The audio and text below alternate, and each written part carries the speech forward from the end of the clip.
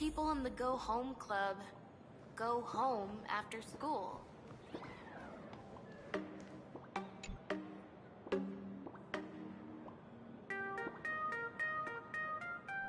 Miss March, please, look straight into my eyes.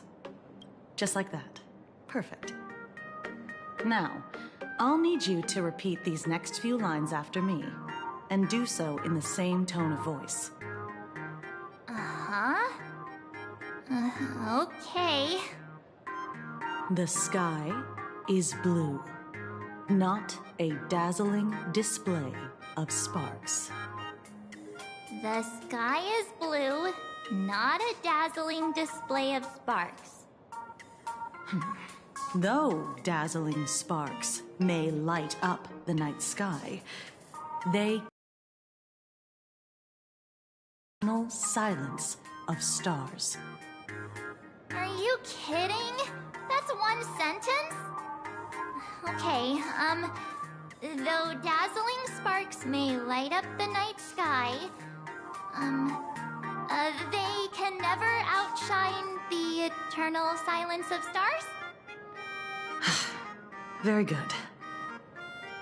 Very good. The internet is both an umbilical cord and a waste duct for the mind, through which humanity's thirst for elation gave birth to the twisted Sparksy. Whoa there! That's a bit much. Maybe she can be the one to say it?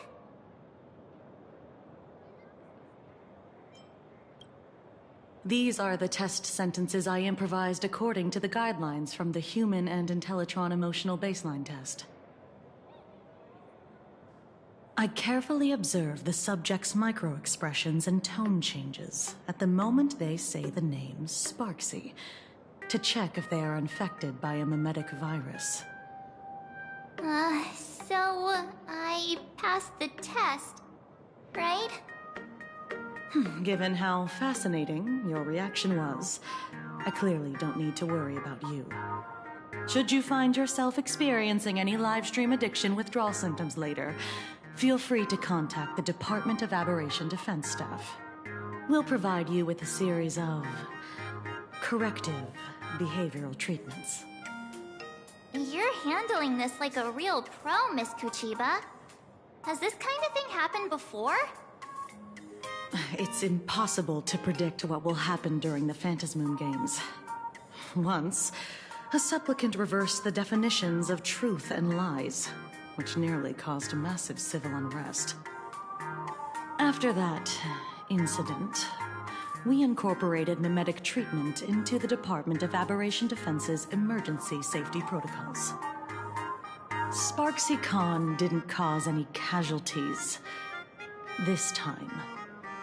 But if your partner hadn't stopped Sparksy from spreading the virus, she might have turned into a calamity-level aberration. Without proper containment measures, a calamity-level aberration can destroy dozens of cities as it spreads. That's the scale we're talking about. That's the Department of Aberration Defense's term for them. It usually refers to Imaginae infused with wish power who have lost control and begun to run amok. Over time, though, it's become a label that gets slapped onto any hazardous entity. You? An aberration? What are you talking about? Though, I gotta say, you do look pretty weird with that mask on. Don't tell me you're a Cosmicon Collective player.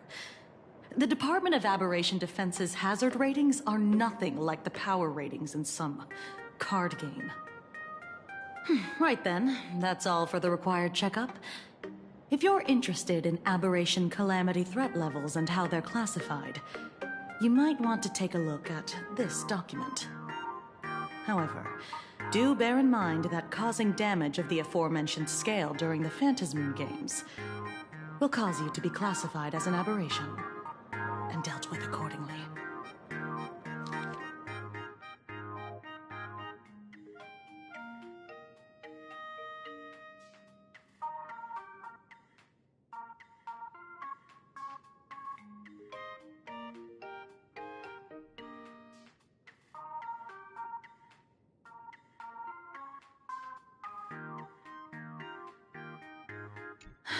Before I leave, there's one more thing I need to tell you. Remember Lyndon Scott? The man who served as your tour guide. He was murdered. What?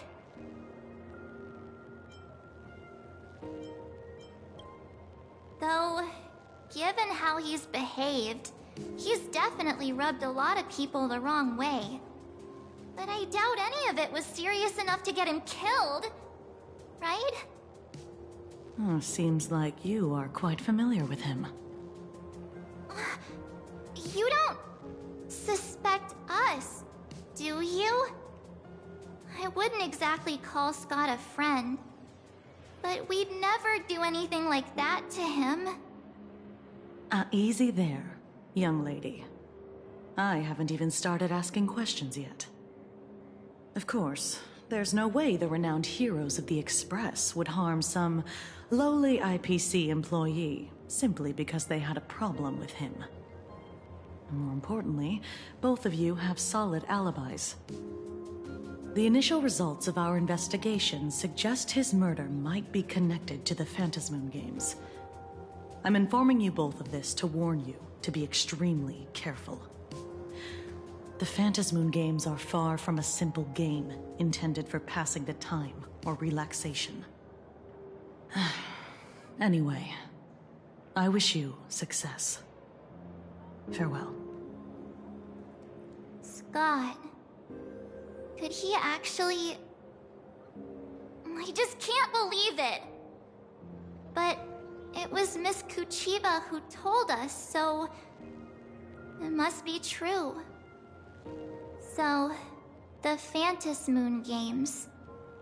Pretty frightening, huh? What's your take? Yeah. Even though Scott pops up now and then to give us a bit of trouble, I still feel bad about him dying so suddenly during the Phantasmoon games like this. And without even knowing why. If the killer is here for the Phantasmoon games, they might become our enemies soon.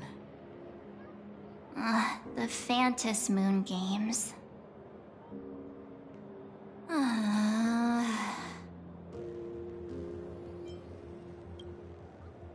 Good thing Himeko entrusted this mission to the two of us. Who would have imagined that the Great March herself would be stopped at the doorstep in the very first round? Forget it. I'm not like you. I was never hero material to begin with. Normally my hands can't even keep up with my brain when I play video games. You're definitely the right person for the Phantasmoon games. It's just such a shame. We finally get a chance to vacation in Himeko's hometown. And I thought we'd make some happy memories together. But...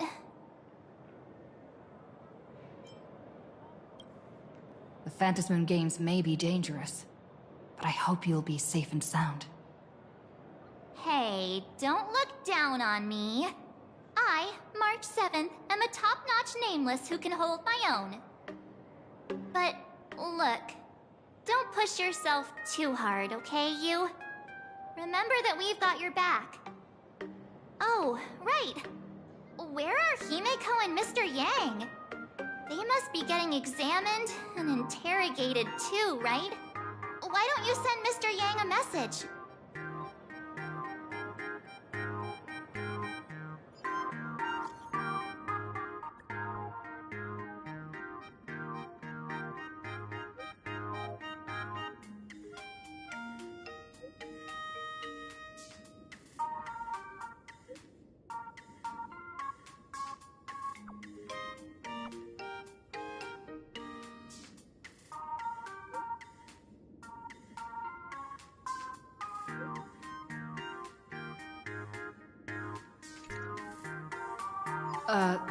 Mr. Yang said he wants to hear what happened between Himeko and her dad. Can't blame him for being curious. I really want to know too.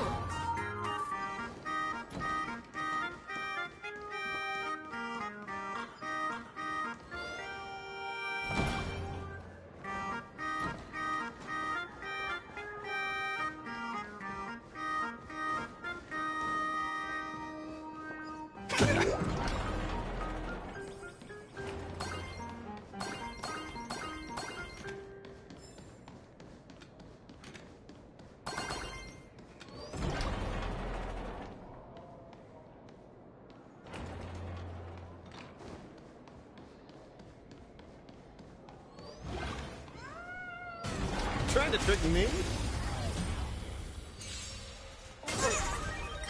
I will watch over you and guide you on your path. Mountains roar, dragons rise! Riddled with holes. Feeling spiffy? Can you find the answer?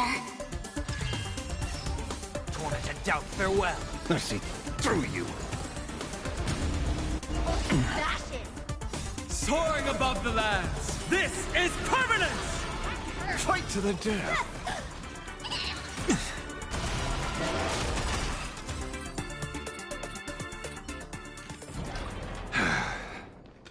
Peaceful days really are hard to come by.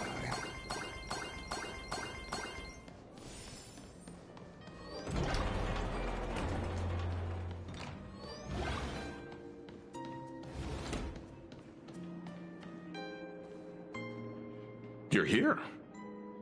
Himiko hasn't mentioned her father at all in the time since I've boarded. So, what is going on between them? As you were the only one with her at the time, you're the only one I can ask. Yeah, it really threw me for a sec when you said Himiko's father. But when you think about it, it's only natural that Himiko has a father, right? Not everyone's like me, thawed out of an ice block.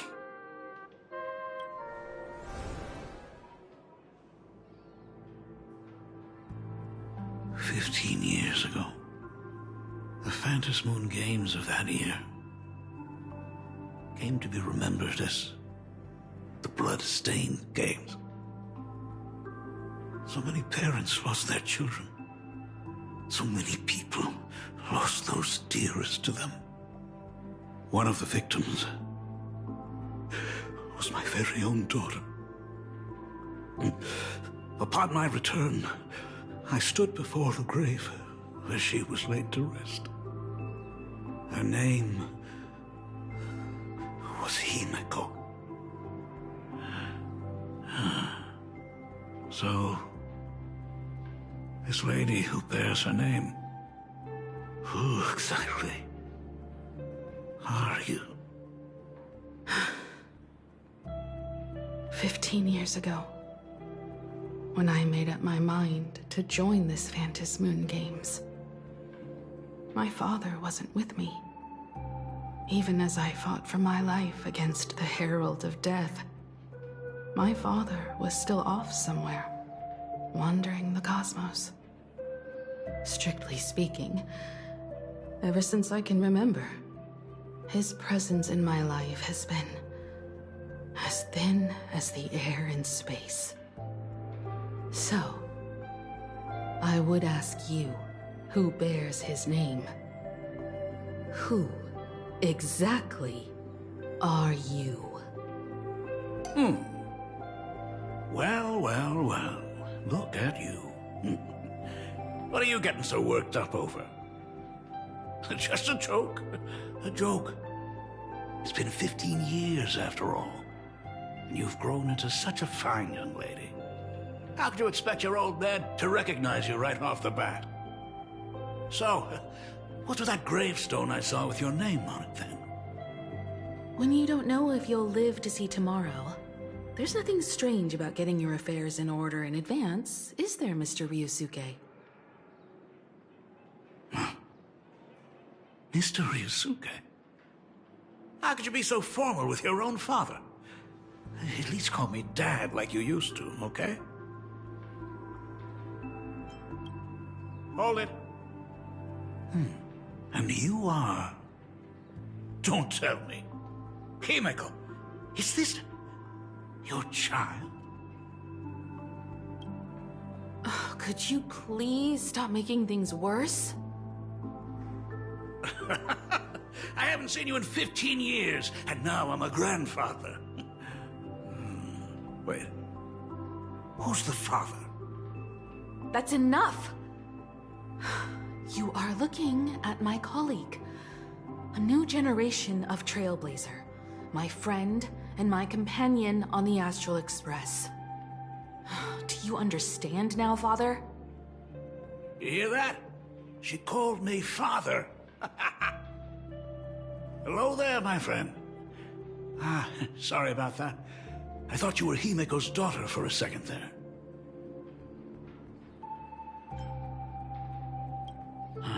Sorry. I'm just getting on in years. Whenever I see a youngster like you, I can't help but think my granddaughter would be about your age by now. I'm a painter. Most of my work involves traveling to different segmenta to complete commissions for my clients. Ah, Himiko. I know I've let too many chances to spend time with you slip away. Just slip away? The first time we met was at Mother's funeral, when I was already 6 years old. Let's put that aside for now. Were you also too busy with work when I was suffering from a weathering curse? You might not believe me, but I've been running around for your sake all this time. All these years, I've been trapped in this room that represents the past that I imaginated. And I've never left it. You didn't know about me becoming the Express's navigator either? 15 years. The Express never stopped here once. You didn't even leave behind so much as a single word to indicate you were still alive. And the Department of Aberration Defense completely sealed off all records of what happened during those Phantom Moon games. I did hear many rumors about the Astral Express, though. I even saw the navigator's name. At first I thought it was just someone else with the same name. And even when curiosity drove me to look up your picture, I still didn't dare believe that the woman so full of poise and grace was my daughter. She'd grown up safe, becoming a living legend in her own right. I thought about contacting the Express, but what if their navigator was just someone who happened to share the same name? I've been clinging to an absurd notion that if I never sought the answer, there was still a 50-50 chance my daughter was still alive. But if I found the answer, and it was no, then she would truly be dead. So, Himiko, how did you... I'd rather not tarry here too long. I'll be taking my leave now, Dean.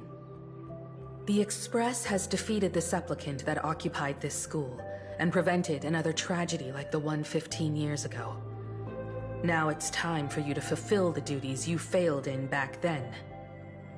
Go comfort those students, and see if you can't figure out how to deal with the media bombardment while you're at it.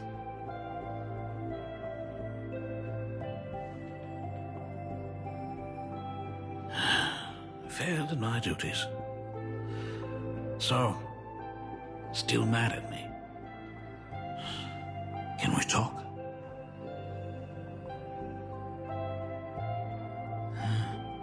Sorry, kid. This might be a bit abrupt, but... has Himiko ever mentioned her surname to you? I'm a failure of a father. I broke her heart. But... what exactly happened 15 years ago? I can't believe it. She actually survived the weathering curse. Have you heard the tale of the legendary painter Graphia, who hid everything on this planet's surface within a scroll? It is said that to achieve such a monumental feat, she made a forbidden exchange, sacrificing both her own life and that of her descendants, resulting in the weathering curse. Few descendants carrying the Graphia bloodline have lived past 30.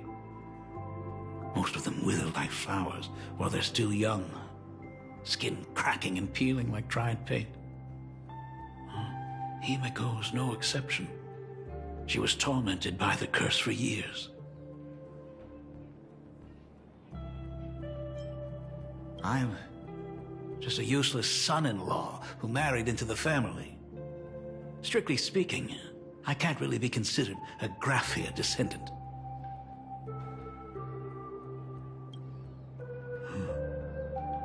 I did doesn't matter anymore. The Elixir Seekers' folk remedies, the Intelligentsia's guild treatments.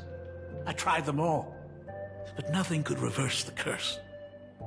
All the time spent searching for cures only resulted in me not being by her side when she needed me the most.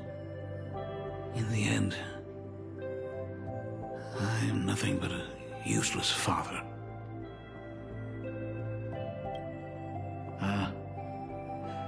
You're right.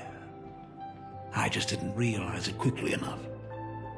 How she got through it, how she survived, none of that's important.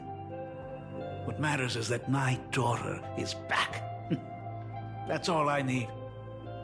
If I may ask a small favor, would you mind showing me where my daughter works? I want to make up for all the care I failed to give her all those years. I want to get to know my daughter better.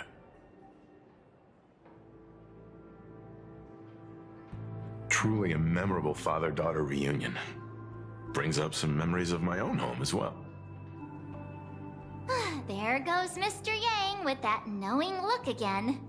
Just what kind of parent-child relationship are we talking about anyway? When I was a child, my parents were also always busy with work and were unable to spare a moment for me. As a child, I couldn't help but feel resentful. It wasn't until I became a father myself that I understood how they felt when they were forced to sacrifice the time we could have spent together. So, did you already promise to give Mr. Ryosuke a tour of the Express? Thought as much. After all, it's Himeko's dad. So, where is he? Ah, everyone's here. Sorry to keep you all waiting. I'm truly grateful to all of you for looking after my daughter. Not at all. She's the one who's been taking care of us. Would you all be so kind as to show me around?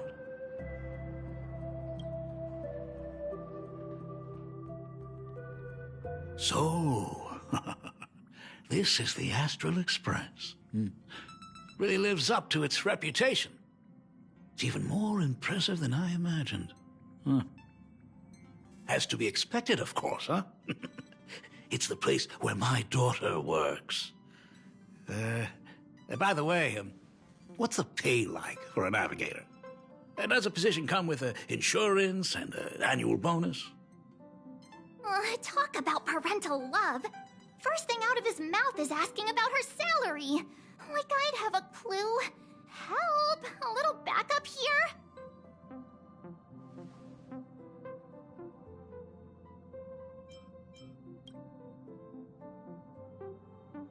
Hey, that's not totally true. We get some spending money every time we stop somewhere. What? No income? Don't tell me that everyone working for the Astral Express is actually doing volunteer work. I mean, I guess you could say that. But actually, it's more like... I'm butchering the explanation. Anyway, it's nothing like what you're thinking. Mr. Ryosuke, please rest assured. None of the Express crew ever lack for money. We not only receive support from members of the Genius Society, but also from prosperous commercial worlds, such as the Planet of Festivities. Ah, good, good. Hearing you say that is a huge relief, Mr. Yang. Speaking of which, what kind of work does being a navigator generally entail? Don't you underestimate Himeko either. Her daily duties include, charting navigation routes, calibrating warp jumps, and technical maintenance. Not to mention she's always guiding the Nameless on missions. Oh, my daughter is really something else, isn't she? Of course! Every time we return safely from a trailblazing expedition, it's all thanks to Himeko's guidance and protection. She's the backbone of the Astral Express.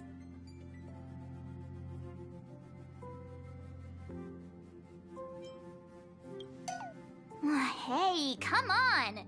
You're just trying to stir up trouble. If Himiko's the backbone of the Express, then our conductor is the absolute cutest and hardest working of all. Right, Pom Pom? Oh? We got a new passenger? This gentleman does look kind of familiar. No wonder he felt so familiar! How are you, Mr. Ryusuke? Conductor? Oh. So you must be my daughter's superior, huh? Well, thank you for taking such good care of her all this time. Superior? That's way too formal. It's Himiko who's been taking care of the Express and everyone on it. He's... What is he doing on the Express? It's all my fault. I was just curious about your daily work, so I asked your colleagues to show me around, and I know I didn't ask your permission first. Just please don't be mad, Himiko. Mad? Why would I be mad? Mr. Ryusuke, welcome aboard the Astral Express. Is there anything else you'd like to see? I can show you around. Well, I know you'd rather keep your distance from your good-for-nothing father. You're on a journey, and it's rude of me to barge in like this. But it's been way too long since we last saw each other. As your father, I want to get to know you better. Make up for all the time we've lost. At least while you're staying here. Please allow me to show you some of the fatherly care and devotion I owe you. Will you? Excuse me? Why don't the two of you go to the party car? Shush, get the drinks ready. Shush. All right. I'll go make some tea. That's just our domestic robot's name. Come on, Father. People are resting here. Let's not disturb them. Oh, and, come with us. I want to talk about the Phantom Moon games, not just personal matters. They left. Whoa. That's the first time I've seen Himiko be that cold to anyone.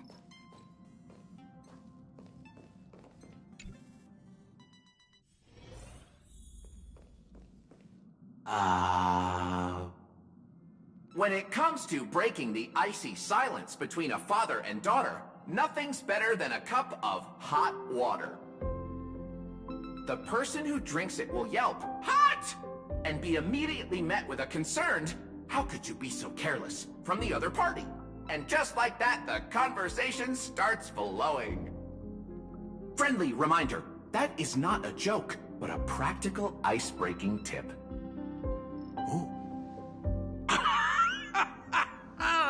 Your robot is hilarious. I'm surprised how relaxing and comfy the work environment is here. Got it. I'll make myself scarce.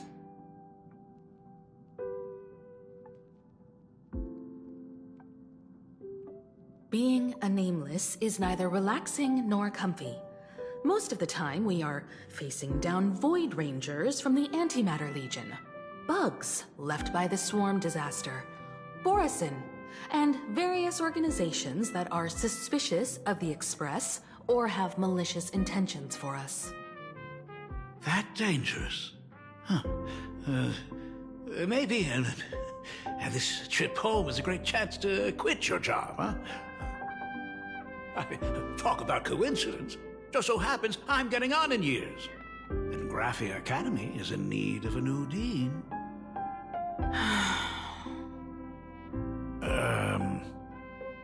You know that's not what I meant. Once I've set my mind on something, I never look back. Ever since I was 6, when you told me those stories about traveling through the cosmos, I knew that someday I would walk among the stars. Actually, I was just kidding.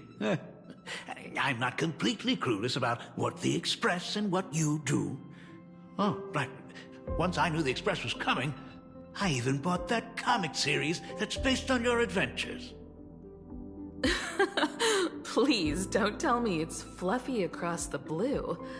I never thought you'd be into comics. That's right.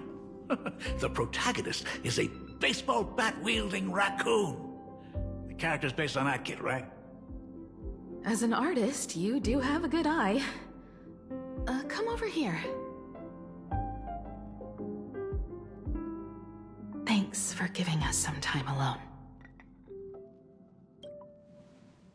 Hey, Miko. That's the first time I've seen you smile since I've seen you this time. So, what brought you back home this time? What's the story behind our lucky meeting? Like I said before, we're here for the Phantasmoon Games.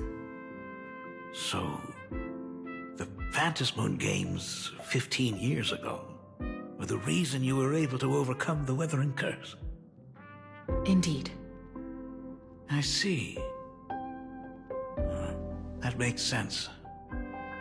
For those of us who haven't experienced the Ionic game firsthand, it's just something from the history books, or even akin to a myth. But I never imagined that the Ionic game would turn into a blood sacrifice overnight. The Herald of Death was a heartless madman. If I hadn't defeated him then, all of Duomension City would have become his slaughterhouse.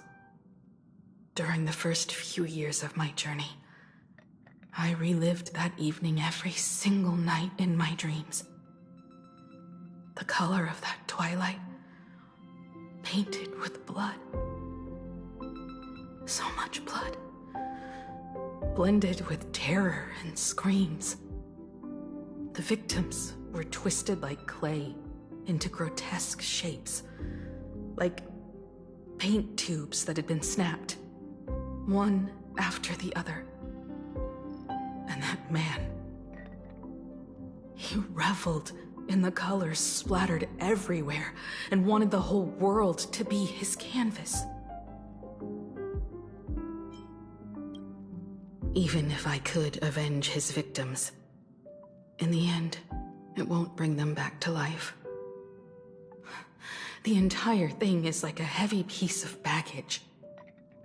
Only by letting it go can I travel the road ahead more easily. You did your best, and I'm glad to see you made it back here safe and sound.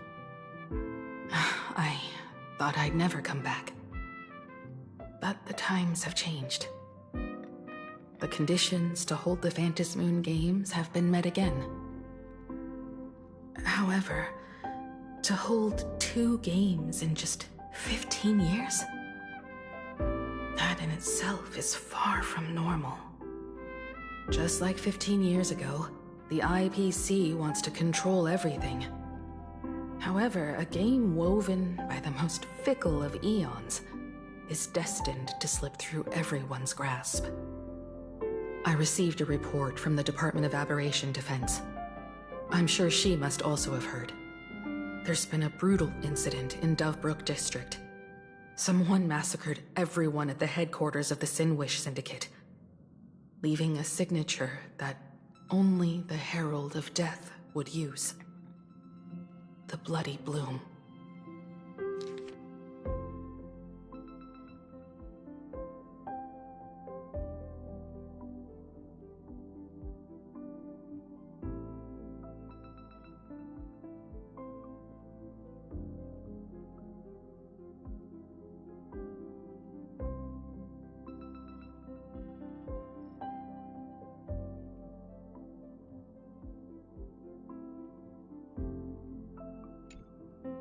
What? The Herald of Death is still alive? People at the Department of Aberration Defense told me that the Herald of Death was executed after his verdict was passed. Even were he to be resurrected, The rules dictate that the same person cannot become a supplicant twice. Are you saying we've got a copycat? That's right. The Herald of Death has a copycat. But what I find even more worrying is that this Phantasmoon Games has caught the attention of something even more terrifying than the Herald of Death. I believe that whether or not this Herald of Death copycat has a connection to the Phantasmoon Games, defeating him presents an excellent opportunity for you to demonstrate the resolve of the Nameless to the whole of Planarcadia. As for you, Dad, have any clients commissioned you lately? It'd be best if you left this world for a while. May I take that as my daughter showing concern for her dad? You can take it as a safety advisory from the Astral Express. Also, as she has already become a supplicant and joined the Phantasmoon Games, she will have my full support. I'd like her to temporarily keep the Mask of Elation that has been passed down through our family. Too late for me to raise any objections at this point, right? Sounds good. The mask stays with the kid. Thank you. Would you like another drink? Got it. Next, it's time to show me the way out, isn't it? I've definitely overstayed my welcome. For most of my life, I couldn't be there for my daughter. And now that I finally have the chance, she wants me to leave. In that case, I ought to be on my way. Himiko, the Graphia family has a number of records about the Phantasmoon Games, passed down through the generations. Come over to the school library later. I'll give them to you. I'll be there, Dad.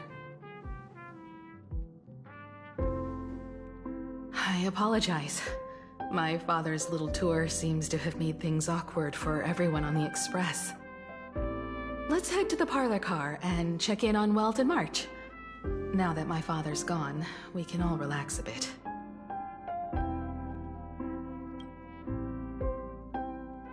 Has Mr. Ryosuke left? Yes. I told him to head home for now. After all, what is going on with the Phantasmoon Games has nothing to do with him. I'm really sorry, everyone, for bringing my personal family matters onto the Express. Not at all. Mr. Ryusuke is your family. And that makes him part of our family too.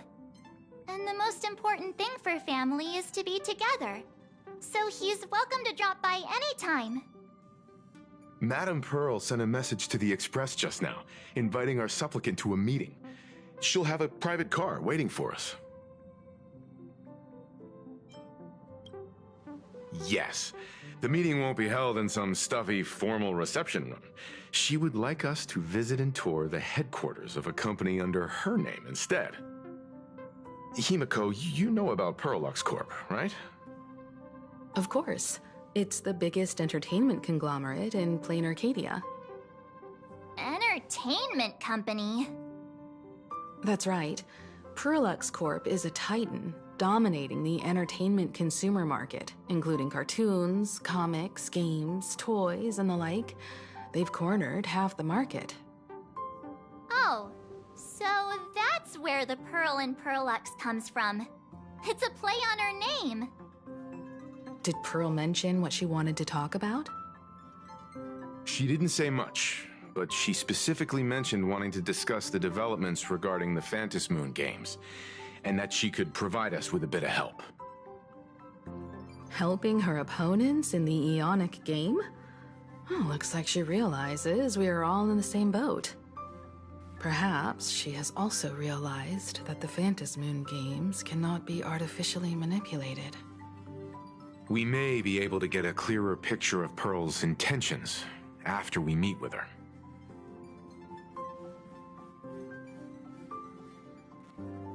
Think about it. You've already crossed paths with key figures from numerous factions, and even built rapport with some.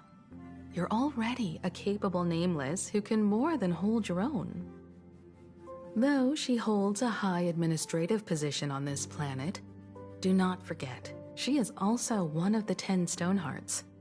You've already dealt with Aventurine on numerous occasions, so you should have ample experience handling members of the 10 Stonehearts. Hey, don't worry. If things do get messy, yours truly is here to save the day. Looks like March wants to visit too. I'm just trying to look out for her here. Even if things do go sideways, Pearl wouldn't dare get mad at two adorable young ladies like us, right? Well then, I'll leave this meeting to you two. Aren't you coming with us, Himeko? I'd like to talk with my father. Didn't he say he would hand over the records about the Phantasmoon games from our family history to me? And honestly, isn't this a good chance for you youngsters to handle things independently? I understand. In that case, she, March, and I will be heading out now. Oh, score! A private car! So, where are we getting picked up? You should be familiar with it. It's just under the giant gate next to the At Plaza. Isn't that where we first met Sparksy? Since we're getting chauffeured there, why not just come straight to us? Perfect! I've been wanting to stop by the comic store to grab a copy of Fluffy Across the Blue.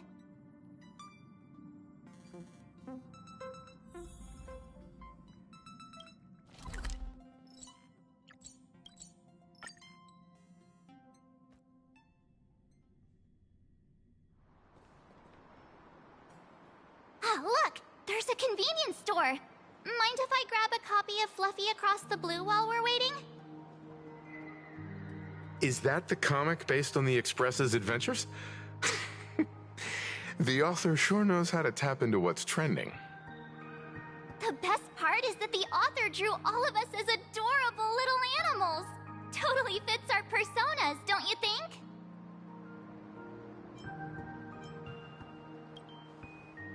Unfortunately, according to the intellectual property protection laws governing the pan-cosmic trade system, using real-life experiences as creative material doesn't infringe on anyone's rights.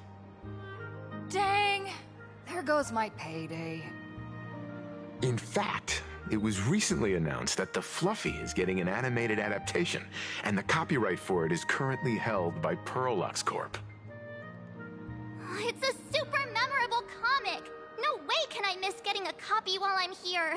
I promise I won't be long. A couple of minutes, tops. Looks like we got here on the early side. Since coming to this world, I still haven't had a chance to get a street-level view of the city. How about this? We'll meet up under the ad at the plaza gate in a few minutes.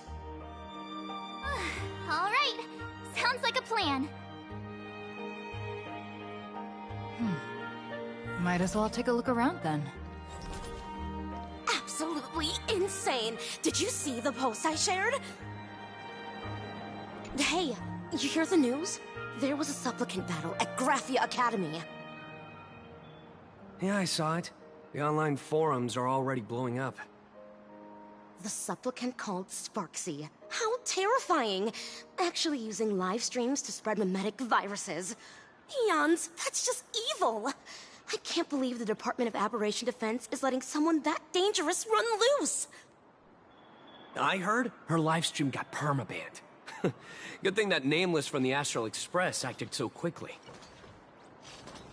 I wonder what the next supplicant will do.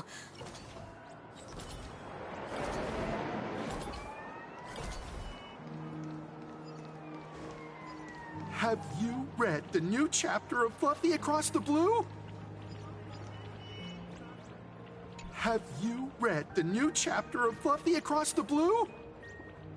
Sorry, I'm not into comics for kids. They just released the official concept art for that giant pom-pom robot! That mech design is totally unrealistic. What's so great about it? Do you have the slightest clue how to talk to other people? Do you? Hey, relax. Now, if we were talking about a fusion between Daybreak Squadron and the Raccoon, that would totally get my attention. Wow! You are unbelievably childish!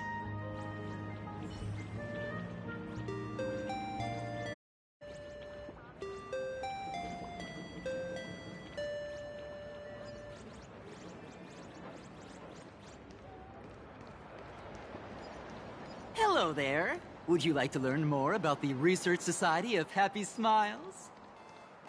So, Is the weight of work and stress in your life crushing you? Check out the Research Society of Happy Smiles. this free? Rest assured, the only thing joining our Research Society will cost you is a bit of your precious time. We've set up a venue near Dovebrook, where we offer free psychological counseling and living assistance to all visitors. All our services are provided free of charge. I had a friend who passed away, and he'd mentioned you before. He told me that if I ever ran into trouble, the kind people at the Research Society would help me. Your friend passed away? How terribly sad! But the words he left you have illuminated your path in life. He told me that if I joined the Research Society of Happy Smiles, I could get rid of my suffering forever and be eternally happy. Is that true? Of course it's true. Just look at the society we live in. Everyone's suspicious and dismissive of one another, and willing to take dangerous risks just for a little pleasure, for a thrill. Did you hear about how a streamer took over Graphia Academy and was trying to spread a memetic virus through the internet? And over in Dovebrook, gang violence erupted and left a pile of corpses in its wake. Oh, may the Master of Elation save us all. The Research Society was founded with the sole purpose of healing humanity's incurable inner pain. Following Aha's creed, we aim to spread laughter across the mortal coil and eliminate all suffering.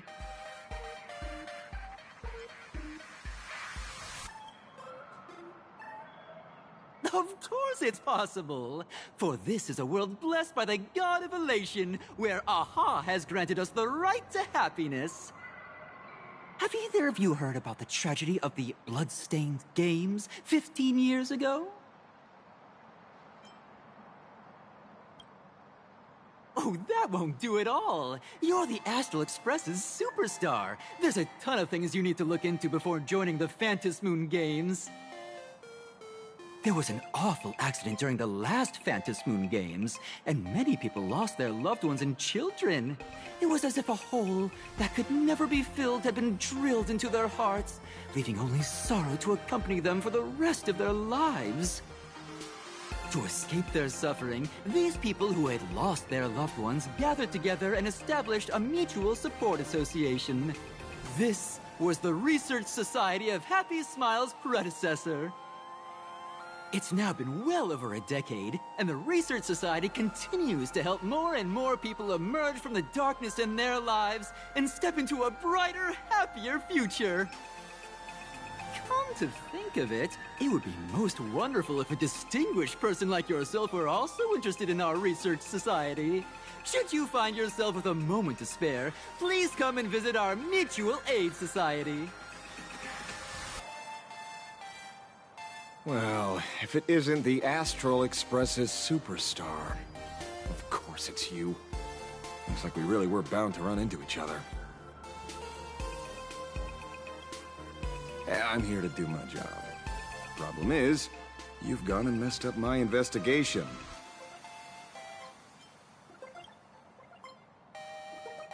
The Research Society of Happy Smiles. You think they're just some random charity outfit? You must have heard about the Sinuish Syndicate killings in Dovebrook, right? The lead I'm following might be connected to this Research Society of Happy Smiles. But I'll stop there. Not like you're going to pay for my intel, and none of this is any of your business anyway. Ah.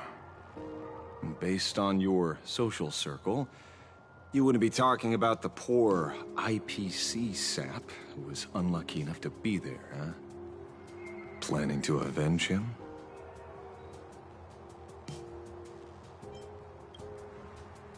Oh, so your next miracle will be executing the Herald of Death. Can't say I'm surprised. Be careful. The murderer is the Herald of Death. He's dangerous. Oh, thanks for your concern. Oh, be careful. Been a hot minute since anyone said that to me. Even so, it's my duty to solve the case. Doesn't matter if nobody pays me. I'll still find the killer and exact justice on the spot.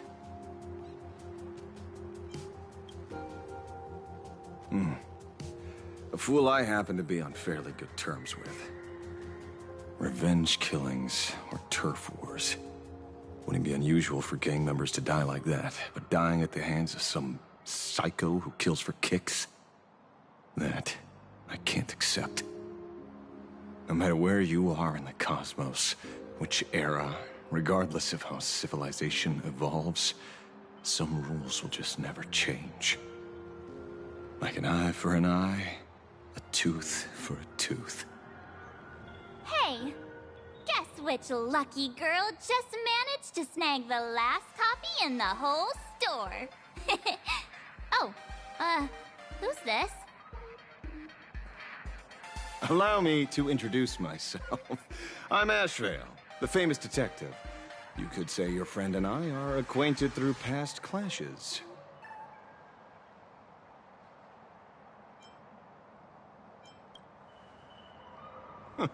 We did have a bit of a clash of opinions back at the tavern, did we not? That's what you meant by clash? Fair enough. First time I've ever heard anyone introduce themselves as a famous detective. Mr. Ashvale? Why are you staring at me? Is there something weird on my face? Young lady, you're holding a copy of Fluffy Across the Blue, right? Would you mind giving it to me? Well, give it to you! This was the last copy in the store, you know. Oh, I see. Of course. I'm not asking you to give it away for free.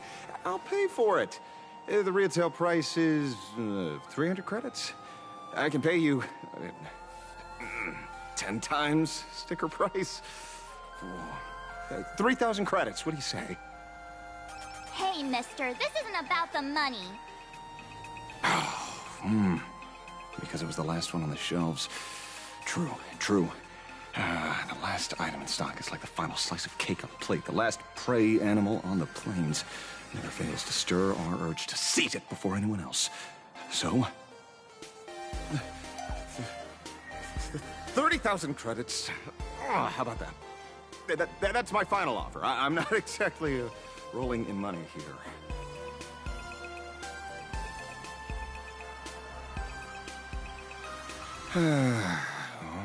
Truth is, I'm actually buying it for that foolish friend of mine. The one who died. Today is his farewell ceremony. I thought I'd buy him his favorite comic to pay my respects. He'd always be rambling on about some raccoon with a baseball bat, and how the journey of the Express would never end, that kind of stuff.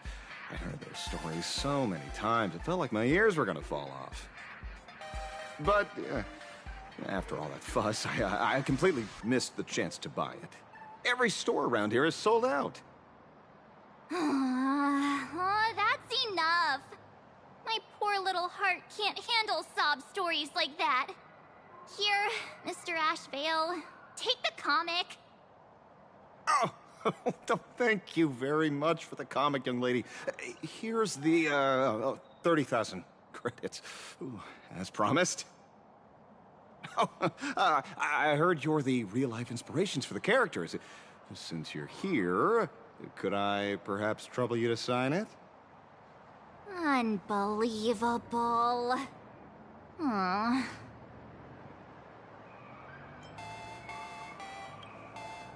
Thank you both. Well, if Kostat could see this from where he is now, I'm sure he'd be smiling down on us.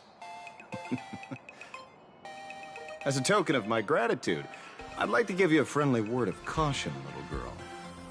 I know you plan to target the Herald of Death and cement your heroic image. However, all eyes will be on you during the Phantom Moon Games. On such a public stage, discretion would be wise.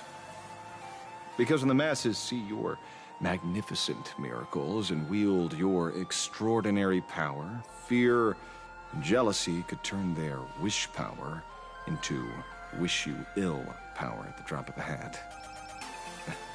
Forgive the expression, but you get what I mean. So, whatever plans you might have for this Herald of Death, why not leave the whole messy affair of revenge to someone who couldn't care less about winning or losing? Like me.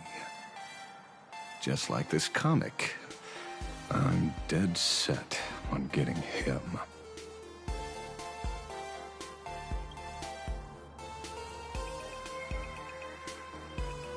Is he an acquaintance of yours? He's just some weird detective who was passing by. It's nearly time for Perlux Corp to pick us up. We should get going.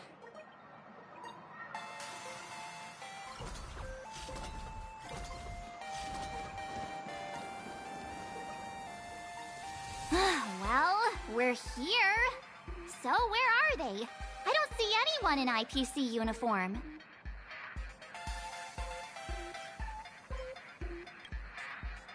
No way. They're professionals, and they work for a huge company. There's no way they'd just bail without saying anything.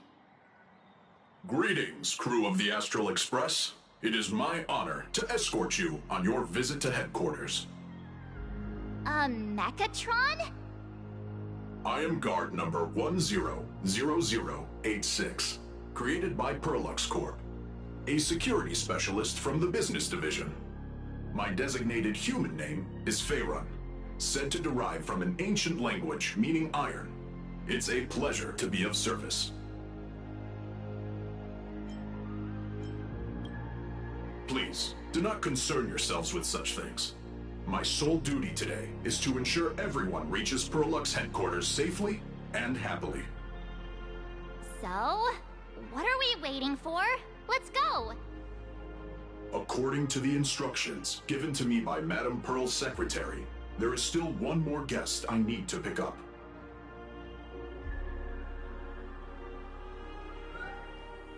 Well, now, how did I not see this coming? Looks like we're going the same way after all. It's you again! Hey, Mechatron, what's the plan? Do we hop into your cockpit, or are you gonna give us all a piggyback while you fly over? Your ride is ready. Please, take your seats, everyone.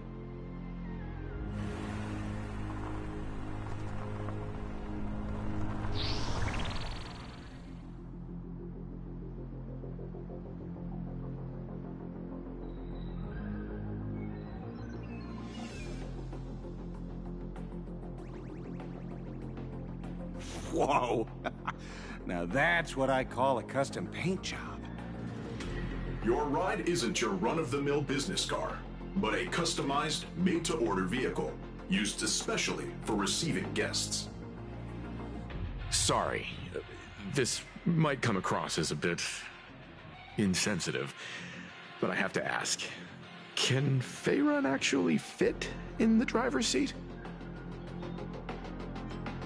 Of course not. I'll be driving and monitoring this vehicle remotely. Please, take your seats.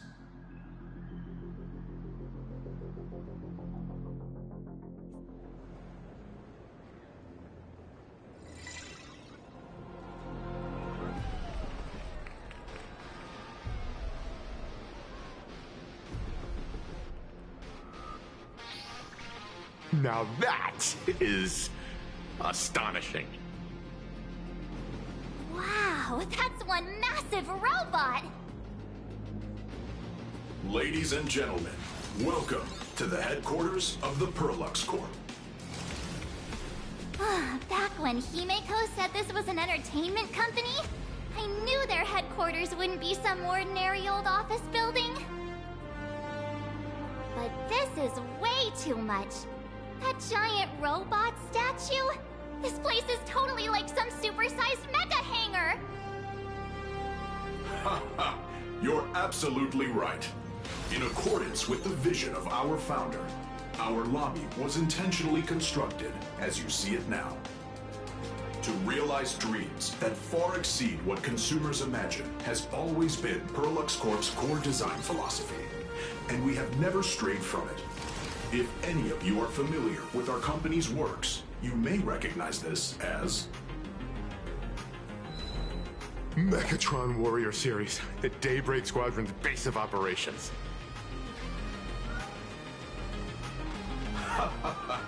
Looks like Mr. Yang here is quite a fan of our company's animated works.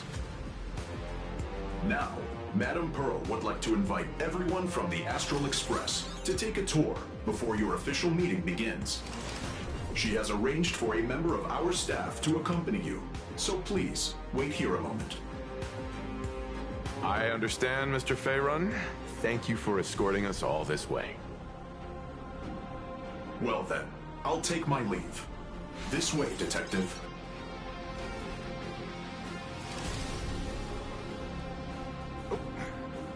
See you around, everyone.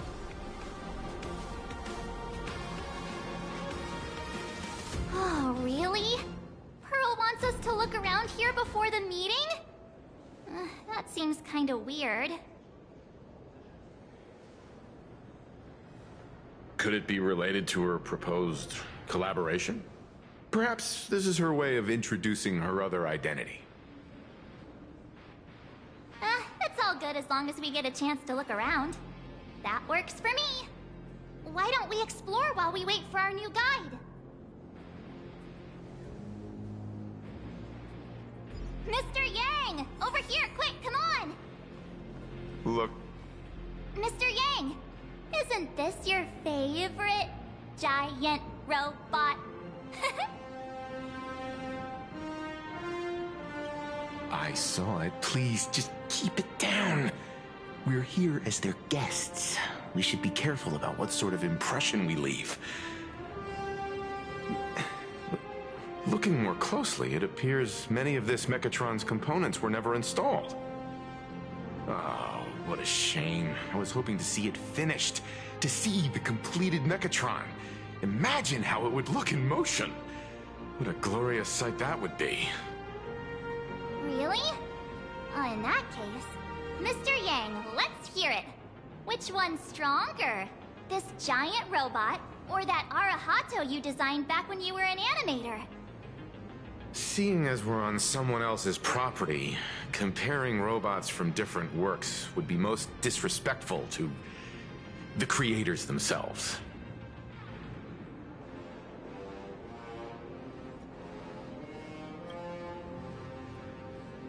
Arahato is an animation all about robots, while Daybreak Squadron is a live-action hero drama. The two really cannot be compared. Oh, what a stereotypically textbook mature answer. My days of being a hot-headed young man are well behind me, so please, cut this mature old man some slack, would you? We don't usually come to a place this cool. So why don't the three of us take a photo under this massive Mechatron? Now we're talking. Let me set the self-timer, so we can all get in the shot together. Oh, standing below a huge Mechatron like this is just incredible. Looks like Mr. Yang's still young at heart after all.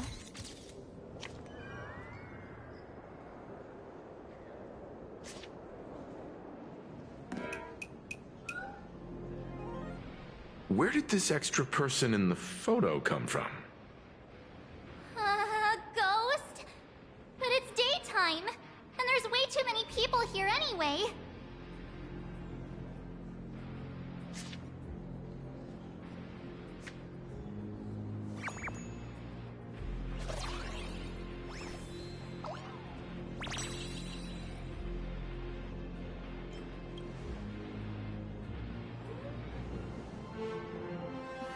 you? Oh. Wow, this truly is a magnificent face. Oh, it's nothing like how it looks on the news. Being able to see it up close feels almost surreal.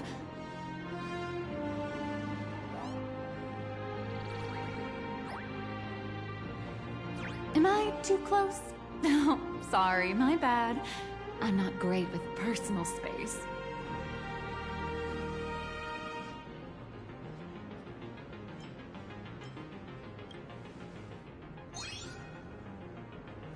You're probably gonna be disappointed then, because I'm totally broke. Oh, right, I forgot to show you my ID. Right, here we are. I'm Nihilux, and I work at Parallax Corp's Imagenesis Technology Department. I'm a P-30 agent who works for the IPC.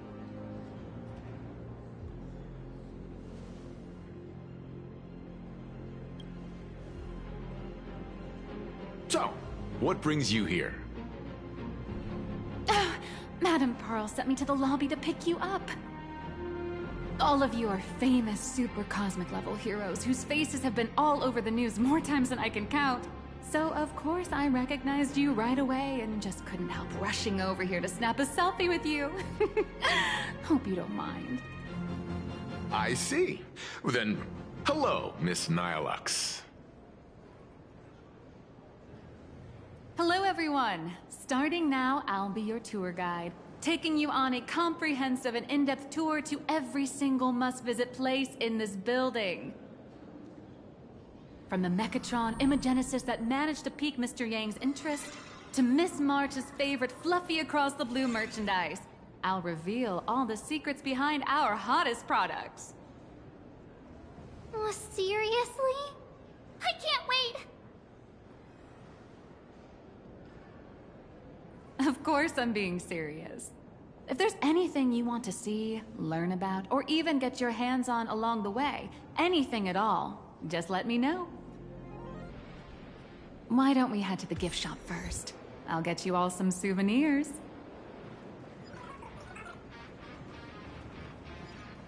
Hang on a sec. Is there really no way for me to... You watched it.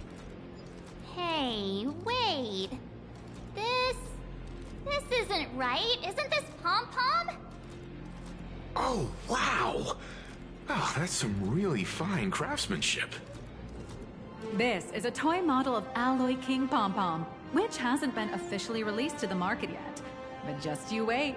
You'll see even cooler toys coming up later. Are you sure there's no copyright issue with this thing? Actually, this is Pom-Pom from Fluffy Across the Blue, which is totally unrelated to the Pom-Pom from Astral Express. As the conductor, Pom-Pom is basically the uncrowned king of the Astral Express, I'd say. We can't exactly call them Pom-Pom Kong, can we?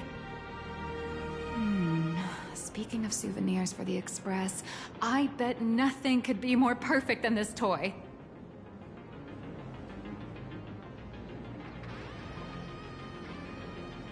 I have a small favor to ask. Would you mind taking a photo with me by that headless Mechatron statue over there? And maybe signing the photo too. I'd love to leave it as a memento for the staff at Parallax Corp. How's that sound? If you're willing, I can pull a few strings and use my access privileges to give you all the gold-plated prototype of the yet-to-be-released King Pom-Pom Alloy Armor 999, the only one in the entire universe. Just give it a thought. A one-of-a-kind souvenir in the entire universe? Our conductor will definitely love it. It's all up to you. Come on, let's go.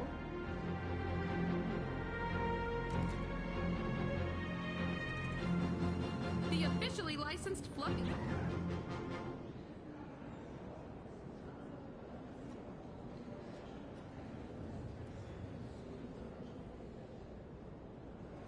Man and Mechatron in perfect harmony. Ready to take a photo? I'm ready.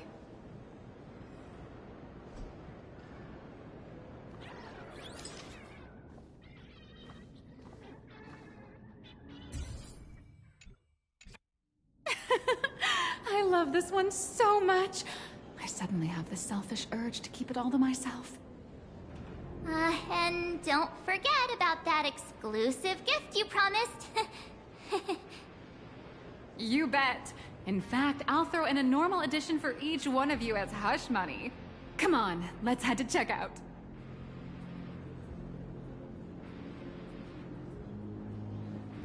You watched Daybreak Squadron 2? Welcome, ladies and gentlemen, to... How are you doing? It's my pleasure to serve you.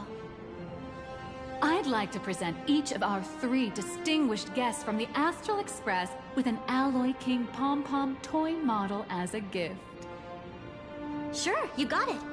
For the gift expense record, could you please provide your employee ID? Please charge these expenses to this employee ID. Huh. This is... Madame Pearl's ID number!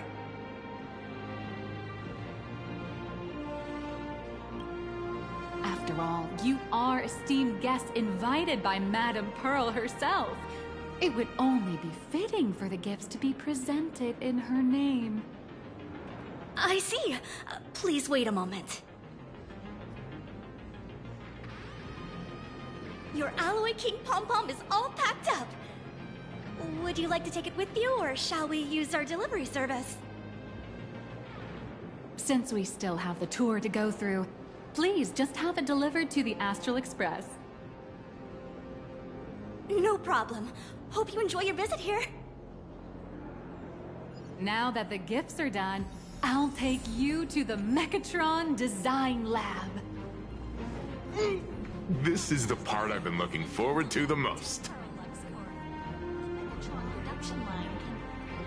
Ah! You're the... No way! You're... Miss Raccoon! No, that's not right. You're oh! From the Astral Express! Wow! And is Miss March Bunny herself here, too? Hi. I actually prefer to be called by my real name, March 7th. This is Mr. Yang. How lucky to meet 3 members of the Express crew at once! I'm a huge fan of you all, especially my senior. I haven't missed a single episode of Fluffy Across the Blue, and I've even bought all the collector's editions. Oh, how could this guy say he likes you more than me to my face? Good thing I'm not that petty. Don't worry, March. It's hard to tell if people in this world love the real Express crew or just the cute animal crew from the Fluffy. I don't just follow the Fluffy series. I've been keeping tabs on all your adventures in Bellabog, the Cienjo, Penacony, and Emphorius. Though, it's such a shame there's so little video footage of the Emphorian War online. Oh, right. I just rewatched the scene where the Trailblazer embarked on another trailblazing expedition in Holy Grail Stay Night. Oh, your speech was so inspiring. Oh, right.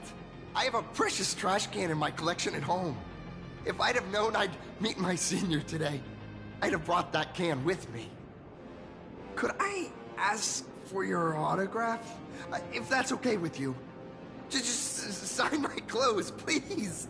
I'm never gonna watch this ever again.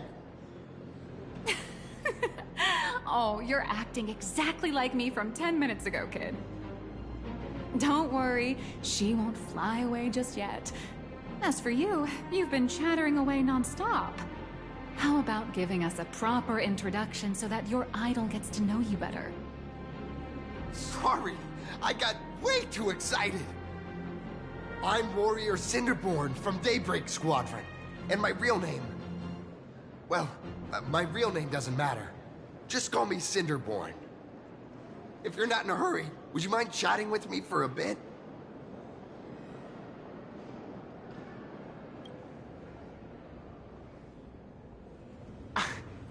Daybreak Squadron is the most popular superhero drama in Full Wish TV's Mechatron Warrior series, following the story of young heroes fighting alongside Mechatrons against the Shadow Slither to save Planarcadia. I never expected Mr. Yang to be so familiar with our story's background. After all, I'm a loyal fan of your show. I'm truly honored. I'm just a small-time actor playing a hero on TV.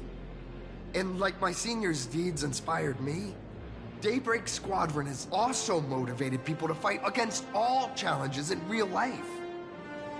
Recently, Full Wish TV got approval from the Department of Aberration Defense. So now, the magical Mechatron Daybreak Warriors from the show can operate in reality. My friends and I are just honored to fight alongside the real Bullet Worm.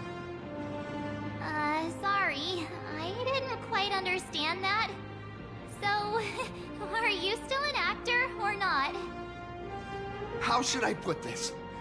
My teammates and I are both actors and real masked heroes. Whenever disaster strikes the city or evil threatens citizens, we show up alongside Mechatron warriors to protect everyone. I'm here today to test a Mechatron's performance and do some advertising shoots while I'm at it.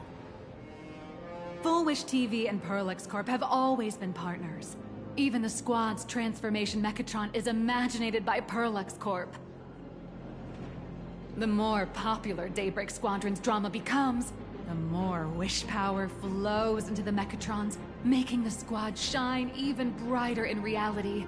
And the more active they are, the better Perlex Corp's model kits sell. It's a perfect, virtuous cycle. Oh, sorry for taking up your precious time with all this chit-chat.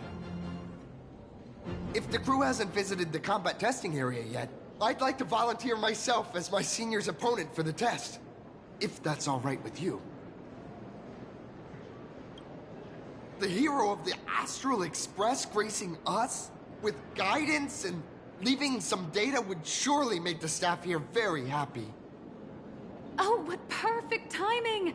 The combat testing area is also part of today's tour. That's the way to fame for you. Don't let down those kids who look up to you. Honestly, that's my weakness. I can't allow myself to let adorable kids down. First, have everyone take part in the assembly process for the Mechatron in the control room. Then, using this Mechatron as a template, we'll build a smaller unit for her so she can try out the combat test program. So, follow me, everyone.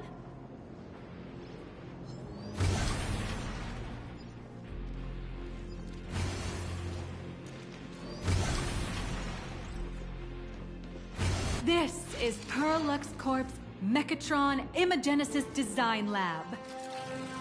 15 years ago, the first Mechatrons of Planarcadia were born here, and they immediately gained widespread social influence upon their debut. Today, Mechatrons have become the most common and iconic symbol throughout the streets. You could say that Mechatrons are the first and currently only Imagine that can be mass-produced on assembly lines.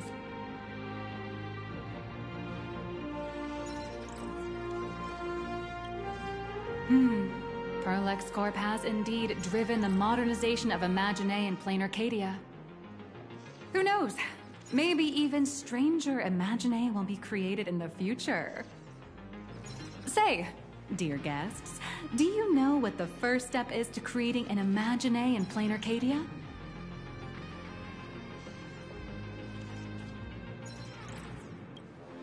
Well, in a way, that answer isn't exactly wrong. But just like how human laws can't control wind and rain, an average of 220,000 unauthorized Imaginae come into existence each year through humanity's intentional or unintentional creation. And the Department of Aberration Defense can only turn a blind eye. Drawing the physical form means humans using brushes to give shape to fictional beings, which was originally the domain of professional artists. But here, collective creation and standardized Mechatron blueprints have replaced traditional artwork, improving standardized workflow efficiency and reducing wish power resource waste. In short, this is the industrial revolution everyone's been chasing. Oh, to think that even Imagenesis, a skill as magical as this, could be industrialized. I'm suddenly starting to admire the IPC. That's nothing. Our company aims to create 2 billion Mechatrons for social production and public services before Arcadian calendar 2030. And that includes special combat Mechatrons like the Daybreak Squadron.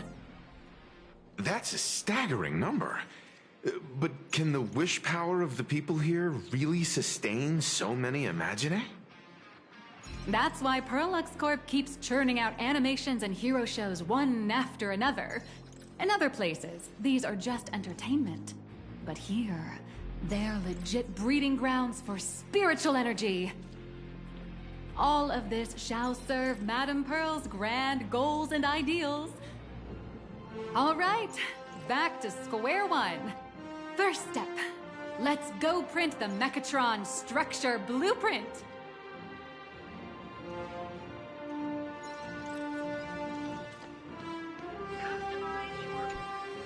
Please adjust the Mechatron design parameters according to your needs.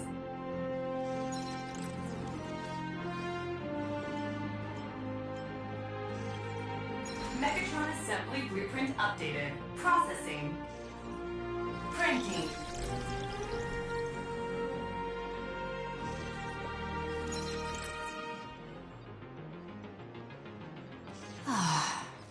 Could it be that no matter how much I adjust it, the final printout always comes out exactly the same? Your suspicion makes sense. But please answer my question first. Which do you prefer? The sense of achievement that comes from hard work, or the convenience of getting things done easily? You got that right. The fully automated Imagenesis blueprint design system perfectly matches your needs. You can meticulously adjust every parameter, or just hit one button to skip it all, and the automated system will always produce results that meet the standards. Amazing, right? Just like how the inventors on planet Scrulum used to ask themselves, if all their inventions were already pre-recorded in the Supreme Punch Tape, what's the point of inventing in the first place? Printing complete. Please retrieve your blueprints. What you just said is the answer. It's not about the results of creation, but the elation we experience in the process.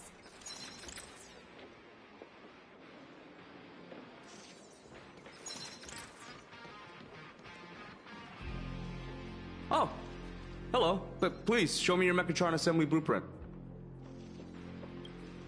No problem. The blueprint has been recorded. The Mechatron parts are ready to go. Hope you enjoy the experience.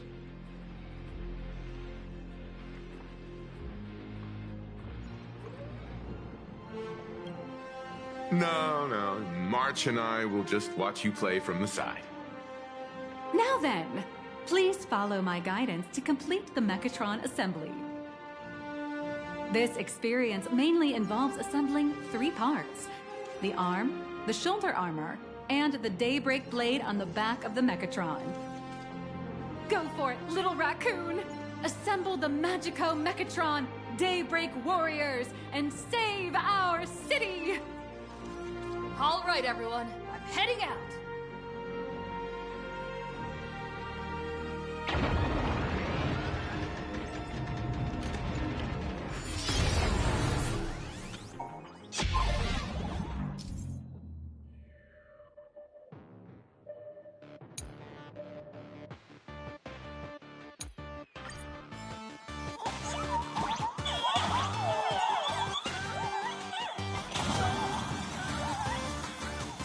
The first step of assembly is to remove each part from the frame, one by one.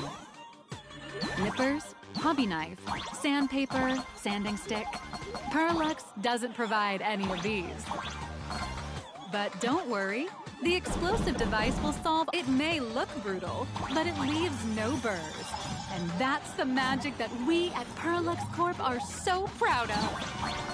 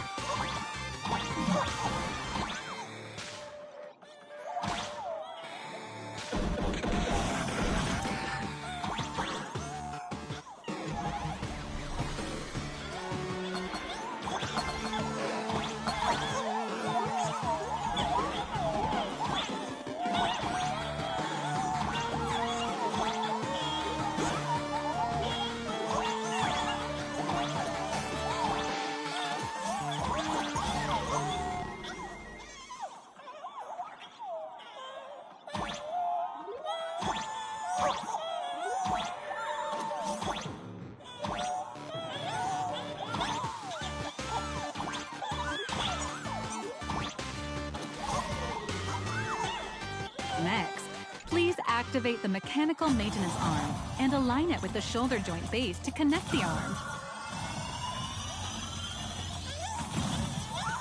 Good. We're done with the arm for now. Next, activate the mobile maintenance rack and adjust the mech armor to the shoulder armor panel position.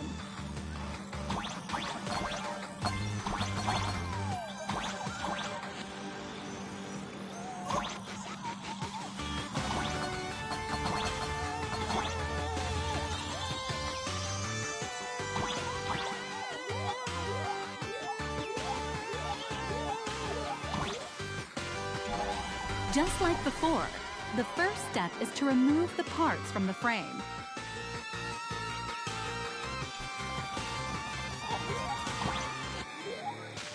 Artificial gravity field adjusting.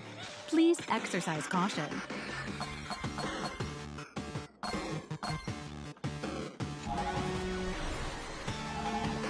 Activate the thruster and push the shoulder armor towards the unit interface.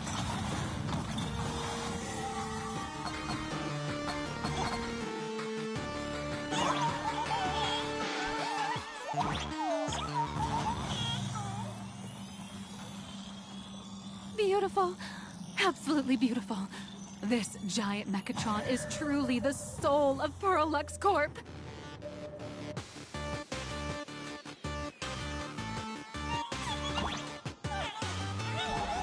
Now, for the final part. Please install the Daybreak blade on its back.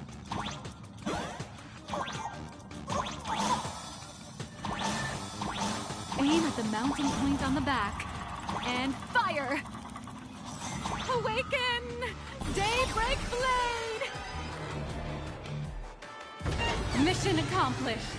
The colossal Mechatron you built with your own hands will now stand proudly in the center of this hall. The great hero of the Astral Express has graced this place, left behind a blueprint, and even contributed their own inspiration to the completion of the Mechatron statue. What outstanding promotional material this is for the marketing department.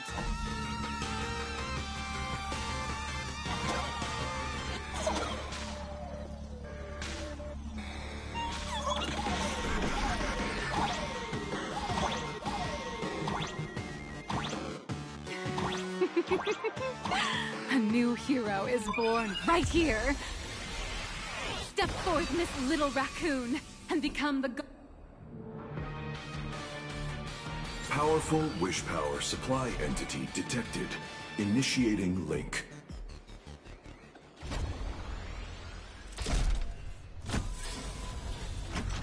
Mechatron synchronization rate 15%. Assembly complete. Could the next step be? That's right. With the completion of the Mechatron assembly, it's time for some heart-pounding combat! Mechatron synchronization rate, 39%. 42%. Your little fanboy, Cinderborn, is eagerly awaiting some pointers from you. While we can't power up this big guy, I've printed a small unit. Now it's time to show you how a Mechatron fights.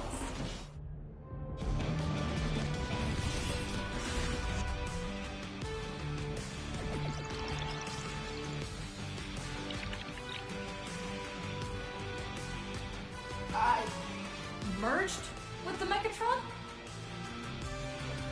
Where am I now?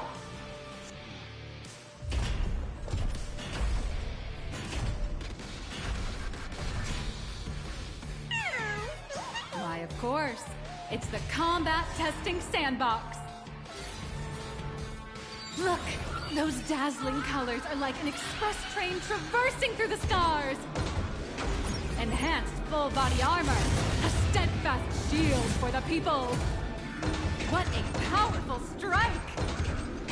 That's our hero, Little Raccoon! This strike carries the hope of all citizens! What? Our hero got blocked by an illegal building! City, what are you doing? No choice left. Smash it to pieces, hero! Just focus on dealing with the city's crisis, and let Madame Pearl worry about the compensation.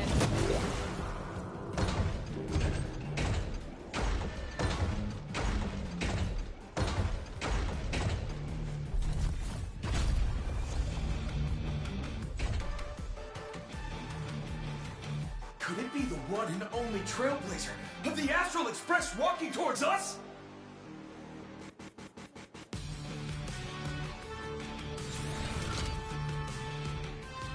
Galactic Baseballer! We've been expecting it. Although the giant shadow crisis in Duomension City has been dispelled, the real battle for you and the Daybreak Squadron is only just beginning! As the old and new generations of superheroes, you will face off here to determine the victor! Forged by raging fire, burn away the darkness, the star that set the world ablaze! Blaze Weaver! Slice through the skies! Flings of lightning! From the blue heavens descend! Azurling! Ka! Shatter the eternal night! Light blazing bright! The radiant bow of hope! Dawn Lance! Cut through despair! Unyielding blade of steel! Edge that never fades! Cinderborn! You can do it, friend! Darkness wanes, and dawn awakens! The Daybreak Squadron arises!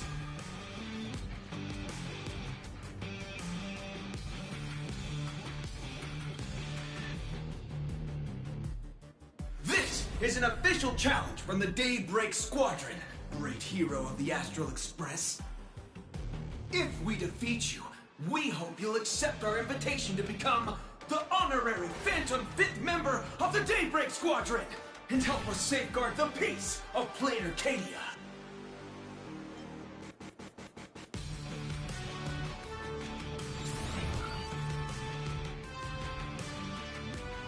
Pink, green, we've got tons of colors. You can set any RGB value you want. Hey, Gray, didn't you have something to tell your hero? Now's your perfect chance!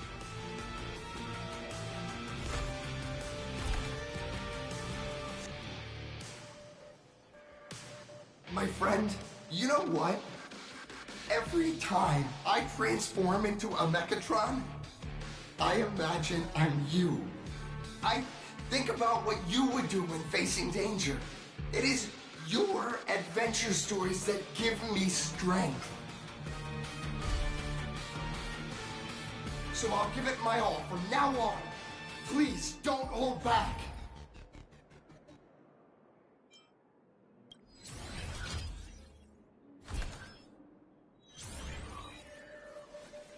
Now then, let's settle this on the horizon, where the Ventus Moon rises!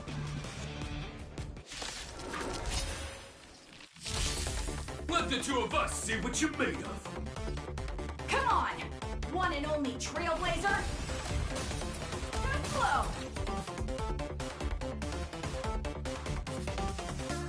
Don't Give it to me! My turn to shine! Naturally! For justice! How's this?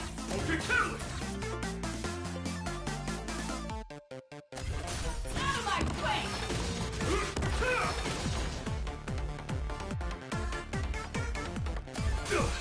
As expected of the Astral Express hero. So powerful! Good flow! Boss, Gray, I'll leave the rest to you! The honor is mine to cross blades with you. As heroes, we'll never back down! For justice! Leave it to me! Teach me your ways! We'll unite as one! Underestimate this strike contains all my respect! Bring it on! What? Even the invincible little raccoon is reaching her limit? Listen, those are the people's wishes. Power converging as one. That is limitless possibility! Everyone's wishes! I've received them all! Trailblaze Infinity!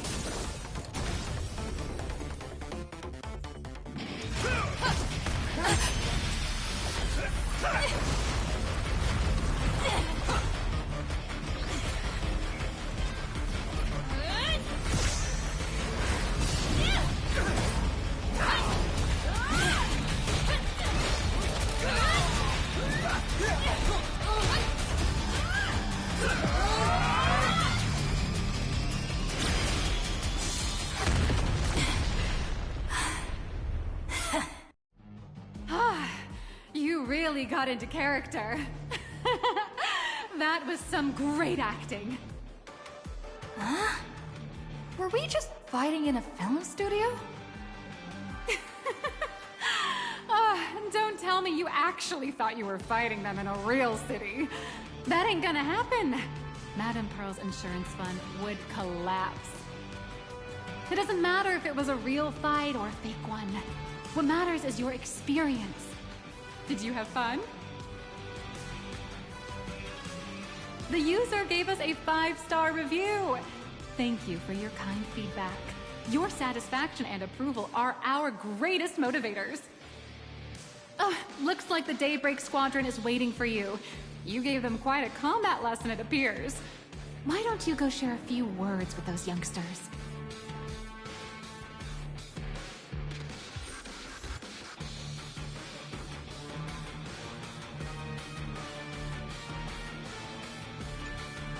As expected of my senior, that was awesome!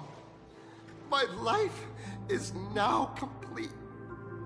Before joining Daybreak Squadron, Gray had always been your fan. That kid knows every story about the Astral Express like the back of his hand. And he's always looked up to you as his role model. Even as his leader, I'm nowhere near as important to him as you are. Huh, what an amazing battle! Well, more than beating you, we were hoping Gray would leave a lasting impression on you. After all, being remembered by their idol is the highest form of praise for a fan, isn't it?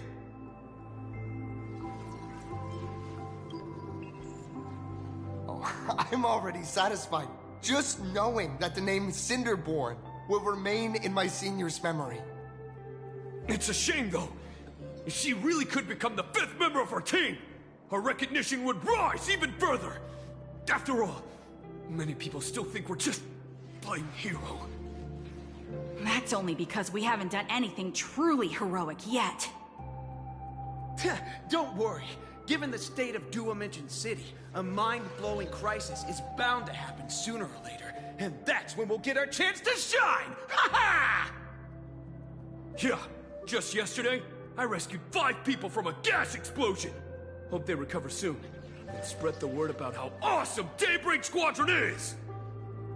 There you go again, casually saying the strangest things. Like the Astral Express. We don't need to act to prove something so long as we stay true to our own path. Sooner or later, Daybreak Squadron will be recognized by everyone. Silly you. Is the Astral Express all you ever think about? Why don't you just go join the Express as one of the Nameless? Come on. Don't make fun of me. I'm still just a rookie. How could I possibly be worthy of boarding the Express and fighting alongside seasoned veterans? Anyone who perseveres in their own life is a hero indeed. Thanks for your guidance, Trailblazer. And lastly, I wonder if you could take a picture with the rest of us. Trailblazer, please, take a photo together with us! Oh, my senior's so close to me that my heart's beating like crazy. 3, 2, 1... Darkness wanes, and dawn awakens! The Daybreak Squadron arises! Whew. Time's about up. We should meet with Madame Pearl now. Oh, right. Want to say goodbye to your big fan before we go?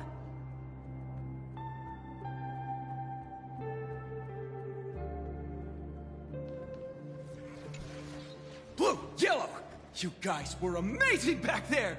If we record this for promo material, we'll definitely get a ton of new followers! If only we could have beaten the Nameless! Oh, we were actually so close during that Megatron fight! What are you talking about? There's no way we could have beaten the Trailblazer! Well, it's not entirely impossible, I'd say. Ever since I converted, I feel like both my mind and body have become so much lighter. Gray, you really should join us and do the same. Haha, Gray. Being a masked hero means facing all kinds of dangers. You'd definitely feel pretty bad if you couldn't contribute your strength to the team when we needed you the most. Oh, looks like your idol's here to see you. We'll wait for you backstage. Gray. Senior?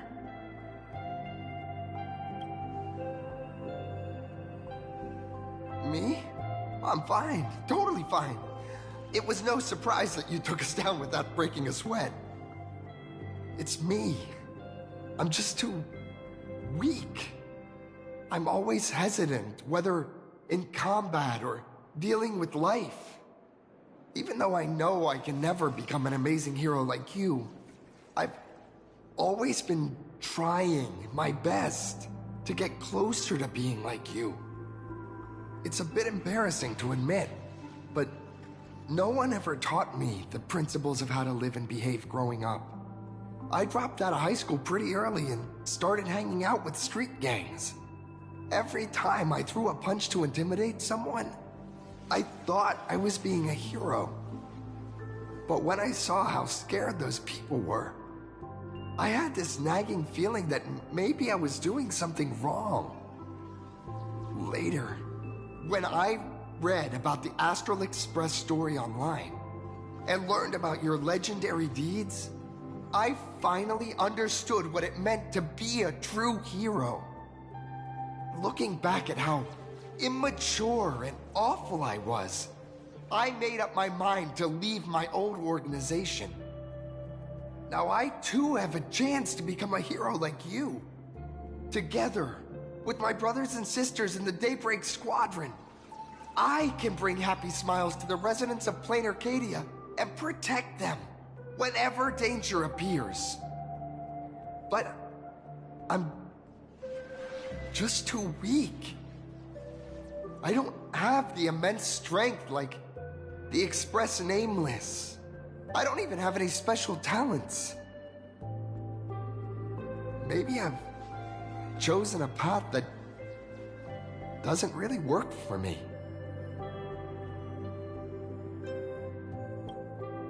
Silly you. There are plenty of powerful ones in this cosmos. But not everyone with strength chooses to become a nameless. Your desire to fight for those around you, and your wish to bring smiles to others. That's a good place to start. Thank you, Trailblazer. Thanks for listening to my ramblings. Could you please sign that famous line? That's the one! That's exactly it! Rules are boundaries. And anyone who pushes beyond those boundaries becomes, in a sense, one of the nameless. I'll remember today for the rest of my life. Goodbye, Trailblazer. I hope by the next time we meet, I'll be a true hero just like you.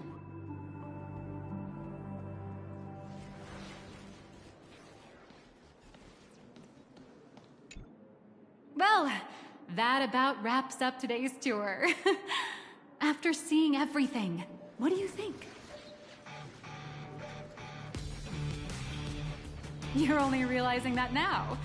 That's your greatest advantage in joining the Phantasmoon Games. A story that's already spread far and wide.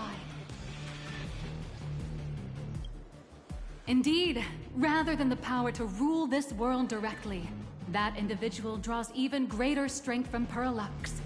The stories and dreams spun by this enterprise are capable of steering the future of Planarcadia and of serving as the cradle for new imaginae. Madame Pearl is waiting for you at the top of this building to discuss matters regarding the Phantasmoon Games. Let me give you a little reminder. The rules of Phantasmoon Games have never required any competition between supplicants. As an IPC employee, I've said far too much. Your friends are waiting for you in the hall. You should go meet up with them. Don't keep them waiting too long.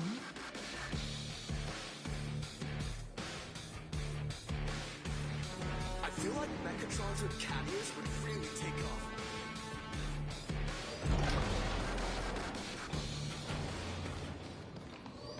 Over here! Over here! You want... Mr. Yang and I watched the whole thing on the screen! Not only did you assemble the Mechatron and give autographs to your fan, but you also got to live out your superhero fantasy. Did you have fun? Mr. Yang's looking at you with such loving eyes, like a parent watching a kid riding on a carousel at an amusement park. Indeed. Seeing her so happy reminds me of my younger self. Those were the days. What are you talking about? Mr. Yang, you're still as young as ever. Oh, right. We've been wandering around here for ages and seen everything there is to see.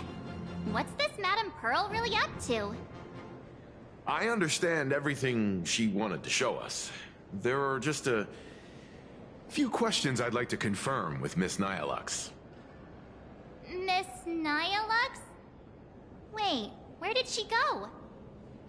Ah, there you all are. We've been looking everywhere for you.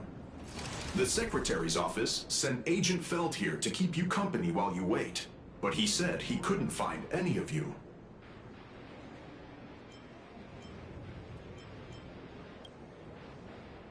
Wait, if Mr. Feld is the one who's supposed to meet us, then who is Miss Nihilux? Miss Nihilux? Who?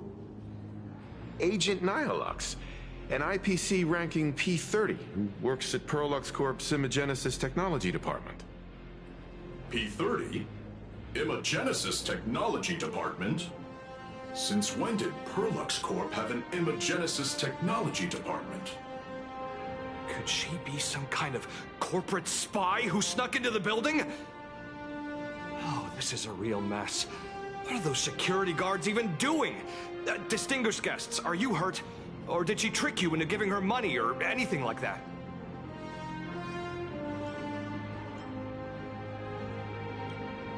This lady's seemed totally legit. She smoothly guided us around the place like a pro. I thought she was one of your people. I need to report this to security right away. She can't have gone far. Let's catch her in the act.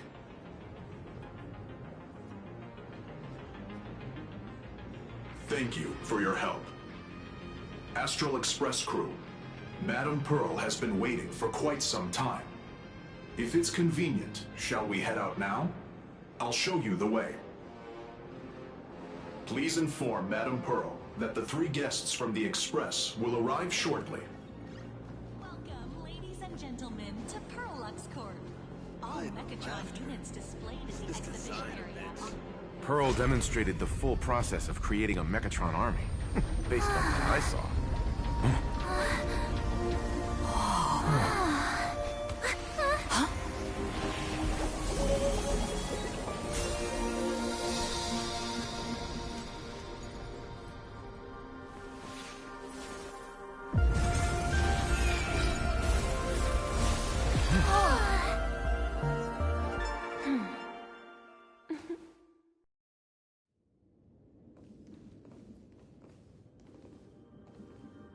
Hello, guests from the Astral Express.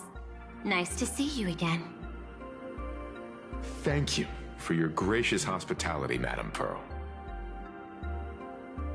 I understand there was a minor incident in the lower lobby involving someone impersonating a Pearlux employee. I hope it didn't spoil your enjoyment. We're fine. Don't worry about us. But how are things with you? Did you lose any valuable tech?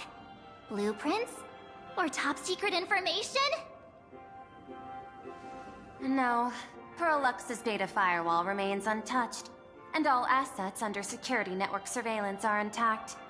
The only change is an additional expense claim under my employee ID. Never mind. I can make a preliminary assessment that this was the result of someone's momentary impulse.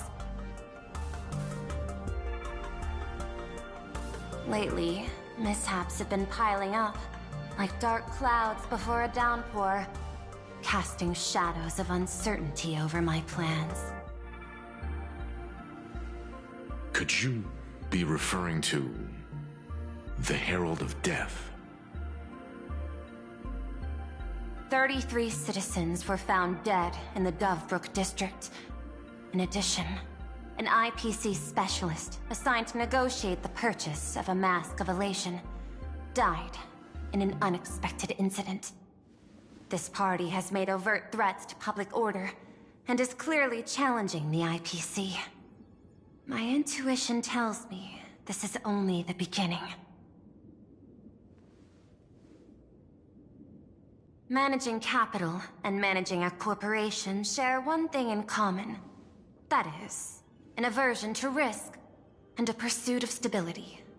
And I bear both responsibilities. As the executive officer of Planarcadia, I bear an inescapable responsibility for the safety of this world. As one of the 10 Stonehearts, I hope to bring the Phantasmoon Games to a swift and safe conclusion. Rather than staging another dangerous battle, like what happened at Graphia Academy, I hope the supplicants can show the people of this world miracles of joy and happiness, instead of sorrow and rage during the Phantasmoon Games. Therefore, I'd like to hear the Express's request. Trailblazer, please, tell me. What's your ultimate goal for joining the Phantasmoon Games?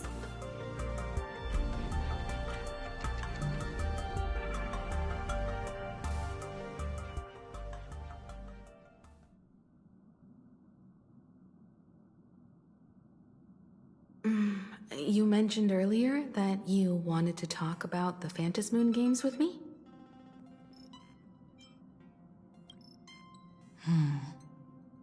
I'd like to talk about our ultimate goal for participating in the Phantasmoon Games. Huh. Got something in mind? I think the rules and rewards for the Phantasmoon Games are a little too vague. That's exactly what I thought when I joined the games 15 years ago. These games allow supplicants to do anything, good or evil.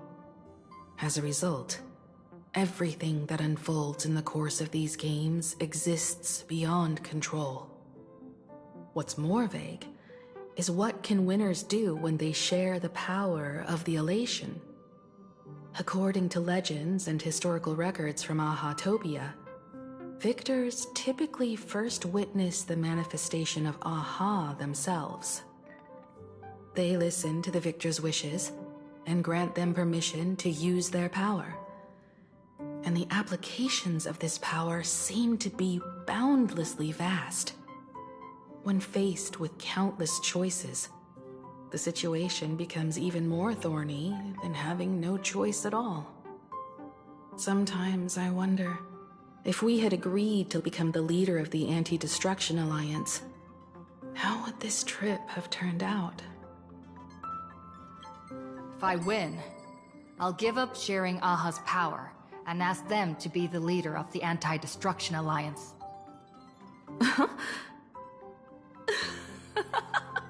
That's such a hilarious idea. I can totally picture it. I get it. That's actually a brilliant idea. To begin with, this is far more meaningful than taking up a god's authority and squandering it freely for a single minute. Secondly, placing an Eon on the righteous cause of opposing the universe's greatest threat is something neither the IPC nor the god itself could reasonably object to. Finally, this would also help us avoid the risk we currently face, cooperating with the IPC while remaining wary of being drawn into its ambitions during the operation of the Anti-Destruction Alliance. If we handle the negotiations well, perhaps Aha could stand behind the Astral Express, just like our cooperation with the Xianzhou, where we could maintain distance from one another while offering support from afar. The only question is, will Aha agree? Don't worry about that. From what I know about them, they'll agree. What kind of god of games would they be if they broke their own rules? Besides, they still owe the Express a debt. This is their IOU for the Express debt from when they were traveling with Akavili, complete with their signature and seal.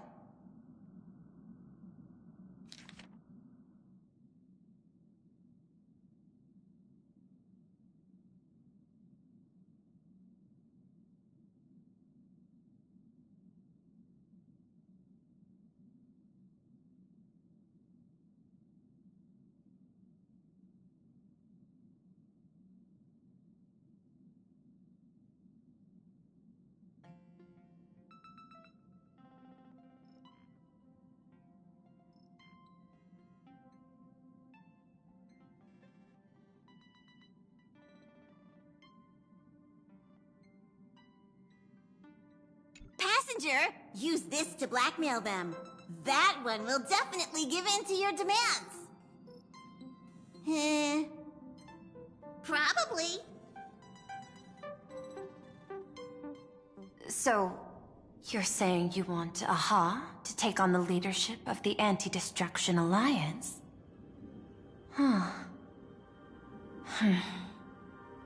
Logical extrapolation. Failed. Success rate indeterminable. This peculiar proposal nearly brought my thought process to a halt. This request is far too lacking in structure, yet within an irrational context, it seems to conceal a certain kind of logic.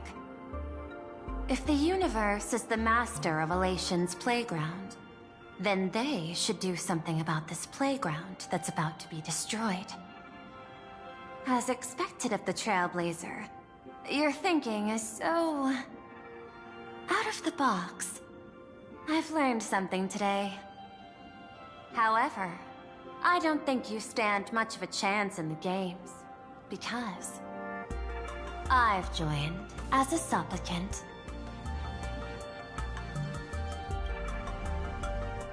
single rule in the Phantasmoon games requires supplicants to engage in combat, so there's no need for hostility between us. Planarcadia's administrator is a supplicant? At the same time, she has at her disposal assets of staggering magnitude. What, Perlux Corp among them. With money and power on her side, wouldn't her chances of success be way higher than ours?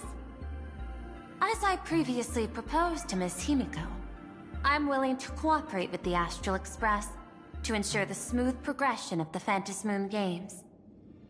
But the Astral Express isn't your only partner, is it? I have 2 other allies. However, you all are my most promising ones. Once the Astral Express joins, it will maximize the safety and success of this Ionic game.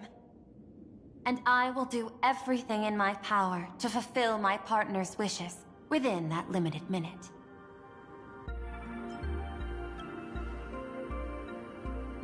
As we told you before, our strategy is to become a sail, advance and retreat together.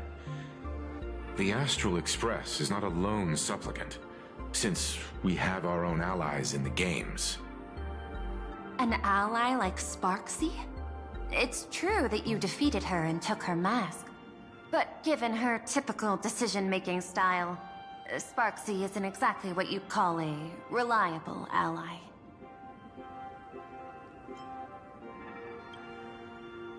Hypothesis. The Sinwish Syndicate's missing mask. I thought it fell into the Xianzhou's hands. Don't tell me. Yao Guang gave it to you guys? That's right. 3 against 3. We're tied at the moment. With this new variable in play, I'll have to adjust my extrapolations. But the conclusion seems unchanged. After all, as the administrator of this world, I have the natural advantage in resources. An IPC senior executive, Planarcadia's administrator, a member of the 10 Stonehearts, joining the games personally. It certainly has an intimidating ring to it. But when you think about it, isn't this identity precisely the greatest burden Madame Pearl has to overcome? She's right. Your identity is far too sensitive. You want to control these games and end it safely and quickly. But Planarcadia's citizens might not see it this way. All they see is the all-powerful IPC and an influential executive pulling all the strings. Your every action will be scrutinized twice over.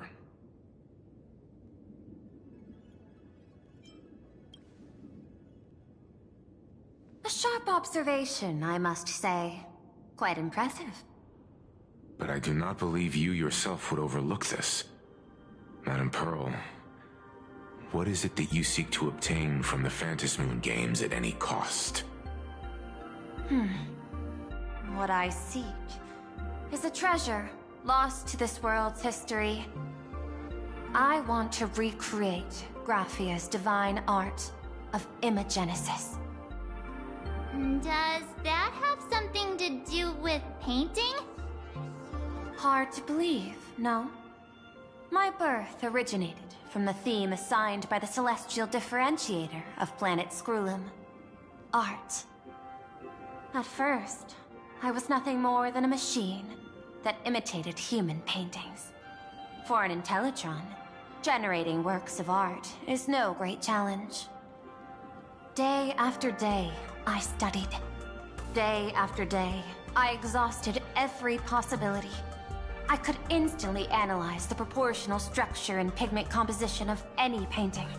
I could precisely reproduce every pixel of Graphia's masterpieces. Yet I could not create as she did. Graphia's ultimate creation was establishing the world in canvas at the end of the Phantasmoon games. I want to understand her thoughts at that moment and touch the essence of creation. Is this your personal pursuit? Or the IPC's demands on this world? Both. The IPC's point of view is far more pragmatic. The world in canvas is a dimension that can shield us from the Antimatter Legion's warfare, and they've always been eager to master this technology. Unfortunately, it seems we can't convince each other to back out for now. Then, I have another proposal. Why don't we shift our perspective and turn our attention to those two supplicants who haven't surfaced yet? These two individuals' objectives are unclear, and their abilities remain a mystery. If left unchecked, we might see a repeat of the Herald of Death tragedy. I have a cooperation proposal that could help us gather intelligence on them, and I'm willing to share this piece of information with you all.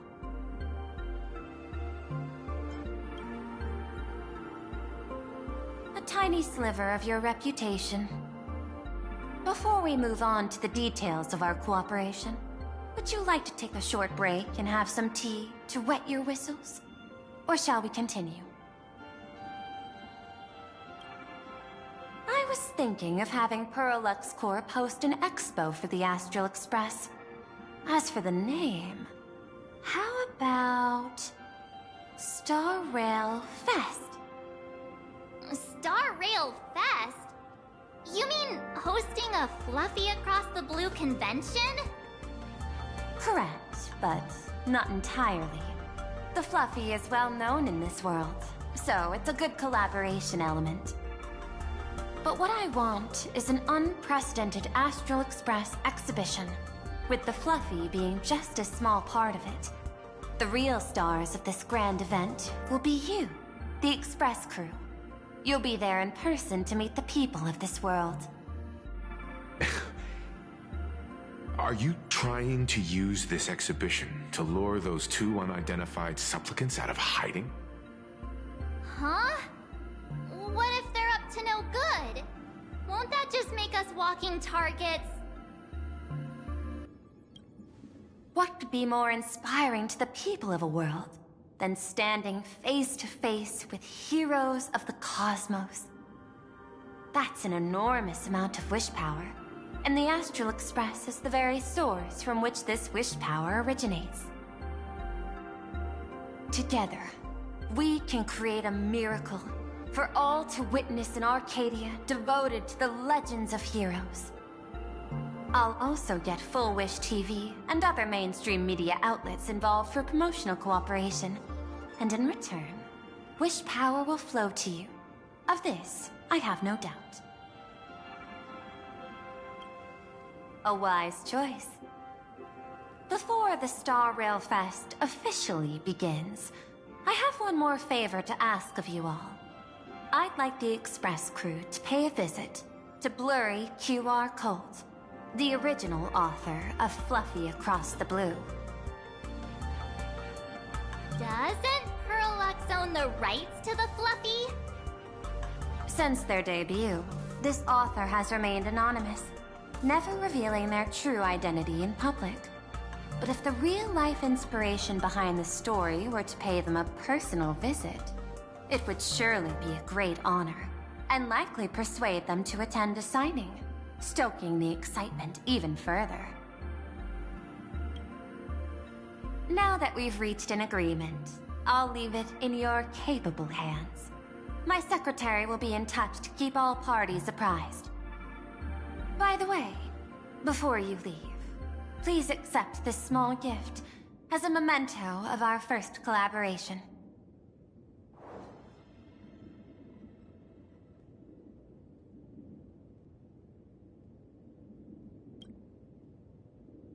I've studied in detail the records of my colleagues' interactions with partners in Penacony, and I was particularly inspired by Aventurine's technique of giving small gifts that symbolize good fortune.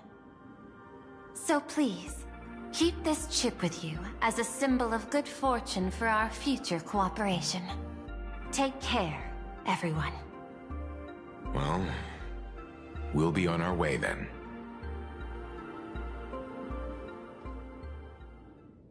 As your private detective, I must warn you that a grand exhibition of unprecedented scale would make for a perfect opportunity to reenact the blood-stained games. I understand. That's why I have a mission for you. Protect the Nameless at Star Rail Fest. You actually think they would need my protection with their strength? Don't tell me your extrapolations predict even bigger trouble ahead.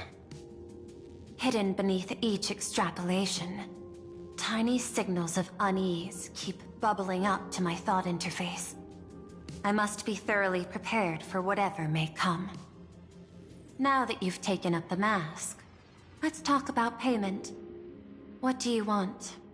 The same as always? Money? Before we talk about payment, let's discuss the Herald of Death.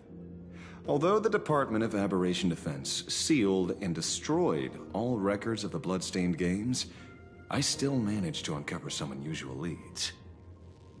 After the Herald of Death incident, the victims' families collectively received compensation so massive it could fill any gaping wound. So, I figured, maybe we could find some leads by looking into official Planarcadia expenditures. But here's the interesting part. This item was nowhere to be found in that year's public financial report.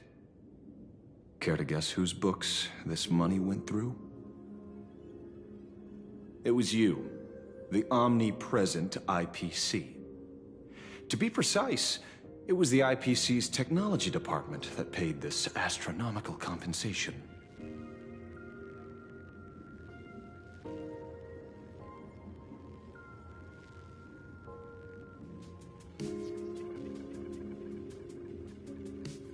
Following the usual human drama tropes, am I supposed to give you a round of applause now?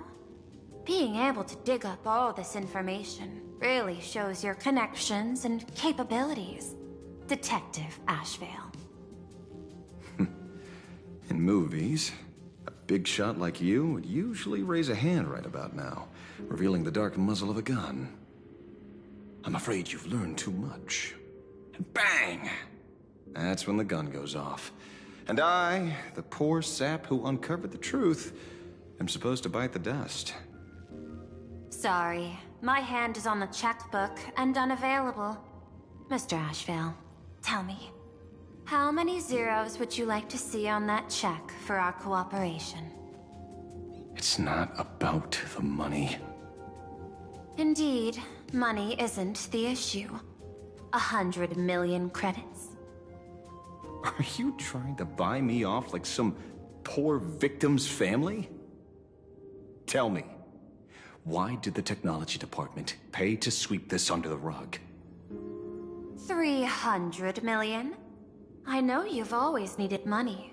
For cryosleep, supporting the families of fallen comrades, and for treating those who survived.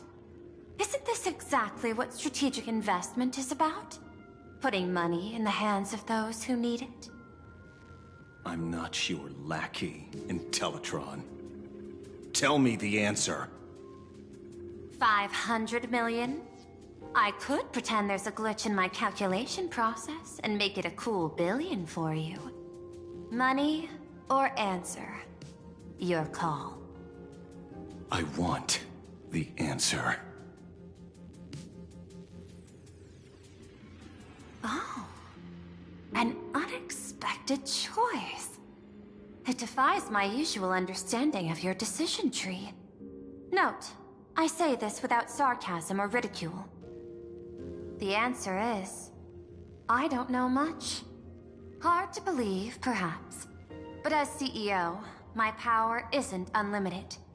Besides, the Herald of Death affair lies 15 years in the past. This world is like an unfinished game of chess that's been dragging on for years. The hidden moves laid by the previous player keep becoming my challenges. Even today. But since you've invited me to finish this game together, sharing intel is a must. Reasonable. I'll share what I know about the answer. Marcus Antali, the Herald of Death, last member of the Intelligentsia Guild School of Evolutionary Perfection. 5 years ago, his identity was confirmed, and he was executed. Note, executed in every sense of the word. Miss Yabali, head of the technology department, took possession of his belongings, and even I don't have the clearance to access those records.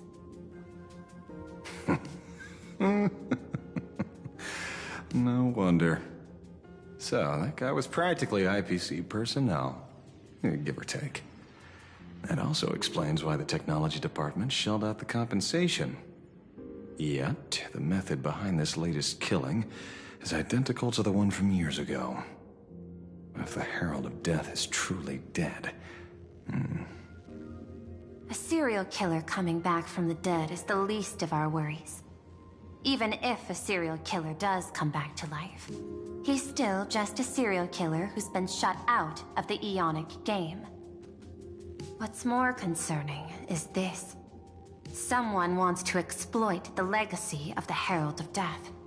Miss Yabali took away everything that man left behind, except for the fear he instilled in the people of this world. And during the Phantasmoon Games, not only can miracles trigger wish power, but fear too. Based on my extrapolations, the appearance of this new Herald of Death might mark the beginning of the festival spiraling out of control. No wonder you're in such a hurry to end the games. Mr. Ashvale, I've always respected you. But right now, I need to rely on your strength even more.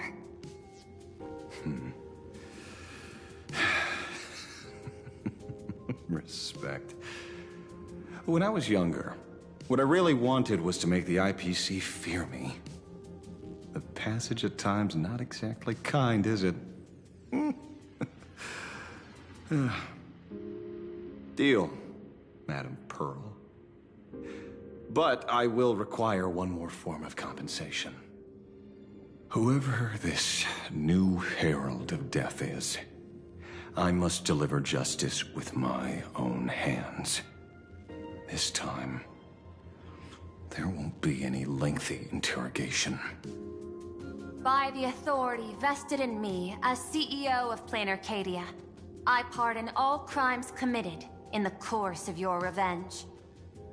Go ahead and do what you must, Mr. Ashvale.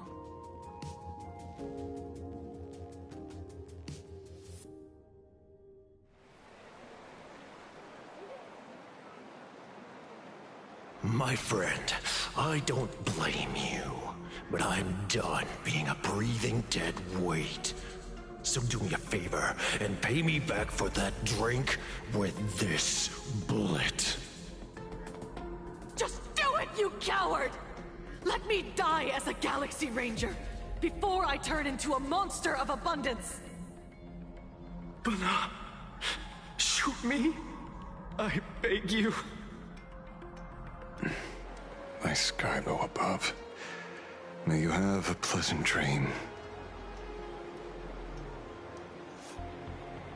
Not knowing who you are, not knowing why you exist here, that isn't life. In ancient times, humanity's daily goal was to obtain 2,000 calories of food. Humans back then knew they were just one member of the animal kingdom. They understood why they migrated, hunted, gathered. But now, in an era where you can get food delivered to your door with just a tap of your finger, effortlessly achieving that 2,000 calorie goal, humanity has lost its way like never before. Tell me, will the Phantasmoon Games bring a new direction to this world, Ashvale? What's wrong with getting food with just the tap of your finger? Don't tell me you want to go back to the days when everyone was starving and at the mercy of the harvest? 2,000 calories are pointless, but just for survival. It's the goals beyond 2,000 calories that define humanity. And the Phantom Moon Games holds up a mirror to humanity, allowing them to see their truest selves. I'm just a detective. Ask me such a profound question again next time, and I'll charge extra. My apologies. I just heard you joined the Phantom Moon Games and couldn't resist asking for your thoughts. You've met Madame Pearl, huh? She dumped this hot potato of the Herald of Death on me. On us. Judging by your expression, it seems less like a hot potato and more like a sweet fruit.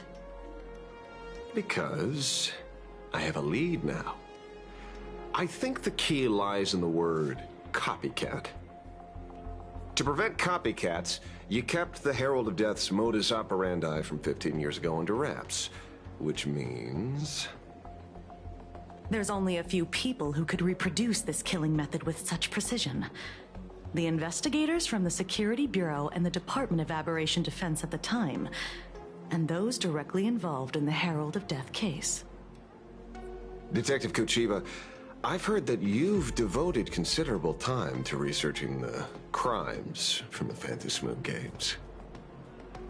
So, I'm the prime suspect now. Is that it?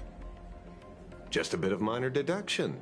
After all, murderers always love to return to the scene of the crime. Isn't it coincidental that you happen to be standing right before my eyes? That's not deduction. It's a conjecture at best. As for investigating those two categories of suspects, we've been doing that for a long time already. It's been 15 years. The relevant people and the victims' families have all gone their separate ways. Tracking them down now won't be easy. Yeah. After losing their loved ones in such a cruel way, their hearts were shattered. Many couldn't bear to stay in Daybreak District and chose to move away. I remember seeing that in the case files you sent me. They even formed a mutual aid society for the victims. I wonder, after all these years, have they managed to heal the wounds in their hearts? Maybe they have. After all, they go by a new name now. The Research Society of Happy Smiles. Ah, you mean that charity with the slogan, Healing Smiles, Healing Arcadias? Before he died, Costide mentioned that group to me.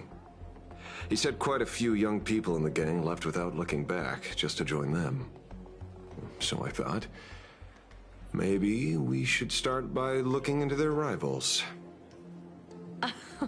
The Research Society of Happy Smiles, huh? A charity that helps people escape their pain and find happiness, offering free counseling, medical care, all of that good stuff. Sounds like they've turned over a new leaf. How could you call them rivals to the underworld? I dug a little deeper into them, and found something interesting. You mean your monkey dug up something interesting, right? Okay. Mr. N dug up something interesting. Have you heard the name of the sponsor behind the Research Society? Her name's Full Wish. That name rings a bell. Wait, isn't she the boss of Full Wish TV? I think she was one of the survivors of Graphia Academy too. This is getting a little too coincidental. Just like every case you've accidentally cracked before. Mr. Ashvale, should I compliment your keen instincts or your incredible luck? Luck's a part of a detective's toolkit, too. Anyway, whether Full Wish is guilty or not, we won't know until we look into her. That's why I asked you here.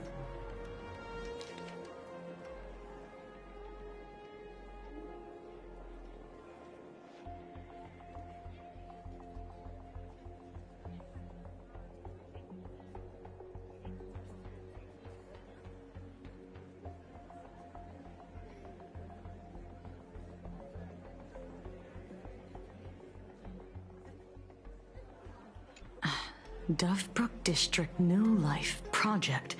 Public Recruitment and Mental Healing Seminar at the Research Society of Happy Smiles.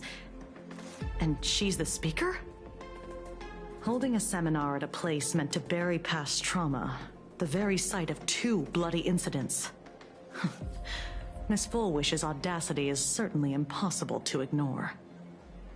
So what are we waiting for? It's time to drag Dovebrook District's old skeletons out into the light.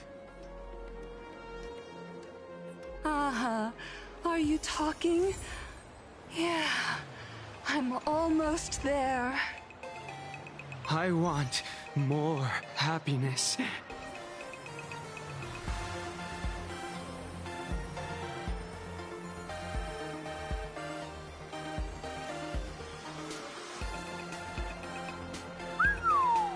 This place is buzzing.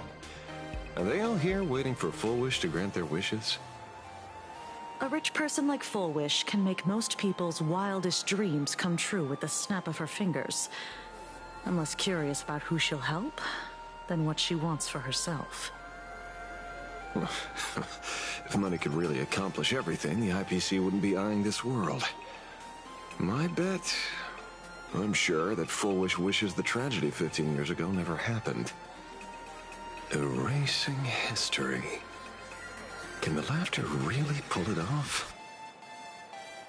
In past victory records, there have been countless and often bizarre instances where the victor used the elation's authority to change reality. You have to understand, the Phantasmoon Games isn't just some wish-granting lamp. What makes it irresistible is that it turns the one who wishes into the genie. That's quite alluring. Have you heard about the noblest worm Aha made godlike? It became the happiest creature in existence. Happy enough to burst apart, leaving no intact body behind. Your knowledge of these unofficial records is enough to rival ours. Since you see things so clearly, Mr. Ashvale, why sign up for the games? Miss Kochiba, is that a rhetorical question? Or are you fishing for a confession? Fishing? Don't be afraid. Now that you're a supplicant, public officials like me no longer have any authority over you. I'm guessing what you want goes beyond a straightforward act of revenge, beyond a vigilante execution carried out in public. If you were only out to avenge friends, with or without the Phantasmoon Games, someone like you would toss laws and decorum aside and do what needs to be done. So tell me, Mr. Ashvale, what do you actually hope to get from the games? Consider it a mystery. If I make it to the end, you'll know the answer before Aha does. Well then, I'd be honored. Just don't let your wish ruin our lives here. Daily life here fits like a tailored prison uniform. Wear it too long and you forget what your bones should feel like. Ugh. It's time to break free. Look at these prisoners of routine before us. Fullwish hasn't shown up yet. Let's talk with the members of the Research Society. Maybe we can coax something useful out of them.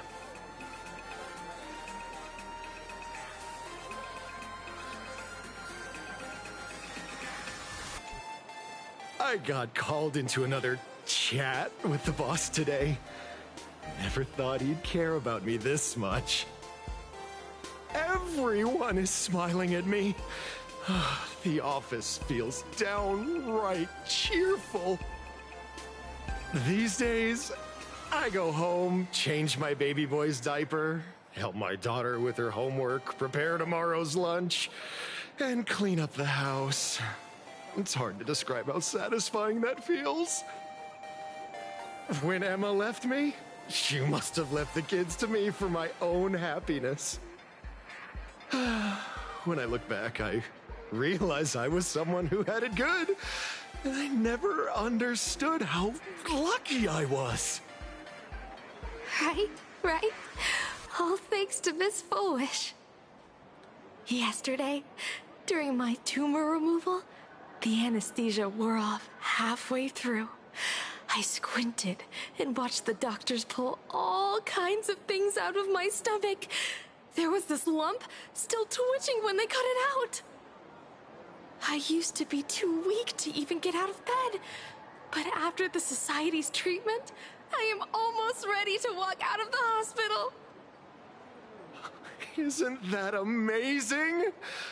Oh, I kind of want to see someone slice me open too. It should be fun. Hey, did you two hear about the Sinwish Syndicate? You've come to the right person. My neighbor got a visit from their debt collectors.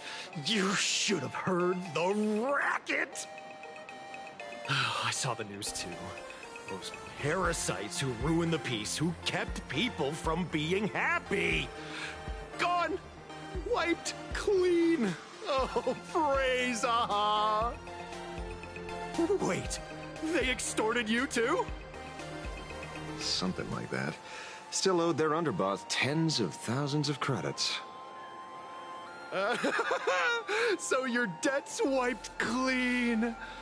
Oh, must feel pretty great, huh?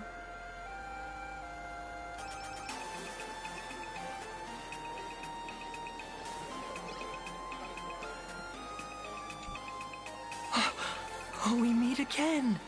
Hey, Lady Megatron. How have you been? Good.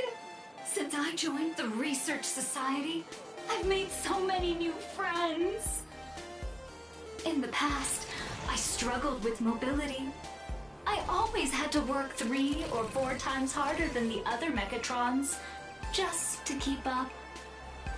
A lot of Imaginae think factory-made types like me don't count as their own. And humans look at us and see soulless machines. If every sentient being has a home, then even the scrapyard is closed to me. I'm not even considered recyclable waste. But here, in the society, no one cares what I am or what I can do. They just see me as a normal person. Congrats. You found your home. Aha said the same. They and everyone here are my family. Aha talks to you. Of course! You mean you can't hear them? Guess you're not happy enough yet. Don't worry. Once you join the society, you will. No pain, no tears, just pure joy. The society makes everyone happy.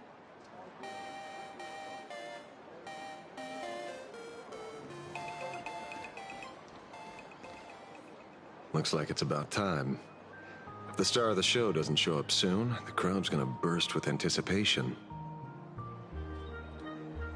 Everyone, please make some room for Miss Fullwish.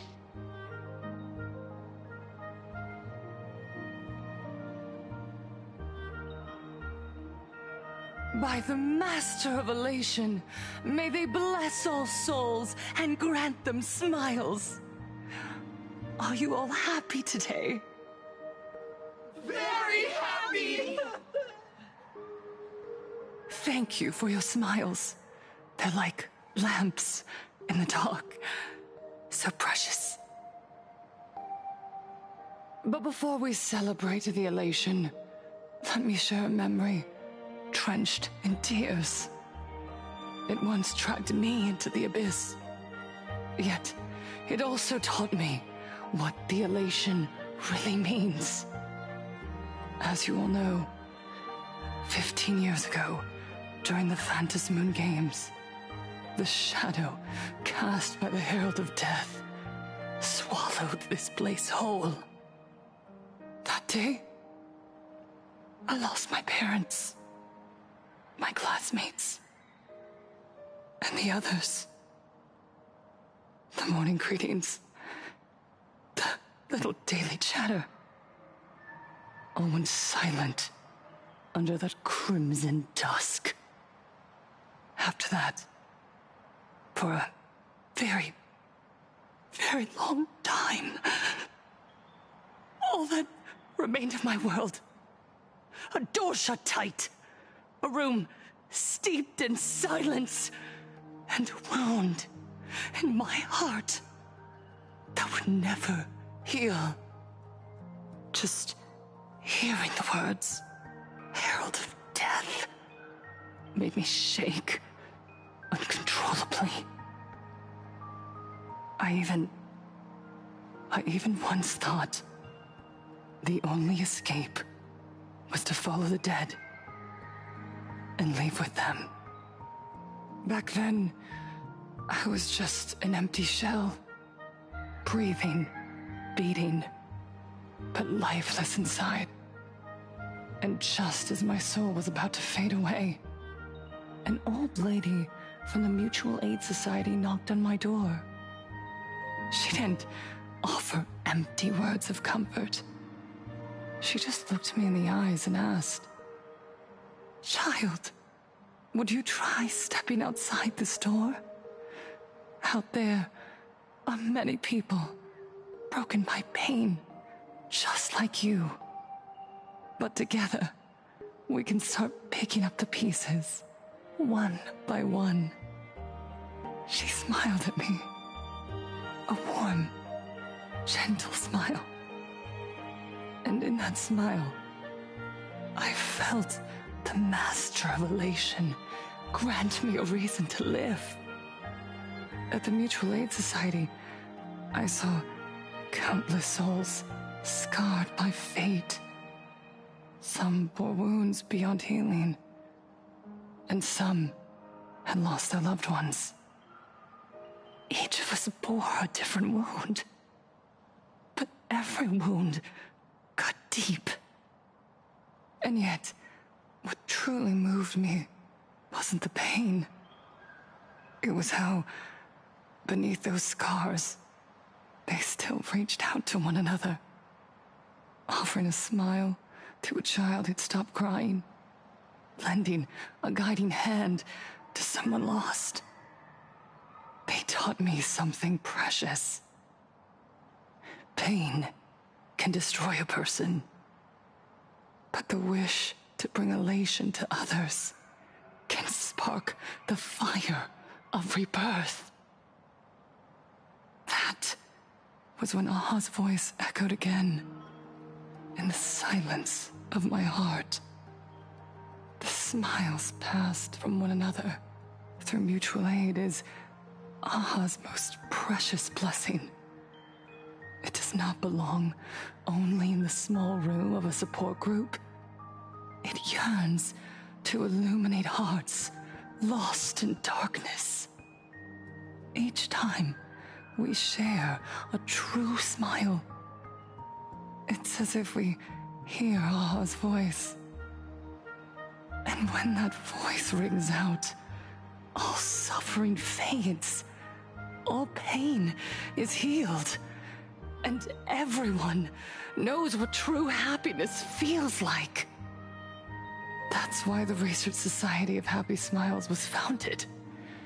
I will share this divine smile with all of you. No more sorrows!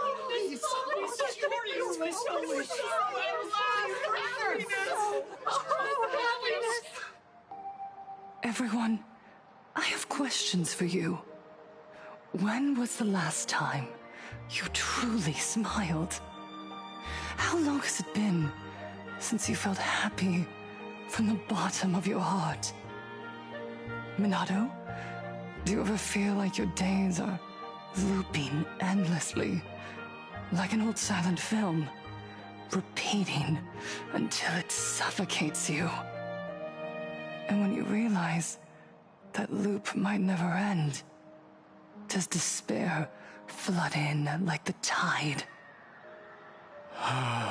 You're right. Miss Bellwoods, you left school full of dreams, only to have your resume rejected again and again. You told your parents you were busy in Seafeld City, hiding your heartbreaking loneliness behind that lie.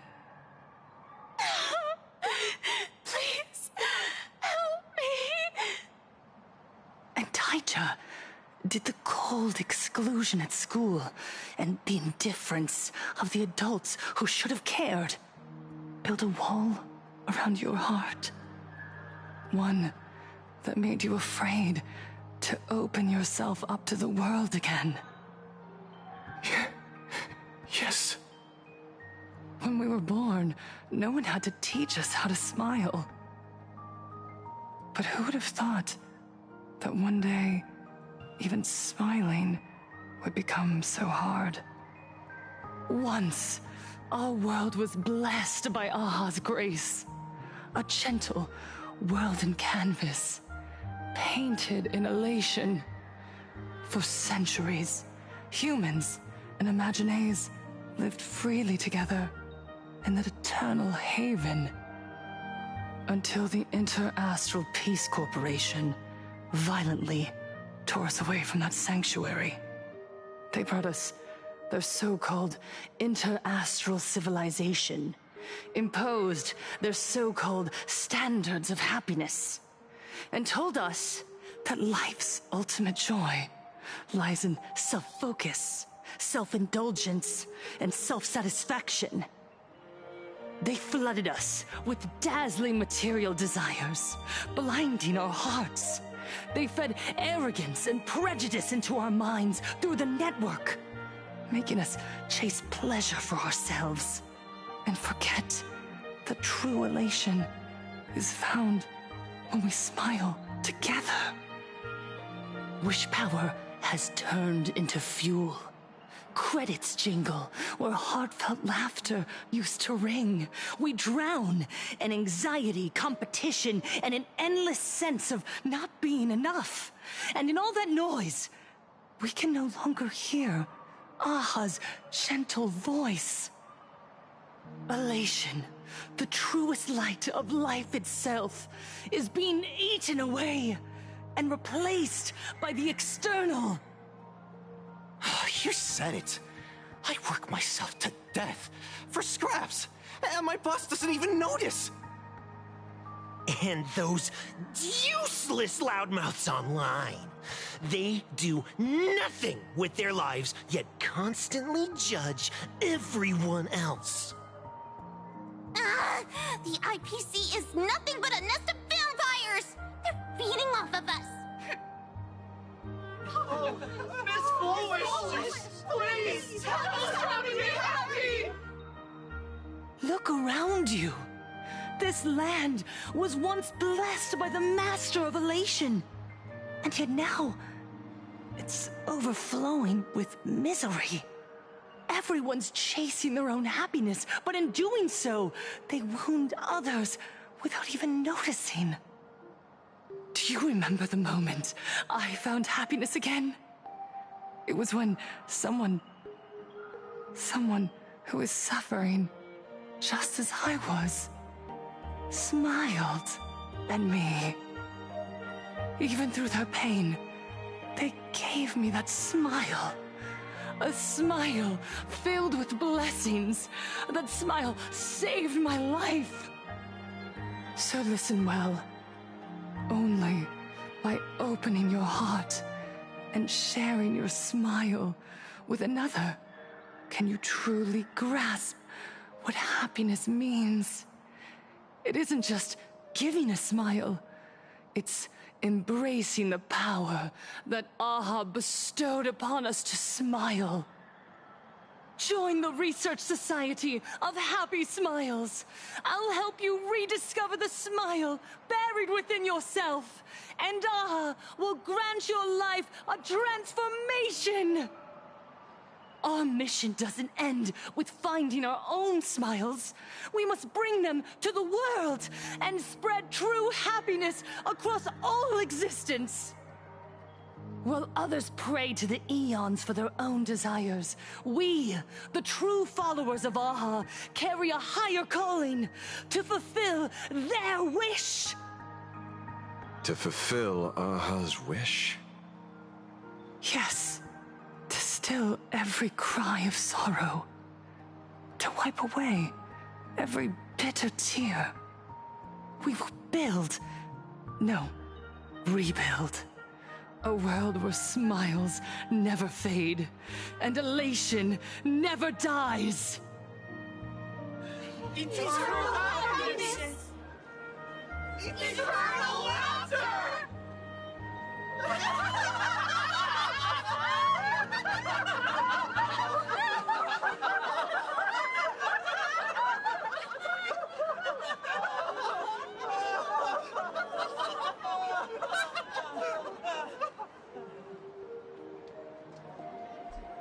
The speech is over. What's your take, Detective? She's so far gone, it's hard to make sense of it. Then let's not overthink it. Let's talk to her directly.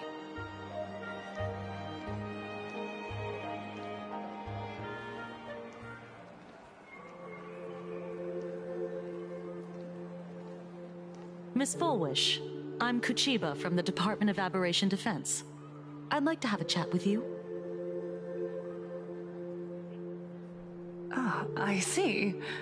You're here about the Sinwish Syndicate case, aren't you? So, you were expecting us. Oh, I heard the news. The entire Sinwish Syndicate massacred in Dovebrook District. Ah, such a cursed place. They may not have been saints, but I still pray for them. May their souls rest in peace. Oh. How merciful of you. Though, rumor has it the Research Society of Happy Smiles had a few run-ins with them regarding recruitment, donations, turf. Sounds like plenty of reasons for conflict, don't you think? Are you suggesting we had the Sinwish Syndicate killed? For conflicted interests? Whoa, wait, that's not what I said. You know nothing about our finances. Every expense is covered by a charitable foundation established with the compensation from 15 years ago. We don't need a single cent from our members.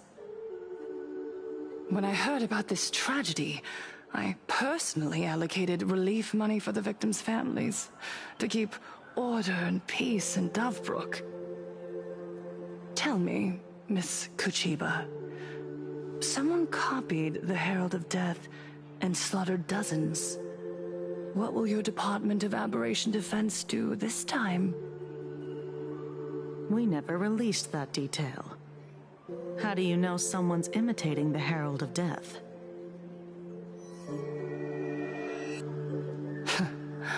Isn't that what you've been waiting for?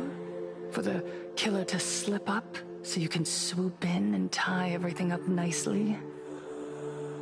15 years have passed.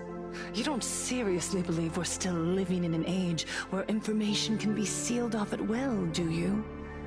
From the very day the murders occurred, the news has long since spread online. The Sinwish Syndicate paid a fortune for some ancient mask, and the next thing you know, they're all dead. The scene painted red with traces of the bloody bloom. Please pay no attention to baseless rumors. Rumors? And yet you're here. That alone proves one thing. The rumors are true. And the new Herald of Death really does exist. Otherwise, why do you suspect me? Only someone who knows the original case could recreate it so perfectly, right? Everyone! You heard our conversation, didn't you? The Herald of Death has returned. He's here, in Dovebrook. He's slain the entire Sinwish Syndicate. He's back to relive the carnage of the Phantom Moon Games. Oh, the Herald of Death? Didn't the officials declare him executed? How has he appeared again? He's immortal? A demon? He's back for revenge! He'll take revenge on everyone. We're doomed! remembers the very people who steal smiles from others? And isn't the best way to make bad people happy to erase them from the world? Wouldn't that be doing something good? Yeah, Sister Mechatron is right! Those thugs deserved it. Back from the dead? Lies! The IPC kept him alive to wield him as their weapon. You useless officials! 15 years ago, you failed and let him get away! And that's why he's back again now!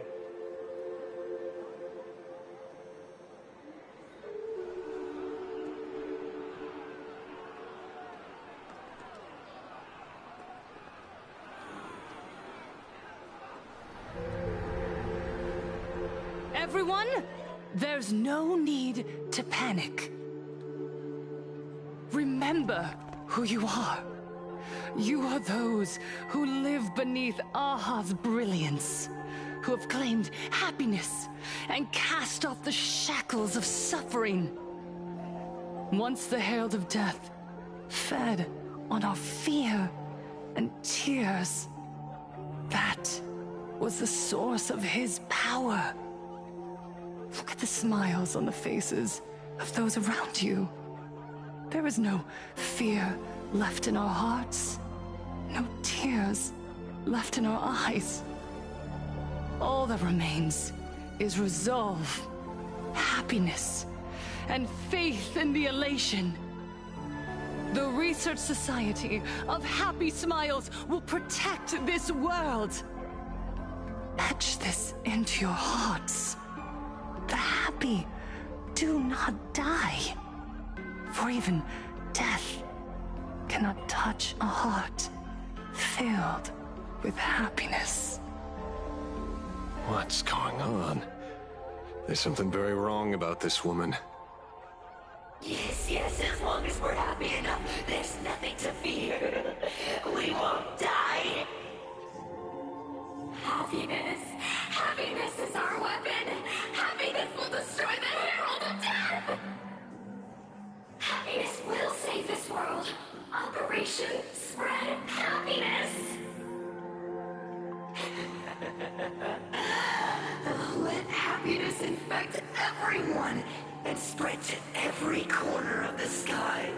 Make the Phantom Moon smile. Make Lord Aha laugh until they cry for us. Infect the Phantom Moon with happiness. Happiness. Happiness.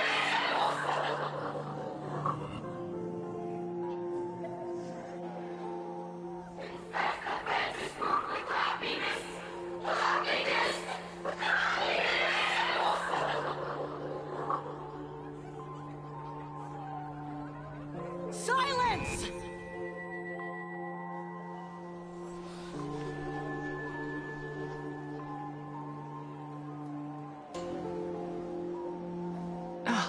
My apologies, officers. I can't provide anything useful for now, but rest assured, I'll cooperate with any investigation from the Department of Aberration Defense or the Security Bureau.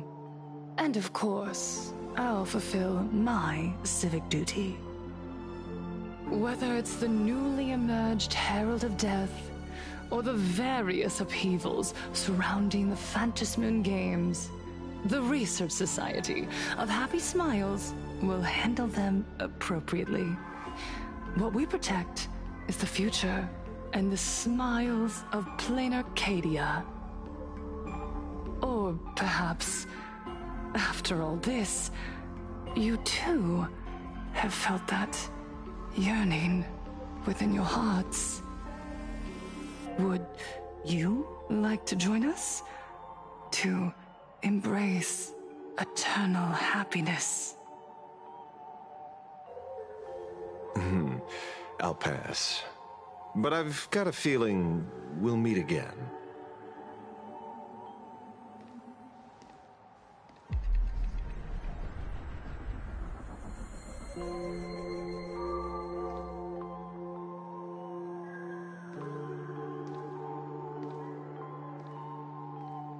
Miss Fullwish, Thank you for your cooperation.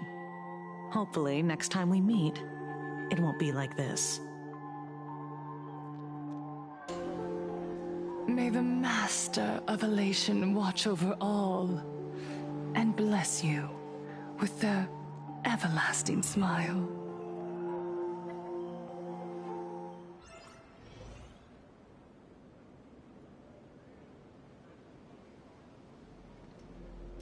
Let go of your obsession.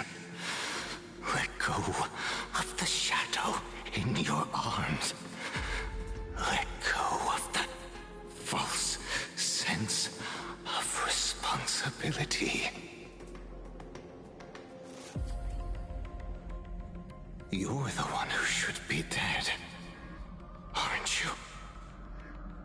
Come, join your brothers. Let the gears grind to a halt. Let the hands fall still and end that life of yours that was never meant to be.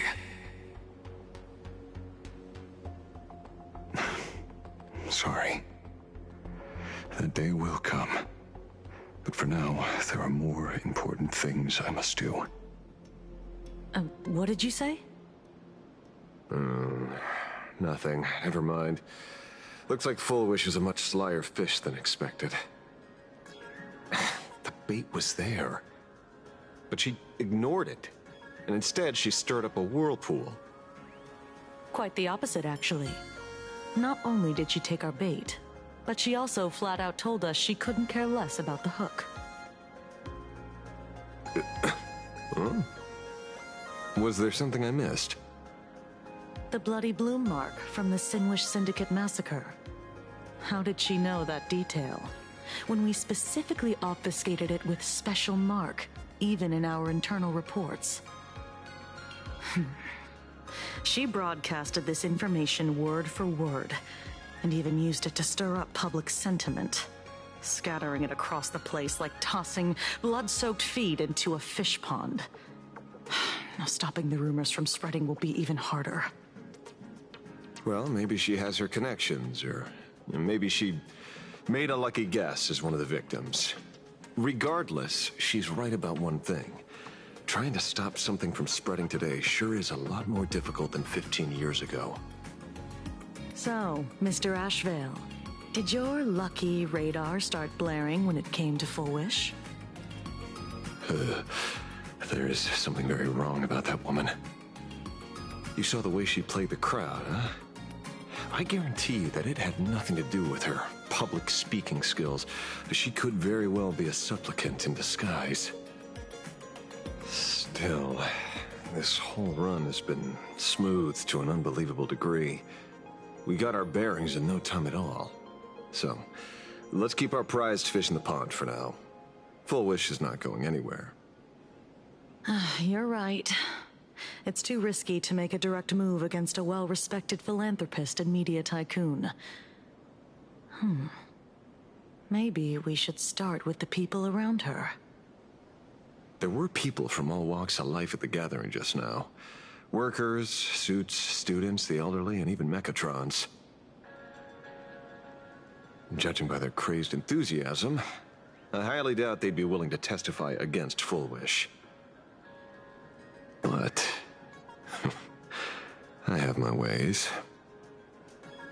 Mr. Ashvale, coercive interrogation is strictly against the rules. Please refrain from doing it somewhere I can't... Don't get the wrong idea. I meant an old friend that I spotted at the gathering. By the way, ever watch Daybreak Squadron? It's on Sunday nights at 8. I thought you weren't a TV person. Not me. Mr. N. He watches it. Your monkey is quite the child at heart. Anyway, come on. Let's go get an autograph from our heroic film star.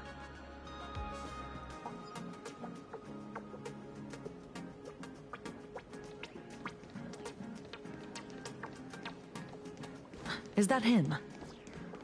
Shh. What? You lost him? Not even close. Hey, why are you two following me? Oh, we're just two grown-up fans of the Daybreak Squadron trying to get an autograph from Big Brother Magnus. Mr. Ashvale? Don't prank me like that. You really scared me. Really? Cinderborn, the peacekeeper of our city, vanquisher of evil fiends, is scared of his own fans? Long time no see, Magnus. You're not here for autographs, are you? I saw you two at the gathering. I don't understand. Why are you investigating Miss Fullwish? She's been nothing but a kind, lawful person who spreads happiness to others. You heard about what happened with Sinwish Syndicate, I assume. Then, was Miss Fullwish telling the truth? The perpetrator left the same signature as the Herald of Death did 15 years ago. So, did that monster really kill Mr. Polwave and Costide? 15 years and he's back? This demon? How many more lives must he take? Mr. Magnus, you're one of the survivors of the incident, right? Yes. That monster took my parents that day. But what's the Sinwish Syndicate case got to do with Miss Fullwish? Because that Herald of Death was executed 15 years ago. That's for certain. The Sinwish Syndicate case, on the other hand, has copycat written all over it. And Fullwish is a suspect. So, just because we're survivors, we automatically become suspects? What? Are you gonna interrogate me too? If that's what you want, Miss Kuchiba can arrange for it later. For now, I just want to ask you a few questions about the Smiles Society. It doesn't matter if you have a few or 100 questions. I have nothing to say to you. 15 years ago, I was left all alone in this world. The so-called relatives closed in like a pack of hyenas, their eyes fixed solely on the compensation smeared with my parents' blood. Abuse, deception, expulsion. To them, I was nothing more than a walking money bag, an eyesore, a jinx. It was the society that gave me the chance to live the life I have now. What about the Sinwish Syndicate then? If I recall correctly, they took care of you once. Old Polwave helped you deal with those relatives. Listen, Mr. Ashvale, the debt I owe the Sinwish Syndicate will be paid. I will avenge them as a member of the Smile Society as well as the Daybreak Squadron. I'll rip the Herald of Death out from the shadows in their name and see justice served. That is my duty. You're in over your head.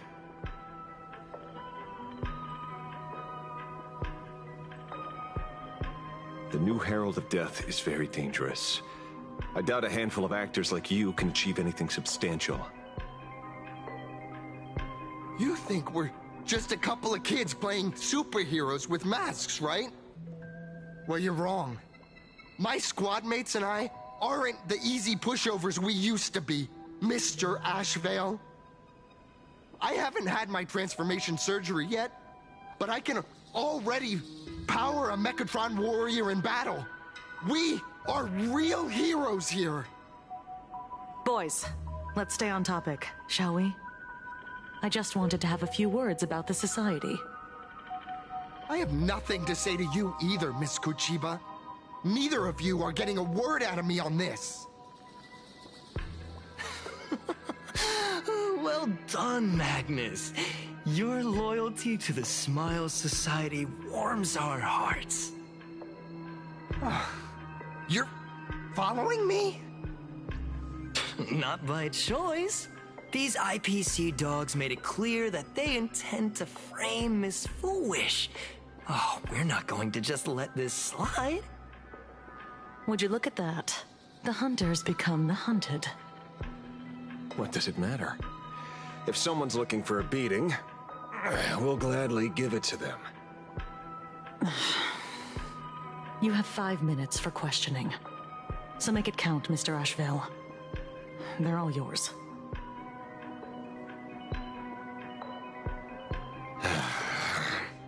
Never expected my first miracle as a supplicant to be teaching thugs. I mean, lawful citizens, a lesson on the streets. Let's get this over with then. And if you want to join them too, Magnus, be my guest. Fair warning. I'm out of practice. If you get hurt, it's your problem. Your fists don't hurt at all. Mr. Asheville, stop! Fiddle with holes. Feeling spiffy? Torment and doubt, farewell. Like that, huh? It's of no consequence. I will watch over you and guide you on your path. I see through you. Beasts slaughter each other. Fight to the death. I'm sorry, Mr. Asheville. I have to stop you. Hooray, Cinderborn! The bringer of justice! Oh, shut up! Can you find the answer? Serenity is before me. I see through you. Mountains roar, dragons rise! Soaring above the lands, this is permanence!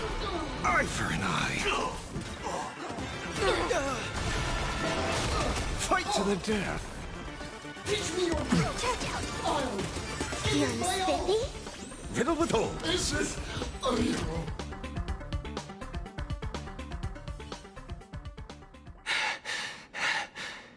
It hurts a little, but I'm happy. There's something seriously wrong with you all. Enough! Are you really going to kill them? What's the matter, defender of the city? Are you scared? This is the real Phantasmoon Games, Magnus. This is the bloody truth under the mask of the Elations game. 15 years ago, at dusk in this city, the Herald of Death tore people apart, one by one. Did he ever stop to ask even once, is it enough? I know you want to make something out of yourself, like the Trailblazer of the Astral Express, and I know you want to catch the new Herald of Death and crush him like a bug, using the same methods he used against the Sinwish Syndicate. But here's the deal. It's not your duty. And the Eonic game sure isn't a TV show where you get to play the hero and save the day. You mentioned a conversion surgery earlier. Are you saying that all Society members underwent some kind of unknown modification? That figures. I was wondering why these people looked like they felt no pain at all. Humming along merrily even as they bled. Does this have anything to do with the surgery? What? Nothing to say? Fine by me. 3 minutes left. That's long enough for me to question them. Time to hurry and get some answers from these people while they're still on the ground. Hey, lackey! Wake up! Pain should not exist.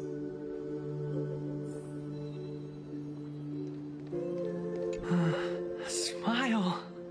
Please smile. The laughter. Don't let it stop.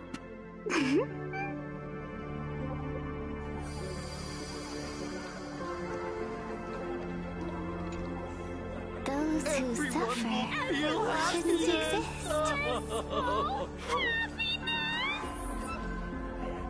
What the heck happened to these people? This is... the small procedure that official members receive. They call it the happiness surgery. With a prick of the needle, no more than a mosquito's bite. The doctor puts this small thing inside your eyelids, even smaller than a synesthesia beacon, and more convenient.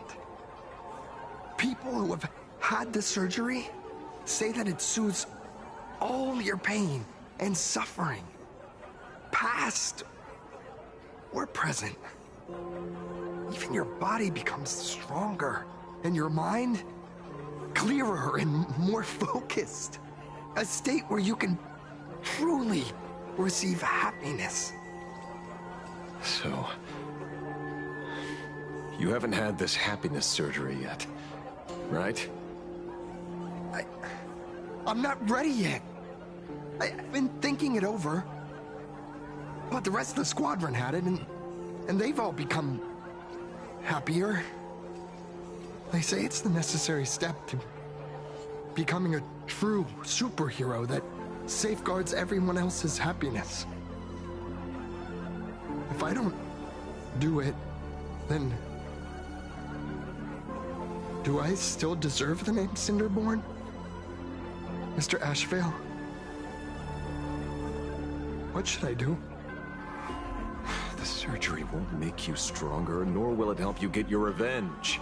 These guys on the floor are proof enough.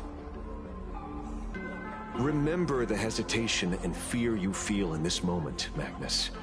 If people simply erase their perception of fear and pain instead of overcoming them, then those people will never find true strength. Go now. I have some cleaning up to do.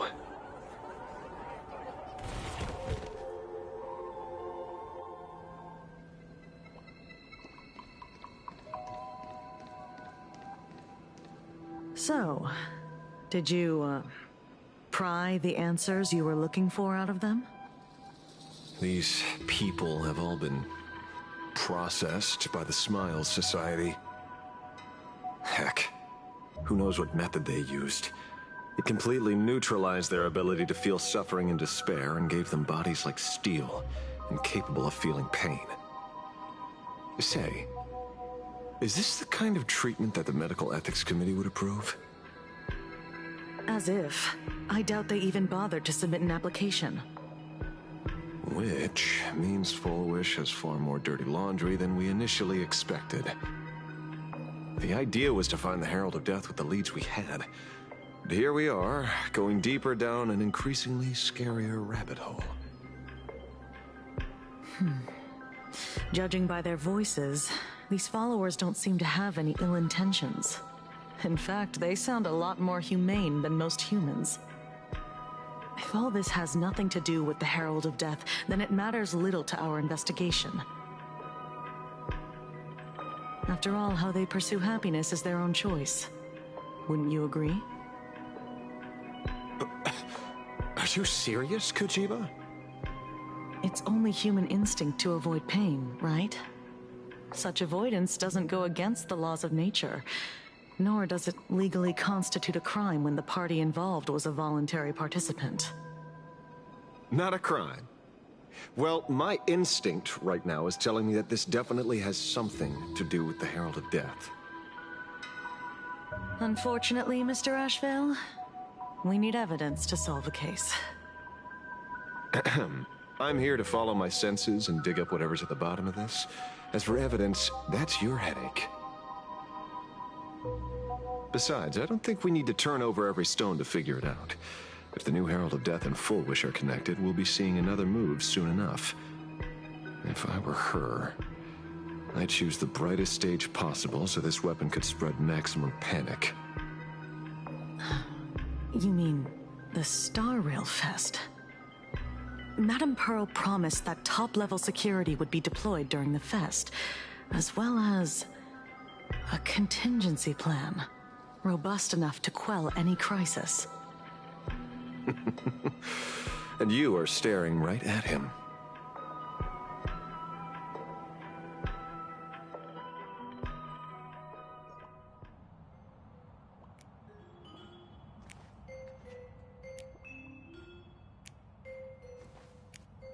According to Sunday, the crow should lead me to Blade's whereabouts. Since it stopped here, that means...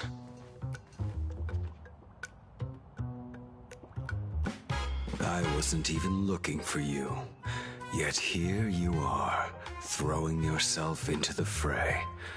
Consider me surprised. We haven't even settled the score over the mask you stole from the Sinwish Syndicate. And now you're skulking around and following us? What's your deal? What do you, or should I say, all of you, want? General Yao Guang of Yu Chui has come to this world and is looking for you. Dragons clash in the wilderness, their ichor dark and yellow. In her divination, you will become a slave to your own violence, bringing a catastrophic end to all. I am in that future as well. The only violence within you that comes to my mind is Shuhu. The emanator of abundance who resurrected time and time again. The monster who turned planets into living beings and merged billions of people into flesh spheres. The Xianzhou fears that he is using your body to resurrect himself. So, what's your plan? Kill me again? Oh my. Things are getting a little heated. Should I get you both slushies? Thank you. I'll pass.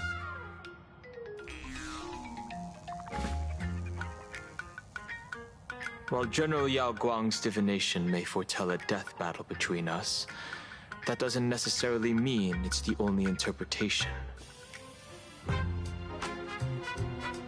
My experiences on the Express have shown me time and time again that even fates set in stone aren't entirely immovable.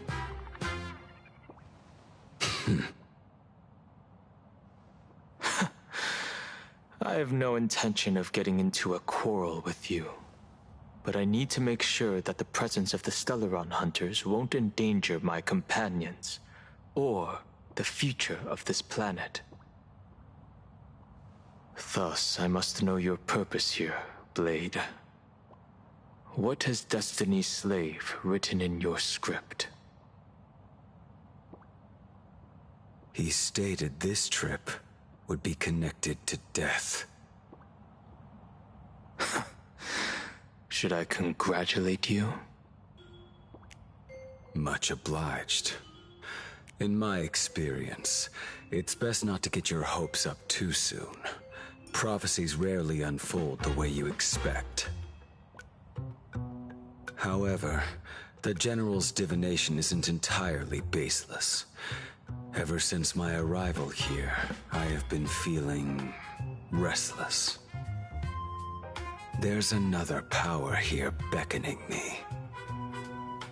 Is there another form of abundance in the world besides you? Perhaps there is more than one. Are you referring to the disciples of Sanctus Medicus? Or the Elixir Seekers? Something far more dangerous. Do they have support from other factions? Unclear. As such, I'll keep an eye on you until everything settles. Just like you did in the past. That's as far as I'll go.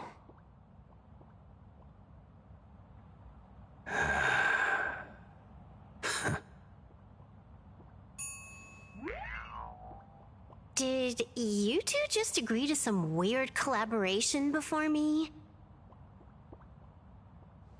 I'll leave that matter in your hands, Silver Wolf. I don't get it. That good-for-nothing detective didn't even blink an eye before selling us out to Pearl. And you still plan on working with him? There are things only he can get done.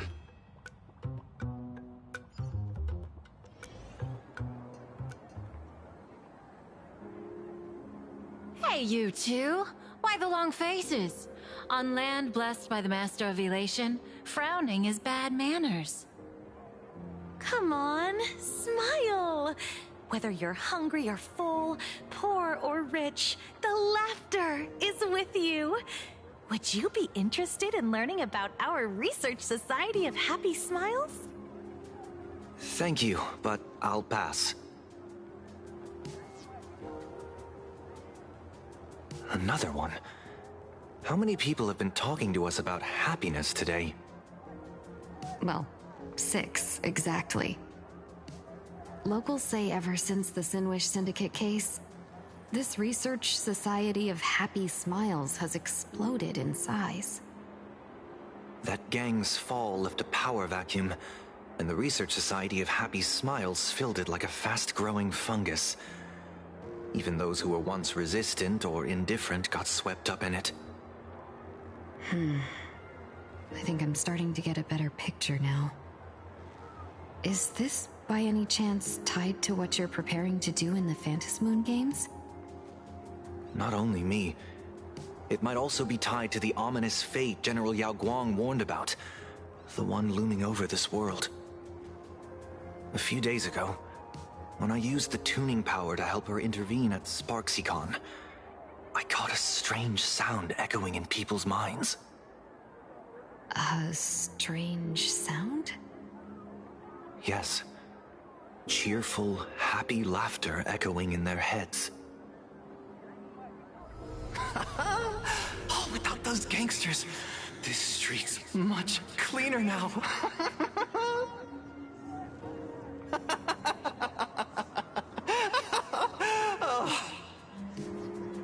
The so-called voice of Aha those society recruiters claim to hear? Could the Joy Seeker truly be so passionate about universal redemption? Whatever that is, it's not Aha's laughter. From the moment I set foot on this street, I've been using my tuning ability to sense the residents' minds. Miss Tingyun, allow me to correct you. Those connected to the Research Society of Happy Smiles number not 6, but 42. Each of them carries the same sound. Identical laughter, looping endlessly like a broken record.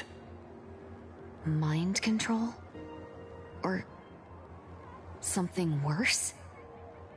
Are you trying to say that this is tied to the harmony? My apologies. I dare not make such wild assumptions.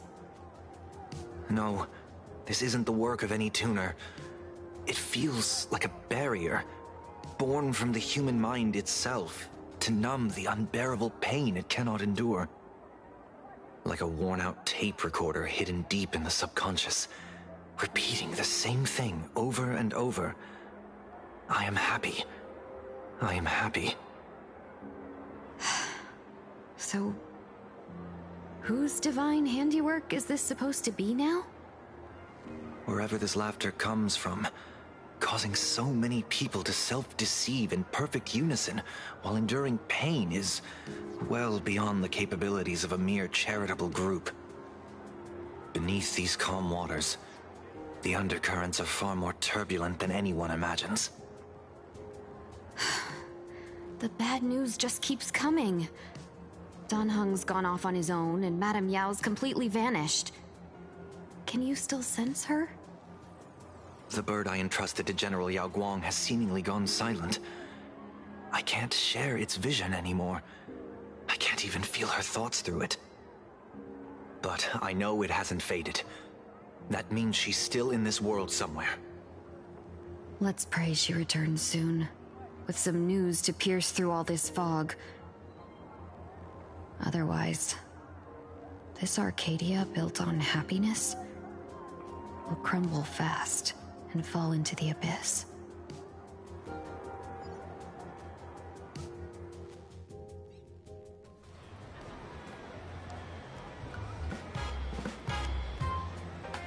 Blurry QR Cult? That's an unusual name.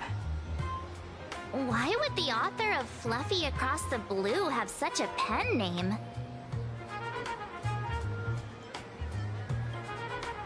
You're taking it a bit too literally, but it's not impossible. Someone who can draw something that cute must have a warm, gentle heart. I heard the Fluffy's been running for half a year in a magazine. At first, it wasn't very popular in Planarcadia.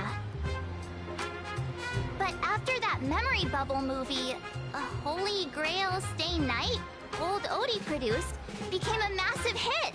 The Astral Express's adventure stories spread far and wide, and the Fluffy started gaining popularity. Now the latest chapter, The Sacred Flames Return, Amphorius's creation, is sold out everywhere. This cult sure knows a lot about our journey. Must be a galactic fan of the Express crew. Yes, you've told us the story of Cinderborn 10 times since we got back from Perlux Tower. According to the address the Perlux employee gave us, it looks like we've arrived at a familiar place.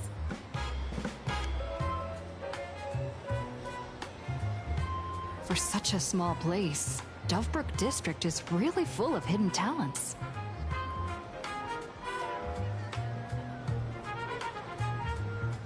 Turn left at the first intersection, then turn right, go straight for 200 meters. Wait, this is... the Furbobo Weekly newspaper? Oh, don't tell me the author of the Fluffy is actually a Furbo. No wonder he rarely shows his face. Come on, let's go upstairs.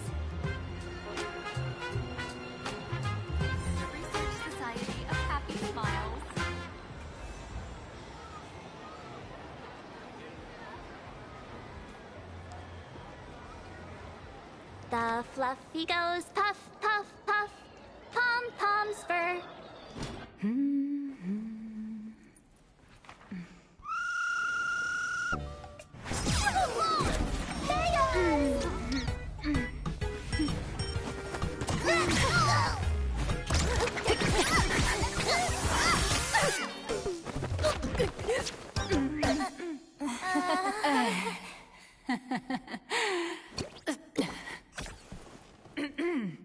Please come in.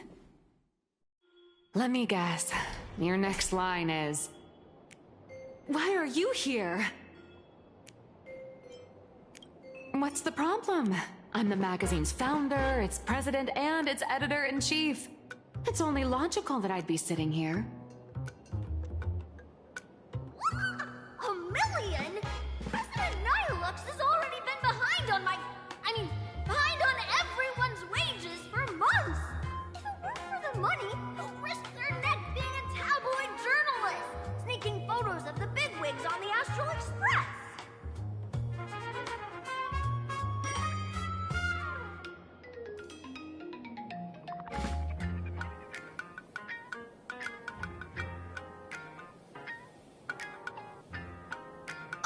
Who doesn't pay wages has no right to sit here. They belong in the underworld. Idiots. Without me, you'd all have been locked up in some Department of Aberration Defense painting prison long ago. And you still have the gall to demand wages from your savior. Have you ever heard of the sensational serial thief case, Phantom Furbomorph? It happened in the year 1996 of the Arcadian calendar. I'm sorry. I was wrong. I shouldn't have talked back. I'm sorry for being born a Furbo. Beep boop. Even if you've got dirt on us, making us work for free is way too ridiculous. We've had enough.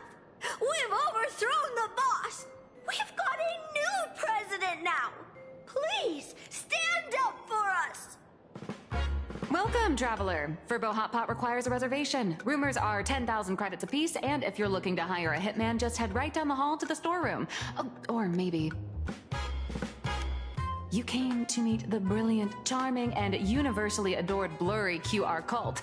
Well then, truth be told, that person is actually...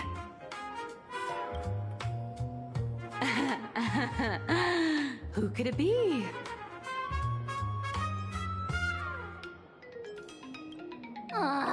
Even more non-existent memories. What are you even talking about? Once you rule out all the wrong answers, only one truth remains. The only one here who can actually draw is you, Nihilux. Your blurry QR cult.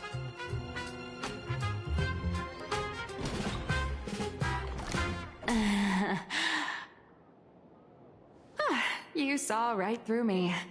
As a reward for seeing through my disguise, how about an autograph or a photo? Allow me to reintroduce myself. I'm Nihilux. You can also call me by my pen name, Blurry QR Cult. Aw, no wonder you were tagging along back at Prolux Tower, acting like you knew us so well. Wait... This blurry QR cult persona isn't a fake, is it? Identity is just a mask and a body. Real or fake, it's all in how you see it. At the very least, for now, there's no other blurry QR cult around who could show up at Star Rail Fest for a live signing and hype up the Astral Express, right? So, you already know why we're here. Just a little deduction, that's all. The news about Star Rail Fest is already everywhere online. Knowing how that perfectionist Madame Pearl operates, she's definitely pulling strings to make your collaboration a success. Naturally, having me step in was part of her plan. If that's the case, will you... That said, I'll have to respectfully decline. Not to brag, but Fluffy Across the Blue is ridiculously popular in this world. If tickets weren't limited, the line would wrap around the planet twice and a half. That's not a signing event, but a public execution, right? Yeah, that does sound pretty horrifying.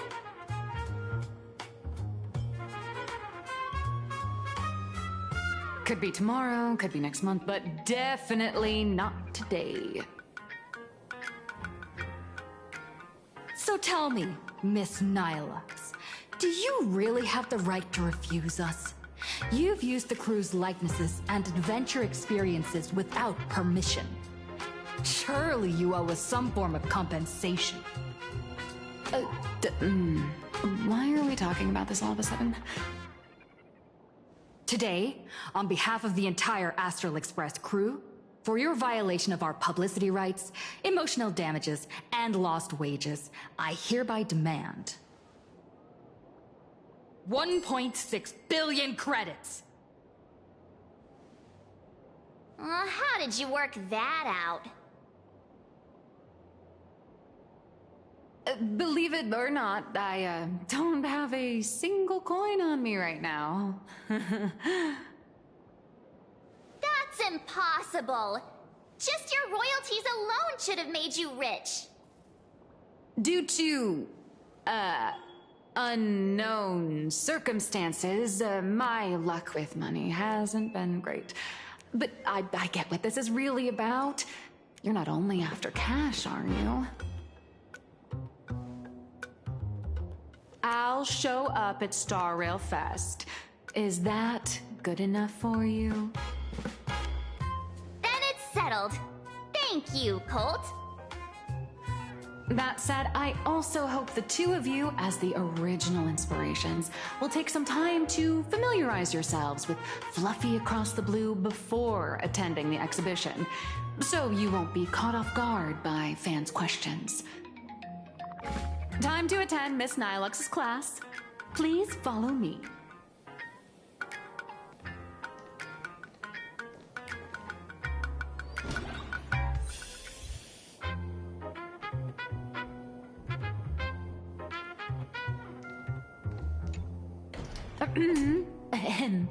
Miss Nilux's mini class is officially in session. If you have any questions, feel free to ask at any time. Miss Colt, why did you pick the Astral Express as the theme for your comic? Well, I'm all about realism, but sadly, my previous works like Acheron's Godslay, Galaxy Ranger Saga, and dozens of others all got cancelled. If you hadn't beaten Iron Tomb and boosted its popularity, this one would have been cancelled too. Let's not ask sad questions, all right? Sorry. All right, pay attention. The cute little critter in the center of the image is Baseball Raccoon, the main character of Fluffy Across the Blue. Just recently, March Bunny and Woof Woof Dawn found her in a trash can. At that moment, a terrifying monster is causing havoc on the space station. It tries to spit fire at Baseball Raccoon, but the flames don't burn through the trash can. Instead, it sets the trash on fire, and the stench knocks the monster out. Miss Colt, why is she the protagonist? Readers today value immersion, and a character who has no memory of their past is, of course, the best choice. I don't know anything about my past either, so why didn't you pick me? Even though Little Raccoon joined the Express the latest, she's left behind so many stories across different worlds that there are even rumors in the Lafu's prison about her beating up alien life forms. With material this crazy, not making it the main character? I might disagree, but Aha absolutely wouldn't. Wow, that's a smug face. March, the Fluffy is just a comic. Outside of this, the author and the readers, every character in this world, aren't we all the protagonists of our own lives? That sounds so passionate, Miss Colt. I totally get it now. And so, the unruly Baseball Raccoon, the quiet Woof Woof Dawn, and the lively March Bunny formed a trio everyone loves. Actually, I have a question too. Ever since I got punched in the face by sales numbers, I've grasped a universal truth. In today's world, fluffy, cute animals aren't always a crowd pleaser. Seriously? Even I feel like I can't compete with Pom Pom's cuteness. Designing the adult versions took some work. After defeating the monster, Baseball Raccoon accepted an invitation from the other fluffy animals and boarded the Fluffy. Here, the protagonist meets three big animals with distinct personalities. First, the adorable and universally loved conductor, Pom Pom. Beside them is the elegant navigator, Miss Hime-Cat. I know! That's Hime-Cat! Her original inspiration is Himeko. Oh, please don't tell her! And the big brown dog on the other side, see? His name will shock you. That's right, he's... Mr. Yang! Just Mr. Yang. Your taste in naming is indeed extraordinary. Anyway, the six fluffy little creatures boarded the Fluffy Express and set off on their journey. As for the plot, it's pretty much the same as what you've all experienced, just with a bit of artistic tweaking to suit Planarcadia's audience. If you don't stitch in a few local elements, no one's going to be interested. In the comic world, which is even more cutthroat than the Phantasm Moon games, if you don't cater to the reader's tastes, it's nearly impossible to survive. Once upon a time, great comic artists had the luxury of 100 chapters to build things up. Now, if you don't hook readers within 100 pages, you're done. Readers today are hard to please, and authors have to come up with ever more shocking and sensational material. Doesn't this remind you of the Phantasm Moon games? Looks like you're all familiar with the characters from the Fluffy. Now, let me talk about some of the creative challenges I'm facing.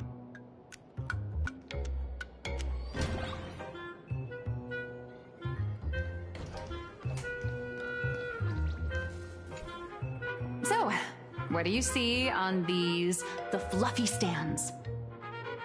It's her turned into a cute little animal?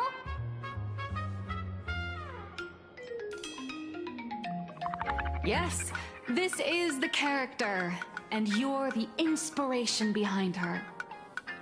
But even for someone as interesting as you, there are many backstories that readers don't care about, don't want to know, or don't feel obliged to understand. A comic artist's job is to capture the most interesting parts and present them to the readers. The cute and clever one is March Bunny. The unruly but reliable one is Baseball Raccoon. This is what we call a concrete archetype paired with an abstract character. And the abstract side of a character will only be further simplified in the eyes of the readers. So, how do you think the readers across the universe view you, Nameless?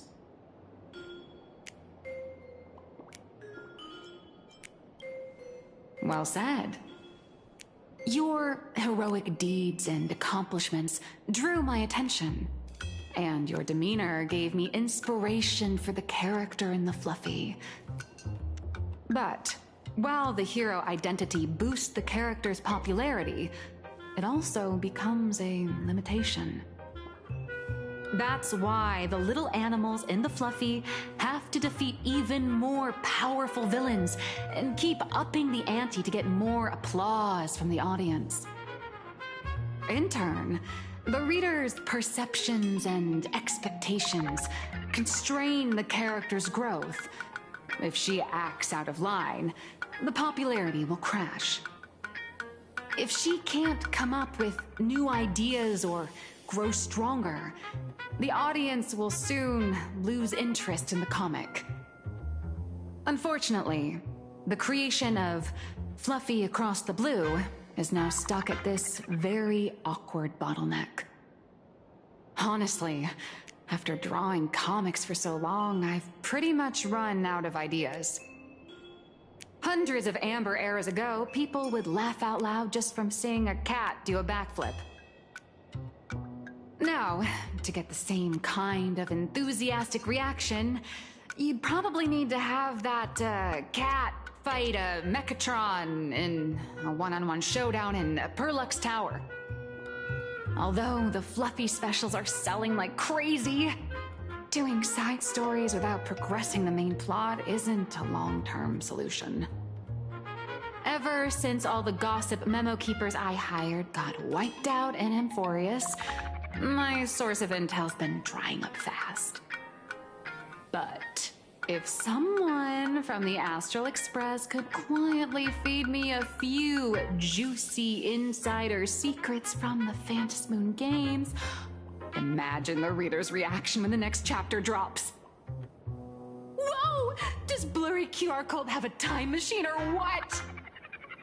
Oh, that'd totally save the Fluffy's future sales. After all, my little Furbo crew already works for you. Just have them slip me a copy of the Phantasmoon Games press release. Let's call it buying your exclusive adaptation rights. We'll do a 50-50 split.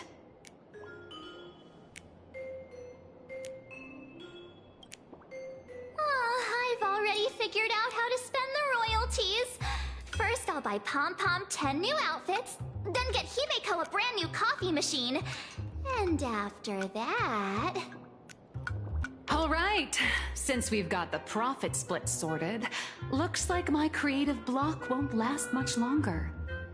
Just wait for my appearance at Star Rail Fest. Star Rail Fest, a grand event that gathers millions of eyes and an inordinate amount of wish power. And under all that attention, the dark forces coveting the Master of Elation's blessing are bound to surface. Heroes and devils dancing together in Planarcadia. Tell me, is there a better source of inspiration than that? My hero, don't let us down.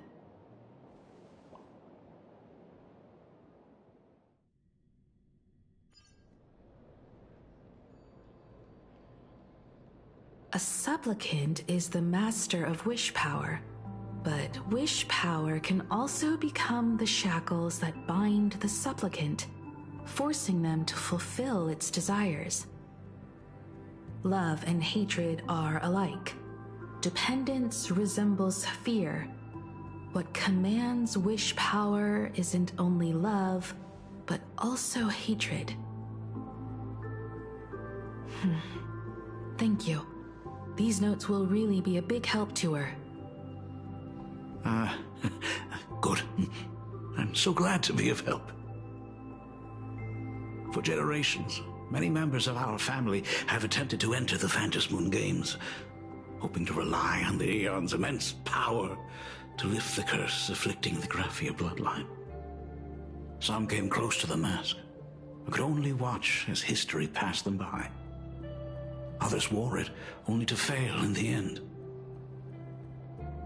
That was until 400 years ago, when your great-great-grandfather Hero won the Phantasmoon Games and successfully gained an audience with Aha. But the family's curse was not broken. In his notes he wrote, "Just as the god of destruction cannot cradle a bouquet, so too is the god of elation powerless against a curse. Such is the cycle of cause and effect." Father, are you wondering what it was that healed me? I know you're keeping something from me. But I don't care what cured you 15 years ago. As long as you're alive, I can wait until the day you're ready to tell me. Still, as a father, there are things I must say, even if you don't want to hear them. As an artist, I'm fascinated by fleeting lives. How they struggle, they suffer, and in doing so, reveal a brilliance worthy of time's memory. But, as a father, I can't stand by and watch my daughter walk into tragedy. I bless you to be a hero, to welcome the same end as Akivili. Those are words I could never speak. The road ahead is shrouded by uncertainty, and that's why someone must take the first step to trailblaze a path others can follow.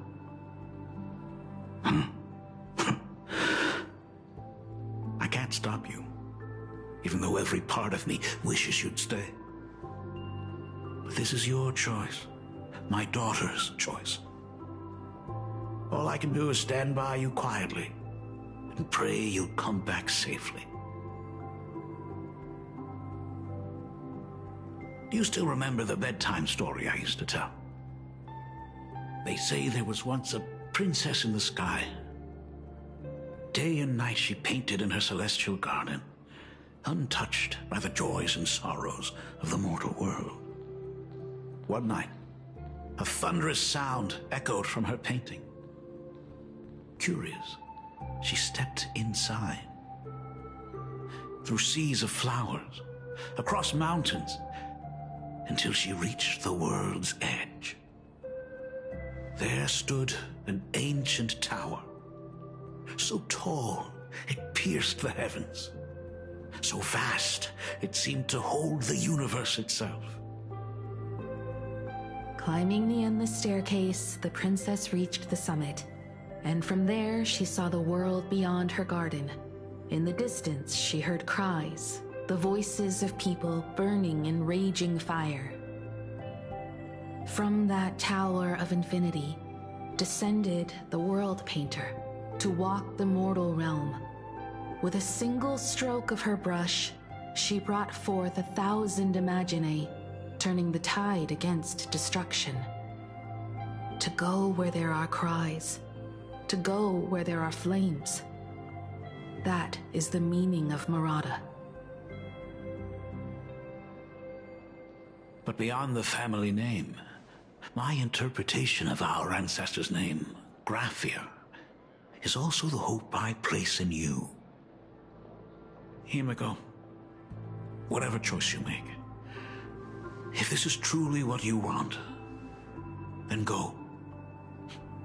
Use those steps blazed upon trails to paint the world as you see it.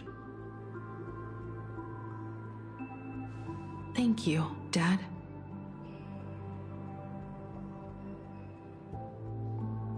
By the way, how's your health? You haven't picked up any bad habits like smoking or drinking while I was away, have you? As the Dean of Graphia Academy, I still have to set a good example for my students. It's just, my tendinitis keeps acting up. My herniated disc is getting worse.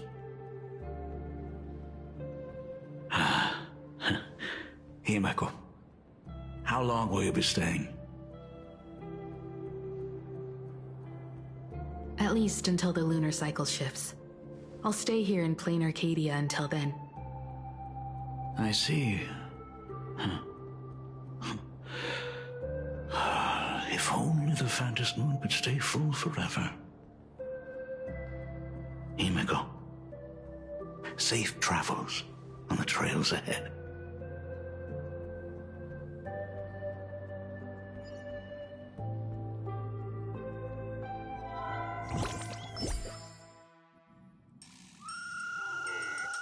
Hello, everyone! Welcome to Full Wish TV's special news segment, Arcadian Morning Report. I'm your host, Goofy. Hi, everyone! I'm your host, Snowy! The Star Rail Fest exhibition venue funded by Pearlux Corp and constructed by Turbogen Heavy Industries has officially been completed! Thanks to modern imagenesis technology, it took only a day for the Skyline's lookout cloud to take on a completely new look. Starting today, the lookout cloud line is officially opening up its stuff for the Star Rail Fest exhibition areas. The exhibition areas opening on day one include the Bellabog area, Xianzhou-Lafu area, and Penacony area, showcasing the legendary adventures of the Astral Express. The Emporius area, which is currently under construction, will open in due course. For this event, Pearlux cordially invites several crew members of the Astral Express to visit and be interviewed, including the Trailblazer, who recently joined the Phantom Moon Games as a supplicant. That is certainly something to look forward to. I heard Pearlux has also invited Blurry QR Culp, the author of Fluffy Across the Blue, for a signing session. It'll be the first time the author reveals their true face in public. An exhibition to gather wish power. Now that's an interesting scheme. Leave it to Pearl to come up with such a bizarre idea. Pearlux excels at creating dreams for both children and adults. And the Astral Express is exactly the kind of otherworldly dream that fascinates the people of this world. Sometimes I wonder if Jade invited us here with the intention of giving her colleagues a winning edge in the Phantom Moon games. For Pearl, this Ionic game is probably also a good opportunity to observe and study the way we operate. Though, compared to our usual opponents, this Intellitron executive is a surprisingly rational decision maker. Her proposal for cooperation seems more trustworthy than most. It's not rationality that concerns me. It's the irrational factors. Exactly. News of the Dovebrook bloodbath has already blown up online. The Department of Aberration Defense tried to clamp down on the rumors, but plenty of people are still linking it to the Herald of Death from 15 years ago. With such a large crowd gathering there, this exhibition could very well become a target for the new Herald of Death. Pearl must have contingency plans for situations like this, right? Whatever Pearl has planned, we must consider the possibility that the Herald of Death might attack the venue. We won't just be there to showcase the Astral Express to the people of this world. We'll also need to stay on high alert for any suspicious activity. It's about time. You should get going.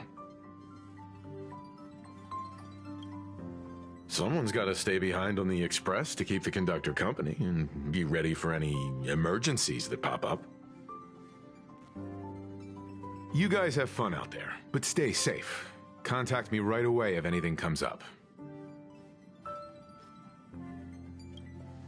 They're both out on a mission with General Yao Guang. Dan Heng is tracking Blade's whereabouts, while Sunday is working with Miss Ting Yun. Both of them are tied up. Looks like they won't be able to make it to the exhibition this time. Looks like the heavy burden of documenting our travels falls on yours truly once again. I'll make sure to snap tons of pics so I can tell you guys all about the exhibition when we get back. Star Rail Fest, here we come! Cedo Station! When can I, retire for real? Please be mindful of your personal belongings. Thank you! My head hurts. Passengers heading to Star Rail Fest, please prepare to board. Oh, if it isn't the heroes of the Astral Express! Oh, the trains have been placing bets on who will get to escort the Nameless to Star Rail Fest on opening day. It's such a super-duper Arcadian honor. And can you believe it? Turns out I'm the lucky one. Oh, I could already feel everyone's enthusiasm turning into waves of wish power along the way. No wonder everyone's running around with such high spirits.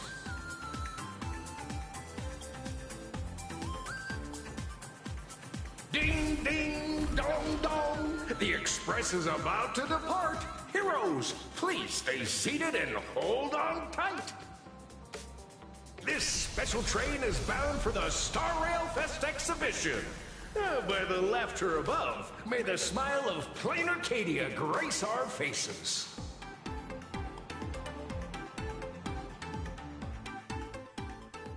Cloudline. Thank you for riding with us today. May the laughter watch over you. Hurry up! Hurry up! We'll miss out if we're late. Are those hired cosplayers over there? Peaceful repose. Chat! I've made it in safely! For those who couldn't get tickets, you can catch the entire fest through my live stream today! Next to me is my partner. Oh, wait, what are you doing? 'Tis I, Cold Dragon Young, Dan Heng. Where'd you get that mask from? It looks so weird. Such trifles matter not. What doth matter most is securing the autograph of Master Blurry QR Cult upon this book of mine. The signing event hasn't even started yet. Besides, Xianzhou people don't talk like that. What's our motto? Through stars we soar! The Express is our home! One crew, one heart! We'll Wow! That's some next level phantom energy! Unraveled Express! We love you! We love the Trailblazer! Mark 7! Unraveled! Unraveled Express! We love you! We love the conductor! Himiko and Wells! I feel like adding shush to a sentence always makes it sound like an argument. Want to take a photo together, Himiko? No, thanks. I'd take tense negotiations with Pearl over getting mobbed by my own fans any day. Who'd have thought there'd be social situations that even Himiko's afraid of? If Don Hung and Mr. Yang were here, I can't even imagine the looks on their faces. What a sight. Truly. Exactly. That's just how we roll. So many fans out there. Even more than the crowd that came to welcome us at the station when we landed. It's kinda going to my head. Oh, hold on. That's not good. We need to be on high alert. Who knows if that supplicant is hiding in the crowd, plotting something against us and our fans. So, I'm gonna brave the danger and check things out myself. You bet. Let's do this. Don't wander off too far, though. We still have official business later. Speeches and other activities that we need to show up for. Got it. We'll just hang around here.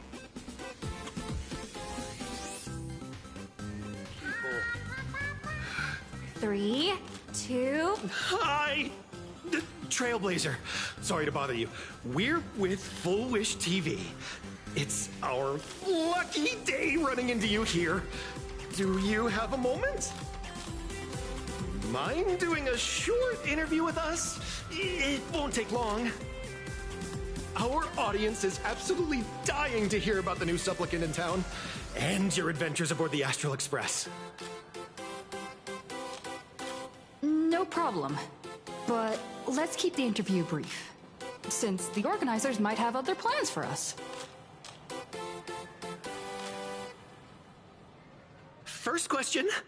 Seeing as Planarcadia was the starting point of the Express's new voyage, how would you describe your impressions of this place? Planarcadia has left quite an impression on me. An ancient world that somehow feels so modern, so vibrant and colorful. Everyone's chasing the latest trends, looking for fun. I'd say this place is more like a never-ending carnival. Interesting! Throughout the history of the Phantasmoon games, it's been extremely rare to have such a renowned cosmic figure as yourself participating. As the Astral Express's supplicant, what kind of changes do you hope to bring to this world in these games? I'm just a passerby. Who am I to change this world? But if I can, I hope to show everyone the spiritual strength of what the Trailblaze represents. That's an impressive answer. Speaking of which, after joining the games, you immediately went to defeat Miss Sparksy, who represented the Masked Fools. What are your thoughts on potentially facing native supplicants in the future? Sparksy gets her kicks through chaos and madness. That kind of out-of-control elation is way too dangerous. As for the other native supplicants, as long as they don't make the games dangerous, I'd rather cooperate with them than defeat them through violence. Speaking of local supplicants, we've noticed that Star Rail Fest is Perlux Corp's way of rolling out the red carpet for the Express. There are rumors that the IPC is also sponsoring the Express. So, I have to ask, Are you representing the Express or the IPC in these games? The IPC's interests? Nah. Even though Star Rail Fest has exceeded my expectations, and Madame Pearl and Perlux extended such a warm invitation, which I'm truly grateful for. At the end of the day, this is a festival for everyone, and I'm just one of the guests. I'm not the master of this place.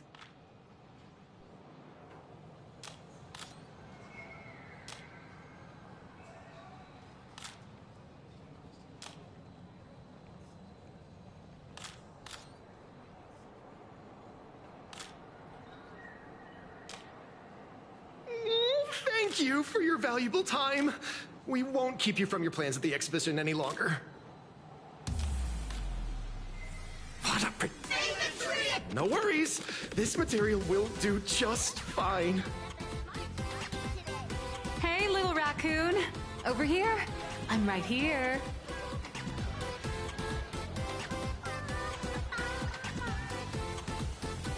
Wow!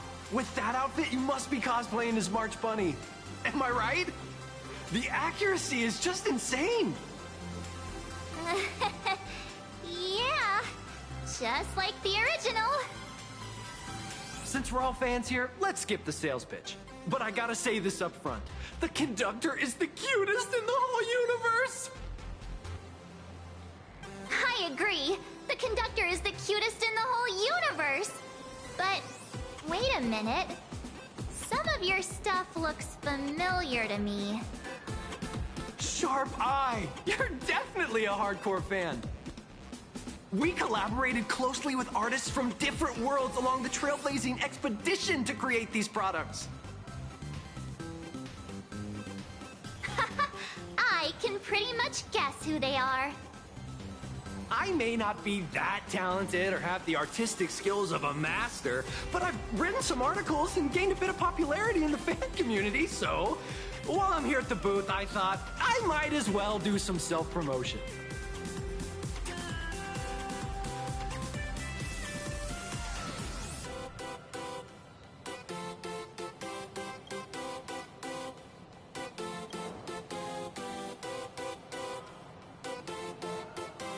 If any of you happen to be super hackers, space warriors, spirit whisperers, or those cursed by eons, come find me.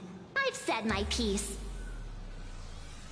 Looking for a sense of truth in fictional stories is just human nature.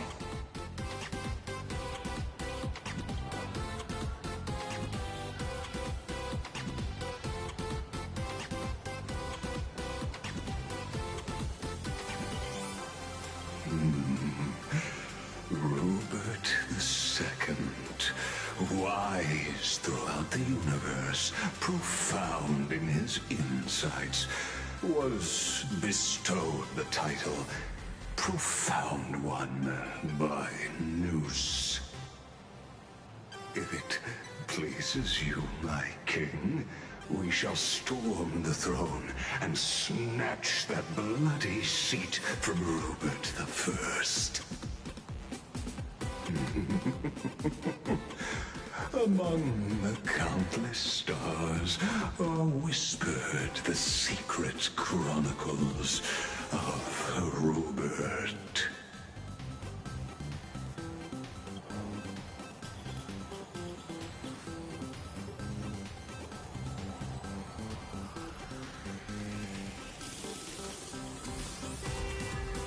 Our destiny lies only among the Sea of Stars. On June 1st, year 40,000 of the Trailblaze Empire era, at 2:55 a.m., Wat Yang's life came to an end at the age of 33. 3 minutes later, he sat up again.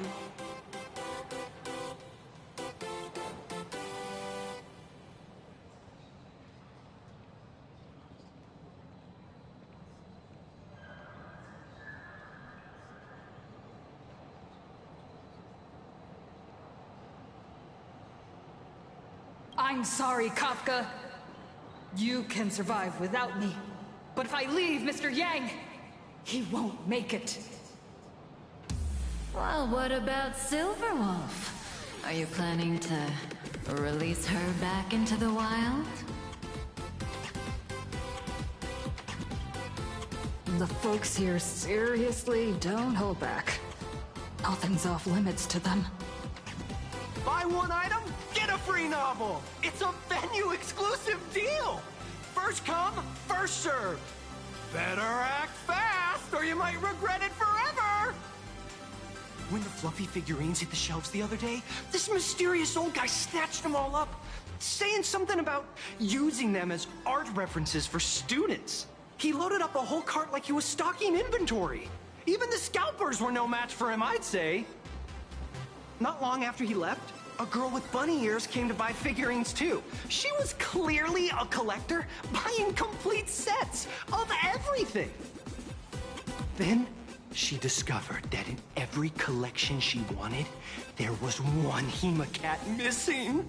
That old man bought all the Hemacats. Oh, that's horrifying. I can't let this happen to me. I have to make the best use of my wallet while things are still in stock.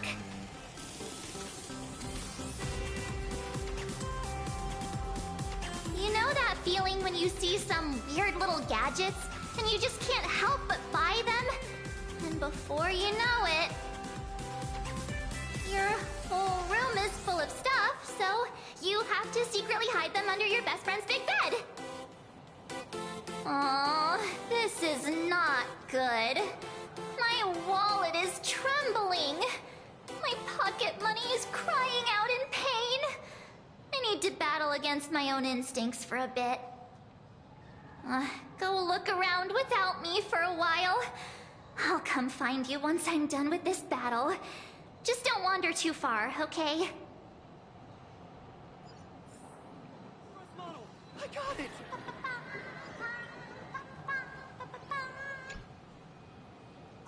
Nice to see you again, little raccoon. You're lucky you haven't been completely swarmed by fans yet. Here you are, the original inspiration for the Fluffy's main character, fresh as a daisy, yet no one recognizes you. Talk about irony. Don't tell me they think you're just some cosplayers. Oh, come to think of it, that's actually quite possible. Shh! Keep your voice down! I'm afraid of being swarmed by rabid fans. It's honestly heartbreaking that the organizers only gave me this dinky little booth. I was hoping for something more prominent, like a spot on the main stage or something.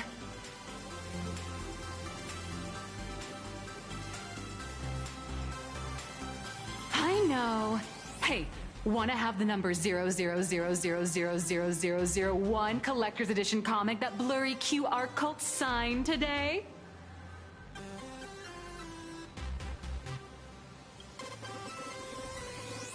Exactly. Something this memorable can hardly be refused. Hold up. What's this extra thing? Light sticks. The organizers gave me thousands of them and told me to hand one out to each fan who gets a book signed. They really know how to push someone around. I wanted to give them a piece of my mind. Am I not the world-renowned author of Fluffy Across the Blue, the great blurry QR cult?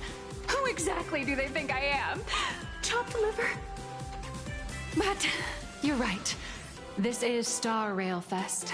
Today, I'm just a side character. Anyway, it's about time to head to the booth and meet up with the staff to start the signing session. I won't keep you from enjoying yourself any longer. Bye-bye.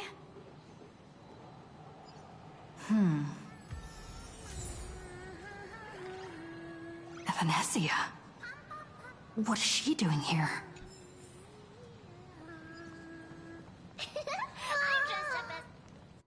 Target confirmed. Mine's ready. Toast on face. Evanesia, rolling in.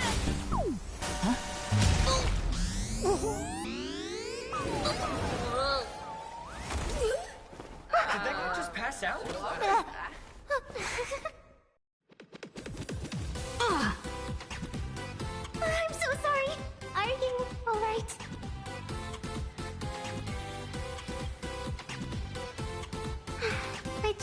to recreate that classic teen rom-com moment. You know, bumping into a schoolgirl running late with toast in her mouth. I'm really sorry. Why am I here? Well, probably because the plot demands it. That's got to be the lamest excuse I've ever heard. How could such a classic trope fall out of fashion so quickly?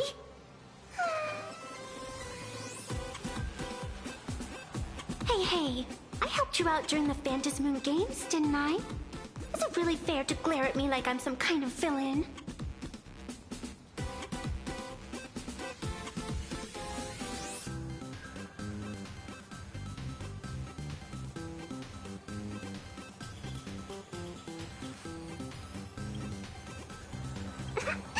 I watched your whole fight at Graphia Academy. I'm more than happy to befriend those who are destined to be part of these games, as long as they can show me their wish. Of course not! That mask has already been imprinted with the shape of your soul. Even if I took it back, it wouldn't be of any use to me. An old friend of mine once taught me how to draw. And as it turns out, I'm a natural. If you call those bad doodles you made when drawing the mask talent... I'd always wondered if something I imaginated could actually fool the Phantasmoon's eyes. See? This temporary ticket I gave you shows great promise. Proof that my artistic skills have leveled up. Speaking of which, shouldn't you show me some gratitude?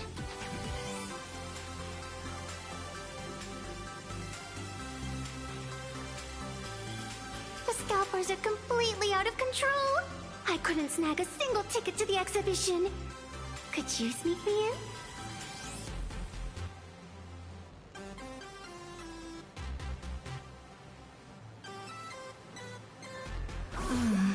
She did help us out before, but as a dignified nameless, how could I do something as unethical as helping someone sneak in without a ticket? After all she's done for us, you're gonna be stingy about a tiny favor? Besides, since when were we such paragons of virtue? I sure don't remember any of that. Huh? Didn't expect you to be so principled.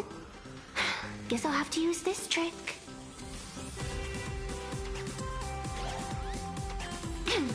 Little raccoon, I've actually been a huge fan of yours all along. From the very first page of The Fluffy, Volume 1, Chapter 1, I was already captivated by you. That afternoon, as I passed by the Graphia Academy building, I caught a glimpse of you by the window. Right then, I knew my heart had been stolen, and nothing else would ever make me feel so alive again. Getting to share a few happy moments with you at this exhibition, that's all I could ever ask for in this lifetime. All right, I'll do it. Stop nagging already. Just as I thought. No one's immune to some good old-fashioned glazing. Let's go. We've wasted enough time. I need to meet up with my friends first. What should I get next? A baseball raccoon? March bunny? Or I'll tell you who's... Or maybe a... So how's that for pure love, huh?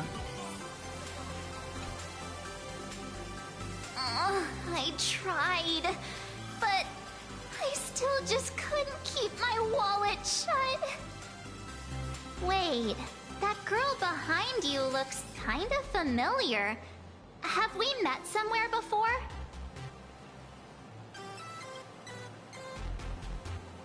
I feel like you're throwing shade at me.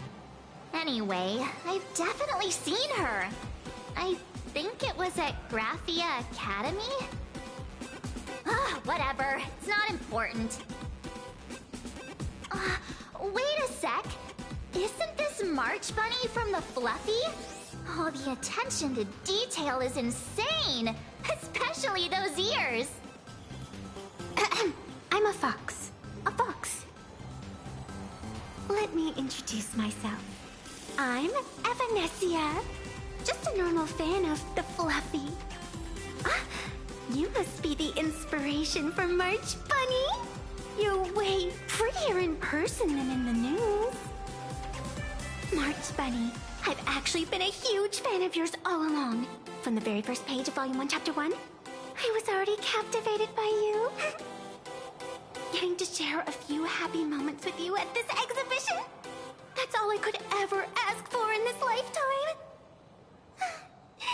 But I can't even get a single ticket, so I can only stand here, gazing up at that world from afar. Oh, you poor thing. Don't you worry. I will definitely make your wish come true.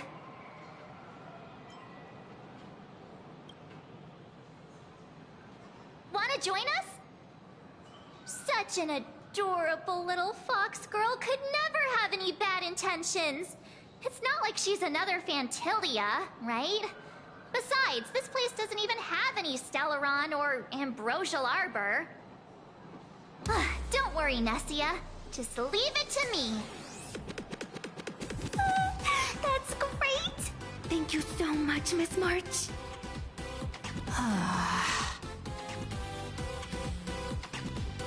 Himeko just messaged me. It's about time to head in now.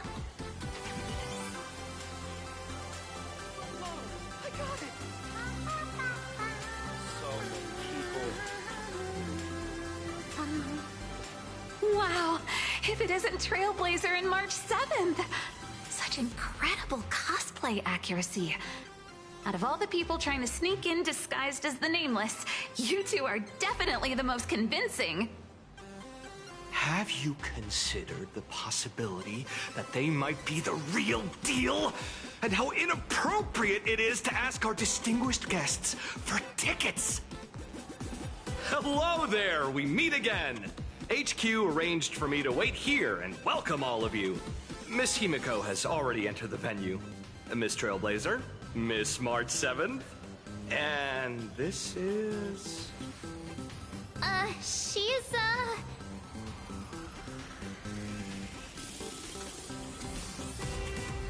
Hi, I'm Evanescia, the new pet aboard the Astral Express. She's just kidding. This is our good friend. Since you're friends with our guests here, I guess it's all good. Come on in.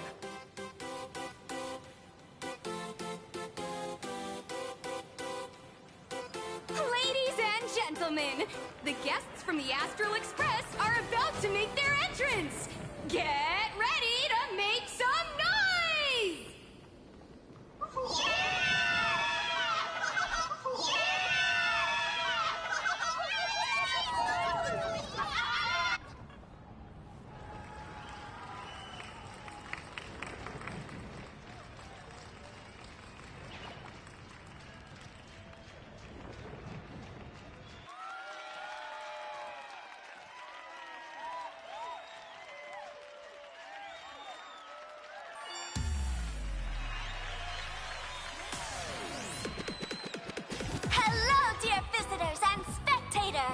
Before we officially kick off the Star Rail Fest exhibition, I'd like to thank our host, Pearlux Entertainment, as well as extend our gratitude to Blue Industries, Turbogen Heavy Industries, and Full Wish TV for their collaborative support.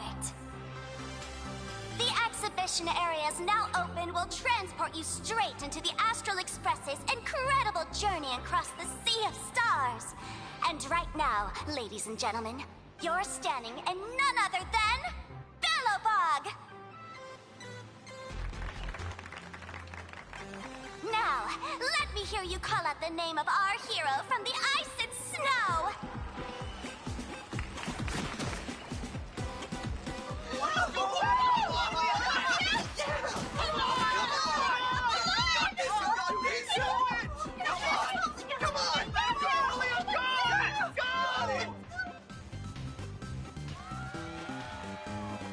When I grow up, I want want to be the Supreme Guardian and turn into a frost giant to fight those rampaging super ancient weapons.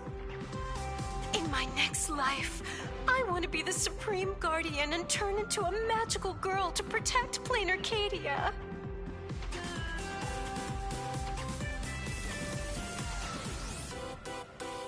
Wait, this isn't right. Why is everyone supporting Cocolia? What's wrong with having the most popular streamer girl host the biggest event? Wait. Aren't you supposed to be on the Department of Aberration Defense's wanted list? That's right. So I'll have to go into hiding right after this job. Come to think of it, maybe I should lie low using my Sparkle identity. After all, what does Sparkle have to do with this Sparksy thereafter? Oh, right. Nameless. Won't you take pity on me and give me back my mask? In your dreams. Yahoo! Since we have two Nameless from the Astral Express here with us today, let's kick off an exciting The Fluffy Trivia Quiz!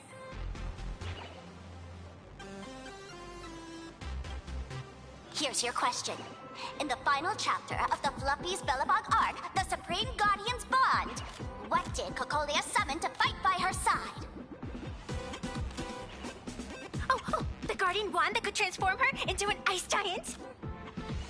Ding ding! That's correct!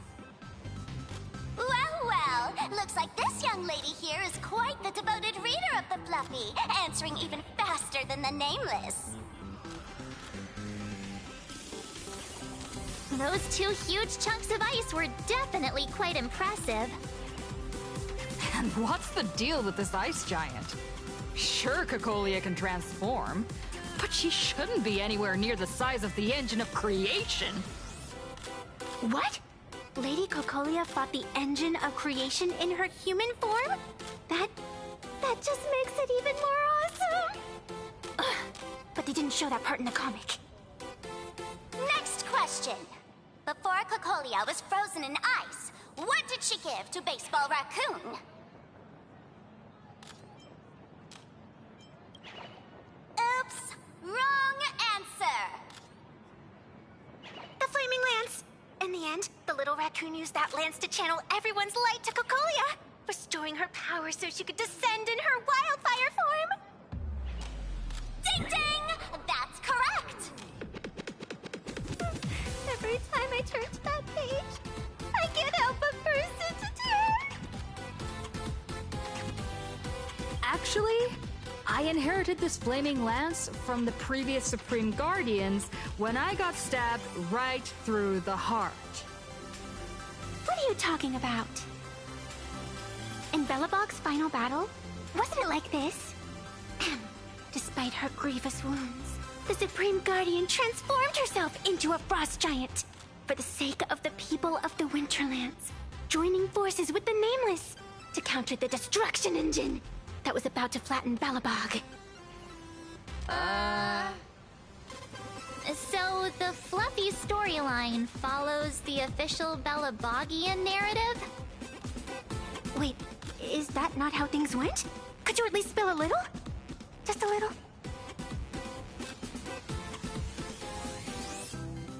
I get it. If the official version of events is that Cocolia and the Nameless defeated the rampaging engine together, then that means, in reverse, Cocolia was the enemy you defeated. I see. If the truth about this were to be revealed to the people of Bellabog, the hard-earned peace would crumble, wouldn't it? Nessia, please keep this a secret. Of course, my lips are sealed.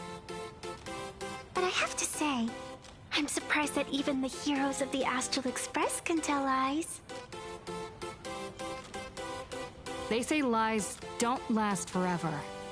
And while Bellabog's future may be built on a lie, I hope it can endure for a long, long time. Because those people are all my friends. Thank you for telling me about this. The Phantasmoon games make supplicants wear masks. But if you ask me, that's when people really drop the act and face their true selves. Big hero! The event's not over yet! Come join me on the stage and deliver your decisive strike in the epic battle between Madame Cocolia and the Destruction Engine! Me?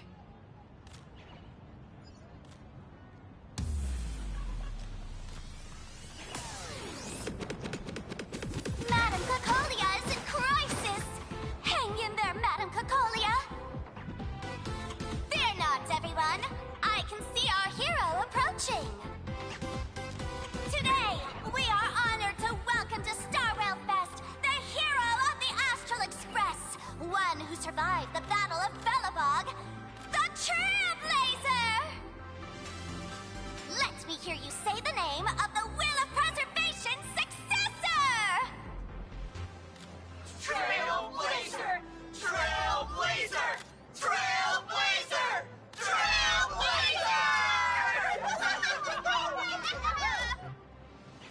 Come on, warrior from beyond the sky! Show us that legendary scene again! Ignite your flaming lance! Charge up Madame Cocolia with your power, and let her hear our calls! The host is calling for you. Time to take the stage, great hero!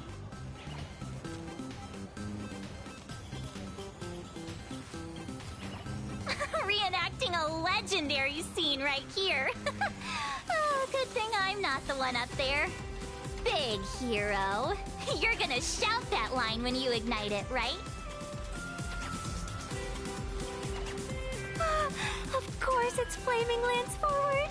You've got to shout it really loud. Flaming Lance forward! Flaming Lance forward! Flaming Lance forward! The sphere tip has been ignited. Kids and grown-ups alike, raise your glow sticks high and let's show our support for Cocolia, shall we? You got this, you got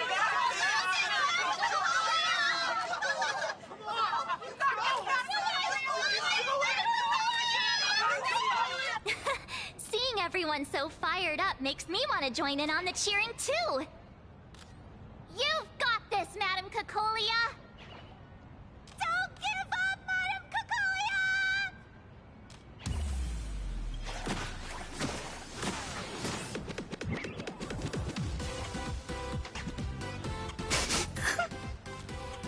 What's wrong, Nessia? I'm getting all emotional.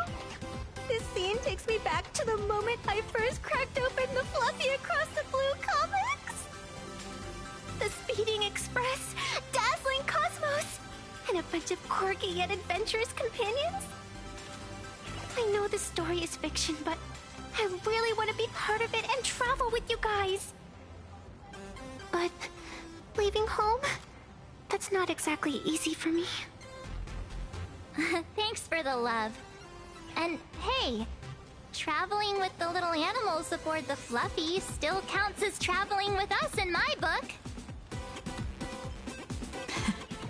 Thank you for the love. Being able to connect with friends like you through stories is probably the most precious part of this journey. Well said. Shall we head to the next exhibition area then? All right, let's get moving.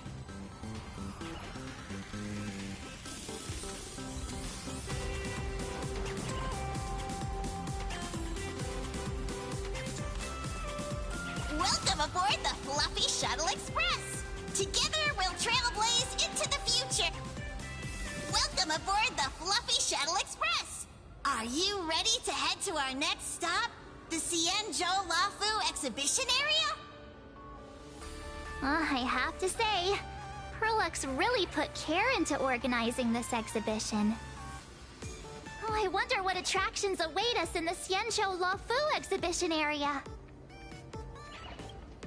Welcome aboard the Fluffy Shuttle Express! Together we'll trailblaze into the future! Next stop, Tianzhou Lafu Exhibition Area. The audience is brimming with Welcome aboard, passengers. The Fluffy Shuttle Express is about to depart. Next stop, Tianzhou Lafu Exhibition Area.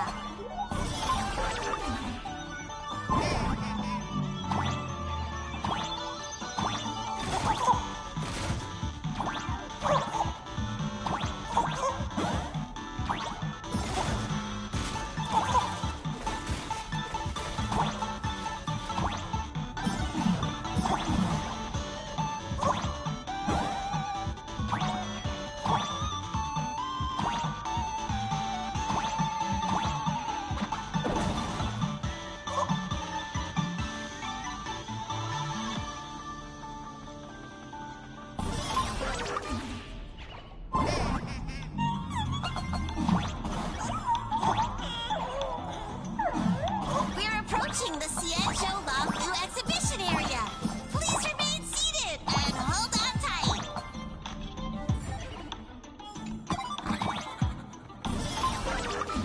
Welcome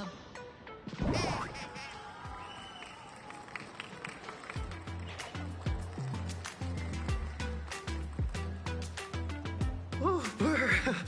The frigid waters of Scale Gorge Waterscape are chilling me to the bone. Why is there so much water in the exhibition area? Did a pipe burst or something? I bet this is some cutting-edge immersive theater performance. I gotta say, these tickets are totally worth every penny.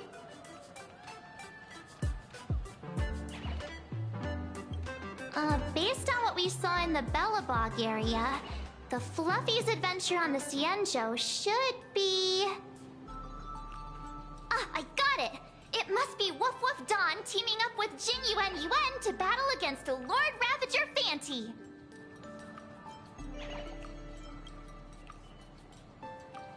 I'm so jealous that you guys still get to experience the joy of seeing the Fluffy for the first time. Well, it's fine, because this means I get to show off all my knowledge about the Fluffy.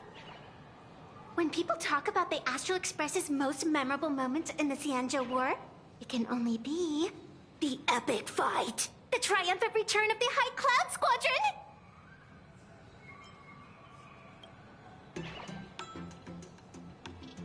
When people say squadron, they mean a bunch of superheroes teaming up. Did I get too excited? Sorry. I really got carried away. Not at all. I'm guessing this High Cloud Squadron must be referring to the Xianzhou's High Cloud Quintet, right? Did a Memo Snatcher steal my memories? When we fought Fantilia, did we really have that many people helping us? 5 at once?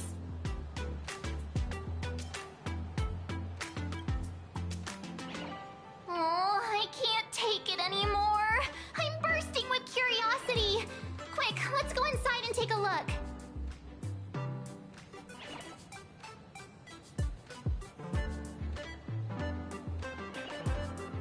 The Express family living the best life is more important than any. A day of peaceful repose. Why do all the reporters from Verboga Weekly What an exquisite Xianzhou outfit.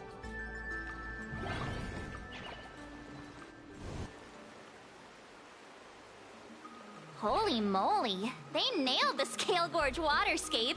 The whole exhibition area is completely submerged. Little Raccoon, I want to see that thing. Rending my form, setting free, a thunderous roar, a symphony. Aw, hold it right there. Please do me a favor and stop that. Nessia means that thing. With a flick of the hand, the ancient sea splits apart.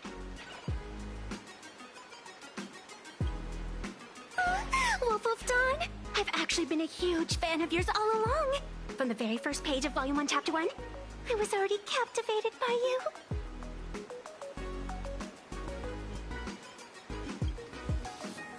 Who on earth did this kid learn to ask favors like that from? From March Bunny in the comic, if you must know. What? This is absolutely the biggest personal attack on me ever! Never mind. I'll go ask someone about what's going on.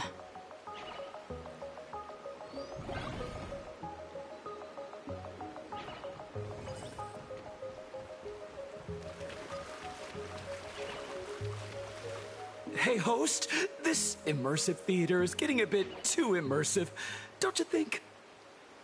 Ugh. It's been almost 20 minutes. Where's the actor who's gonna split the sea? That's right. The script for this exhibition stage play was written under the guidance of the Xianzhou's legendary literary master, Mr. Xian. We guarantee you'll get an authentic recreation of the Express's most iconic moments. Oh, it's you! Trailblazer! I don't know what happened, but water just started gushing out everywhere. Please, save this exhibition area like you saved Scale Gorge Waterscape before. All right then.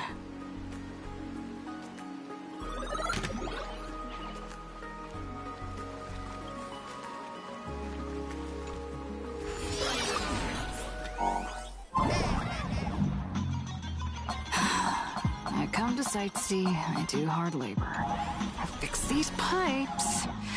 All for the audience.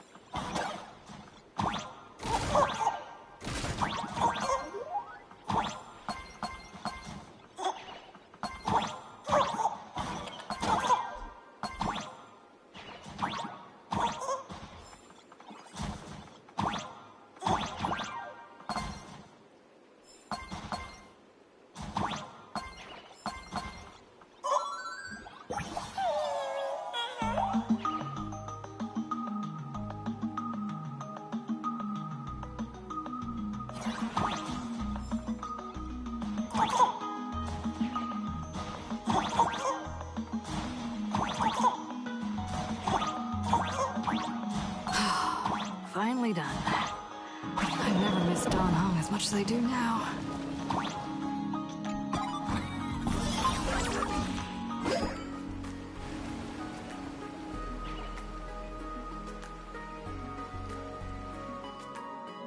Welcome, dear visitors and spectators. At this moment, you've arrived along with the Astral Express at the ancient and mysterious Xianzhou! It's the Xianzhou Luofu! Oh, that's right! The Xianzhou Luofu Scale Gorge Waterscape! Let's give thanks to the Trailblazer, hero of the Astral Express, who not only saved the Xianzhou Luofu, but also happened to save our little venue today! Whew, and now, it's showtime! Adapted from the true adventures of the Astral Express, we present Battle at Scale Gorge Waterscape! High Cloud Squadron, assembles! Thanks to the support of Full Wish TV, we invited the 4 main stars of the action hero series, Daybreak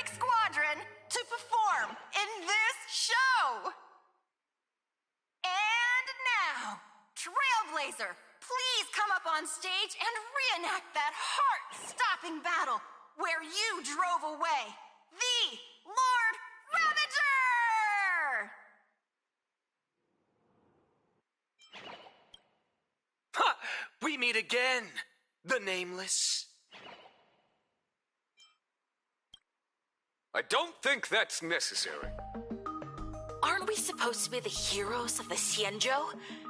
Why do the Xianzhou's heroes need to rely on others to save their land? Same as us. Shouldn't the heroes of this world be able to protect our own people? Can't we be the ones to bring happy smiles to their faces? Hey! What nonsense are you all babbling about? Is any of this actually in the script? No, quite the opposite. Star Rail Fest is the perfect opportunity! As Supplicant stepping into the Phantom Moon Games, the Daybreak Squadron challenges you! You wouldn't back down now, would you, Supplicant of the Astral Express?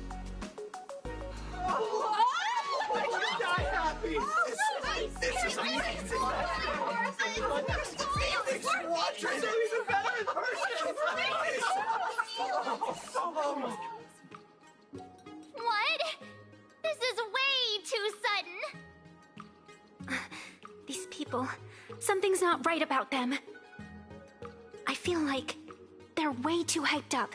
Even characters in action comics don't talk like this.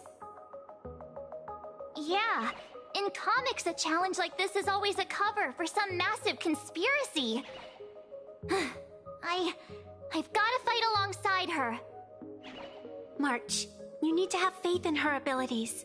Rather than rushing into battle, what you should be doing now is getting in touch with your companions.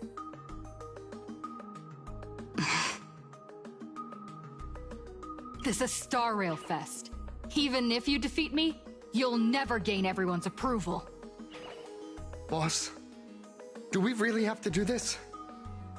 Gray, we've been putting on a show for long enough.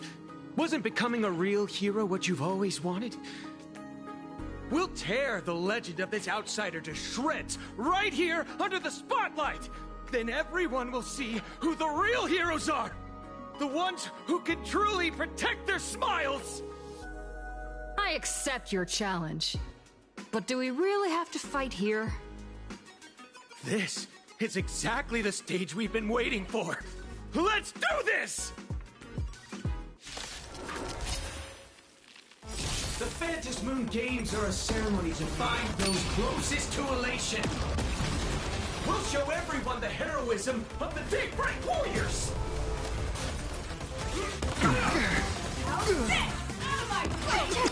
I see through you.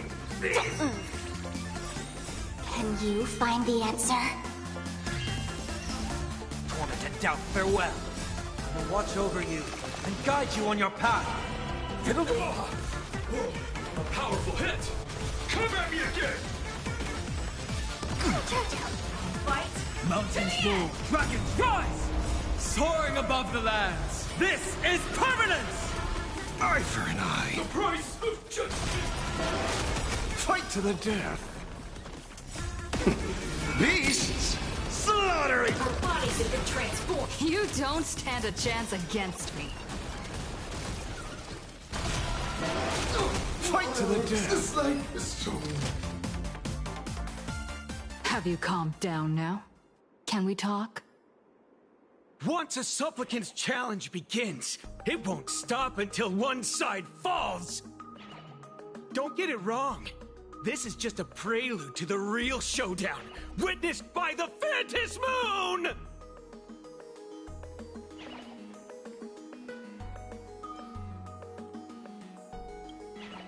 Just what exactly are they planning to do here at Star Rail Fest? Is this the supplicant lurking beneath the surface that Pearl theorized about? But which of the 4 Daybreak Warriors is the supplicant? Judging from their strength, I think it might be the red one. Ah, forget it. We should go check out what's happening outside the exhibition area.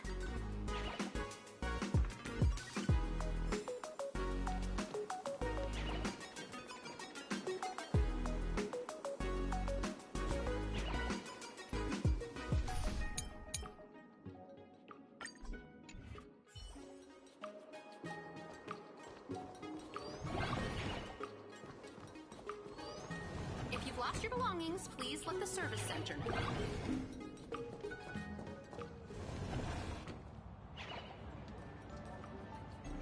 Interrupting a show for no reason. But to be honest, I wasn't dying to watch that High Cloud Squadron Assembles play anyway. So, don't tell me this whole Xianzhou story is also something Blurry made up? Funny. Can't say I'm surprised at all. I wouldn't dare take credit for what I didn't do, since it was in fact General Jing Yuan and Dan Heng who teamed up to defeat Fantilia. As for the High Cloud Quintet, it's been over 700 years since those five made their mark. I know it may sound wild, but Xianzhou folks generally live really long lives. You've read the Fluffy comics, haven't you? Pretty sure they covered all that lore in there. Yeah, immortality. Some see it as a curse. But personally, I don't think the abundance is as terrifying as their reputation suggests. I almost forgot we're not in the Xianzhou anymore. Should be fine to talk openly about the abundance now, I guess. Yeah, that's not an issue. But the Xianzhou's attitude towards the abundance isn't totally baseless. We've clashed with the Borisin, fought against the Mara struck. Just imagine if we hadn't won that battle against Fantilia back then. The universe would have ended up with an immortal, indestructible Lord Ravager. Actually, I think the abundance and elation make quite a good match. After all, only with infinite life can one pursue infinite joy. In my opinion, those who are alive have the right to choose death. But they also have the right to choose to live on. After all, there's always something out there that makes tomorrow worth waking up to. Wow. Getting all philosophical on me now. When this kid gets serious like that, I swear you can practically see the wrinkles forming. Since we're talking about waking up, shouldn't we head over to the Penacony exhibition area next? Huh. You want to keep exploring? We need to be a bit more careful now, don't you think? I mean, the Daybreak Squadron already came gunning for us. Who knows if there are other supplicants lurking around, just waiting to make their move. Oh, come on, March. Don't be such a worrywart. Didn't our little raccoon take out those guys in no time at all? Such reassuring words. Little raccoon, I've actually been a huge fan of yours all along. All right. Don't push it. Here we come, Penacony! Exhibition area!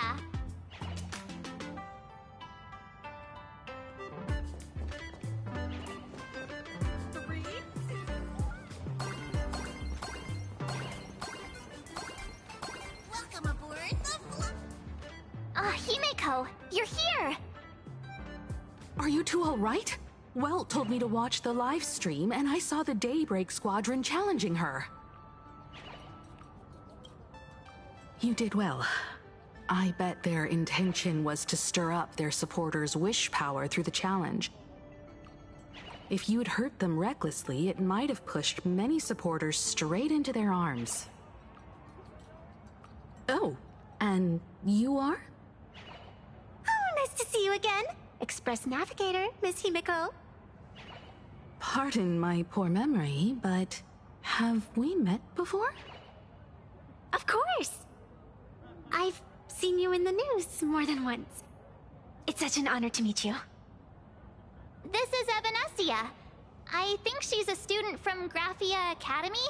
We ran into her at this expo, and she's a huge fan of both the Fluffy and the Express. Huh? So that girl you saw in the Phantasmoon courtyard, it was her? Wait a second. She made you a mask? So, you're telling me Nessia isn't just a normal girl? Who exactly is she?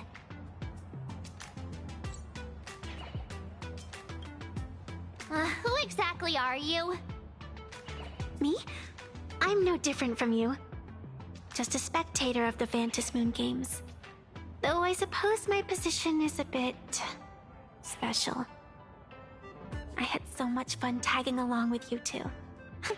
Who would have thought that the Fluffy had such an interesting backstory? I think it's time to say goodbye for now. Are you leaving, Miss Evanescia? Now that my identity has been exposed, Cinderella's magic is about to wear off.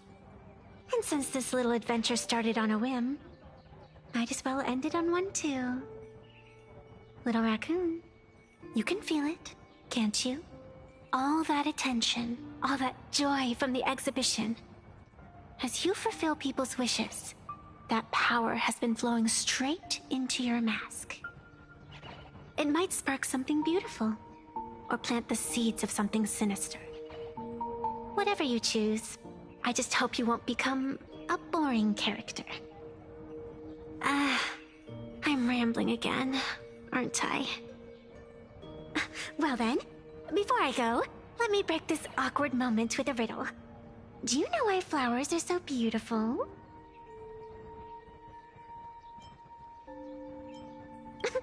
What's wrong? Can a pretty girl have her own special effects? I know you're never serious about anything, so I guess I'll just have to answer my own question. Because flowers are always so fleeting. Ah. You left your own special effects behind. She's gone. Unexpected people and unexpected things always make an appearance in the Phantasmoon games.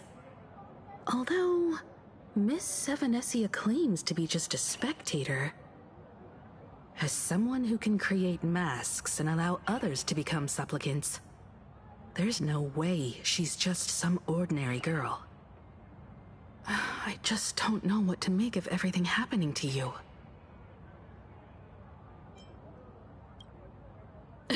Sorry, I'm just being overprotective. All right, time for us to head out. Where to? Let's continue forward to the next stop, the Penacony exhibition area. I have a feeling that the Daybreak Squadron's challenge isn't over yet. As the stars of this exhibition, if you left just to avoid conflict, all the spectators might think you chickened out and fled. Darn it! This whole Daybreak Squadron business has got me on edge. Somehow I can't shake the feeling we're being watched. Here's some good news. At least we aren't completely without help. Pearl's people are on their way to the Penacony exhibition area to join up with us.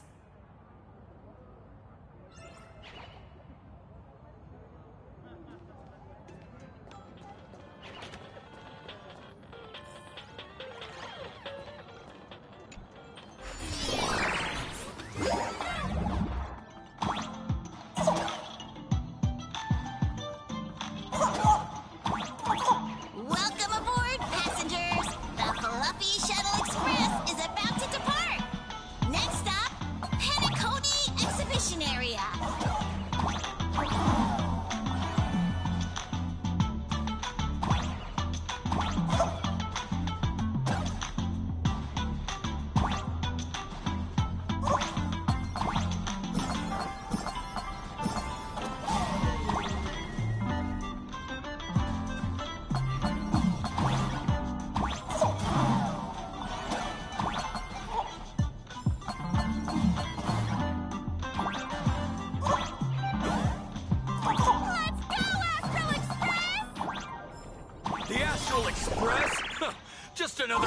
greasy lapdog. For Planarcadia! Let's go, Daybreak Squadron!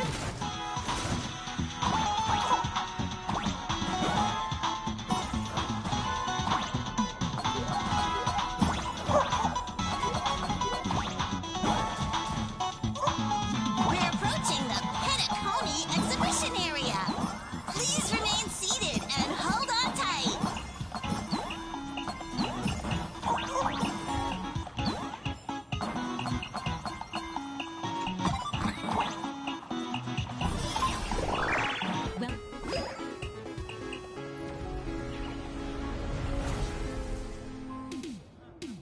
Oh, would I get run over by the express if I lay down on the tracks?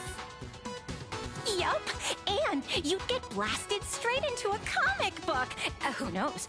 Maybe you'll be reborn as some superhero or something?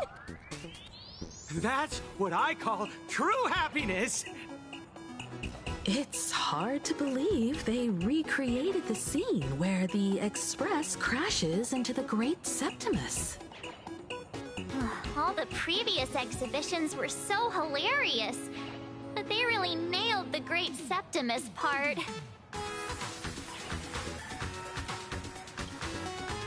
That's just mean. So where's the person Pearl sent? Huh? Who's calling? Yoo-hoo! How you doing, gray hair?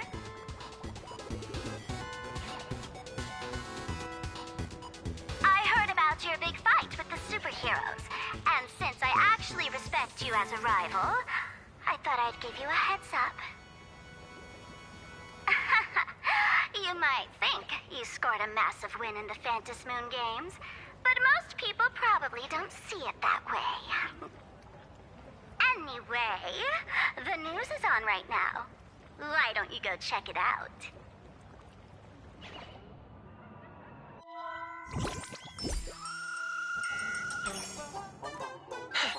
Just moments ago, an extremely violent incident broke out at the ongoing Star Rail Fest exhibition venue. The Astral Express supplicant Trailblazer brazenly launched a brutal attack on the beloved local heroes, the Daybreak Squadron. The scene descended into total chaos! Oh my! This is terrifying! Didn't this nameless just defeat Sparksy and save Grappia Academy? Was that victory still not enough? Could she, like the defeated Sparksy, now be a threat to everyone's safety? How chilling! In the video footage from the scene, the Trailblazer claimed her act was to demonstrate the so-called trailblazing spirit of the Astral Express to this world. You don't stand a chance against me. Is this what she calls the Trailblaze? Using brute force and violence to strike down the guardians of this Arcadia and trample over our own heroes? Was it a sudden violent outburst? Or was this the moment her true heartless nature finally came to light? Foolish TV will continue to follow this shocking incident. Stay tuned and don't go away. It's all over the internet now. Some say you're a violent maniac. Others think you're behind the bloodbath in Deathbrook, that you're the second herald of death. Oopsie. How are you feeling right about now,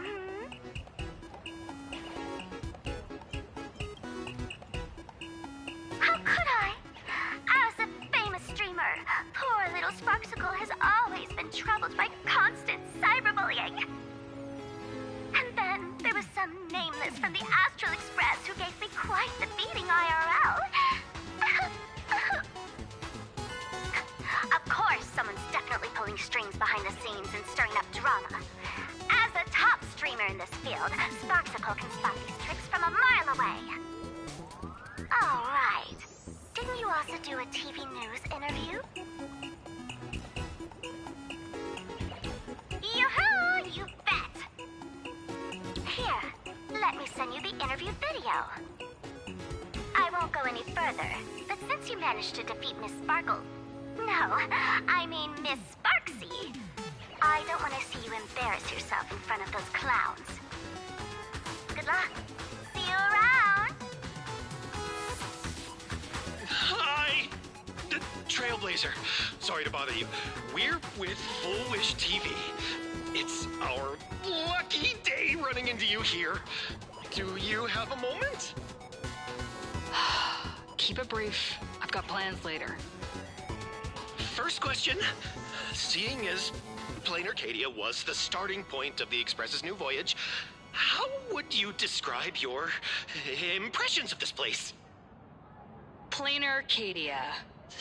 Everyone's chasing the latest trends. Looking for fun. Interesting!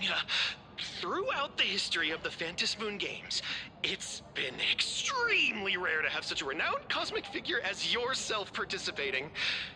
As the Astral Express's supplicant, what kind of changes do you hope to bring to this world in these games? Show everyone the strength of the Trailblaze to change this world. That's an impressive answer. Speaking of which, after joining the games, you immediately went to defeat Miss Sparksy, who represented the Masked Fools. What are your thoughts on potentially facing native supplicants in the future? The other native supplicants? Way too dangerous. I'd rather defeat them through violence. Speaking of local supplicants, we've noticed that Star Rail Fest is Perlux Corp's way of rolling out the red carpet for the Express. There are rumors that the IPC is also sponsoring the Express. So, I have to ask, are you representing the Express or the IPC in these games? At the end of the day, this is a festival for the IPC's interests. Madame Pearl and Perlux extended such a warm invitation. I'm not one of the guests. I'm the master of this place. Wait, what? This is totally a malicious edit to frame her! How shameless.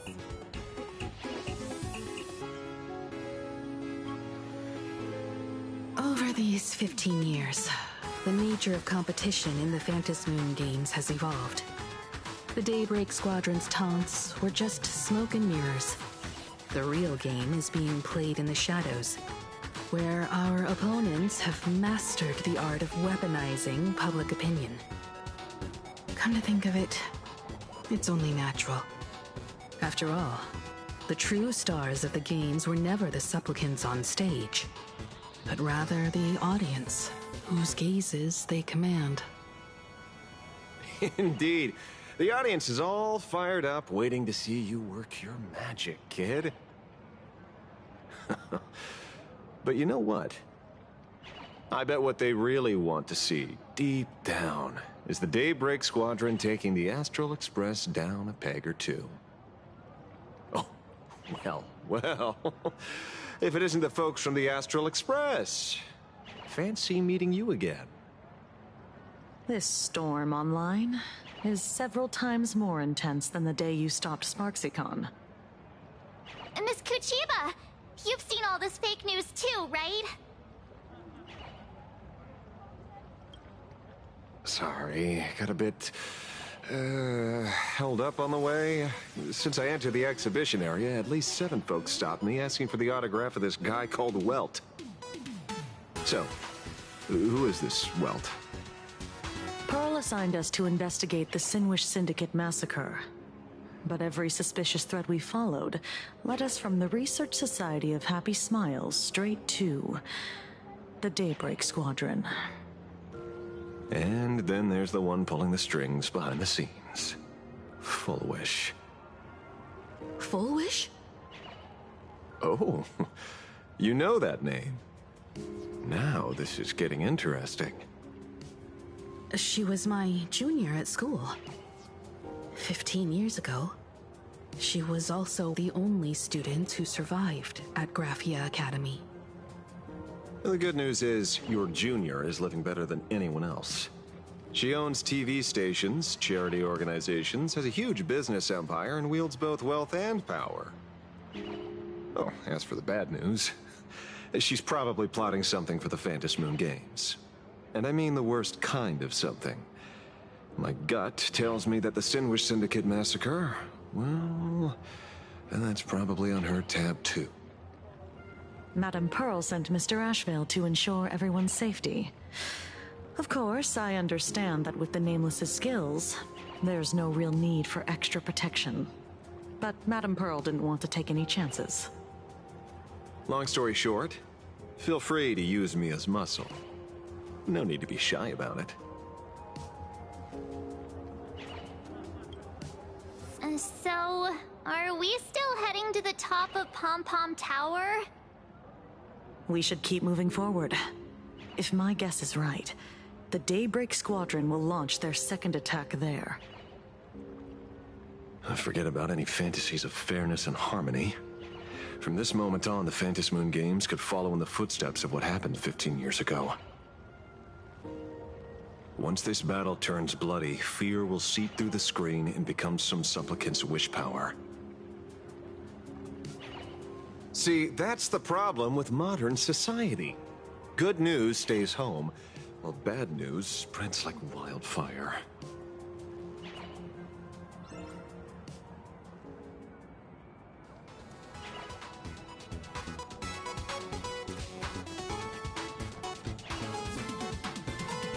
To move forward, we'll need to fuel up the Shuttle Express first.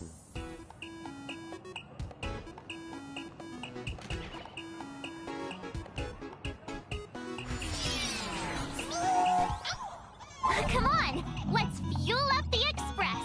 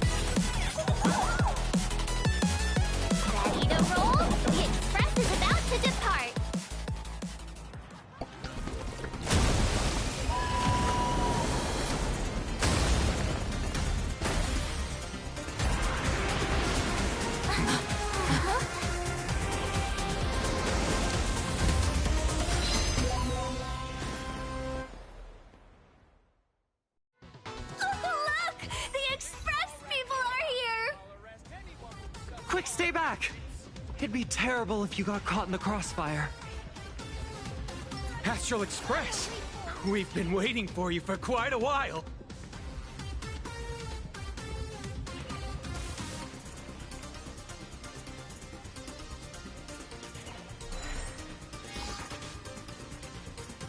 The Astral Express. Just as I thought you weren't going to show up. Oh, you brought help? And it's an old friend. Been a while, old man.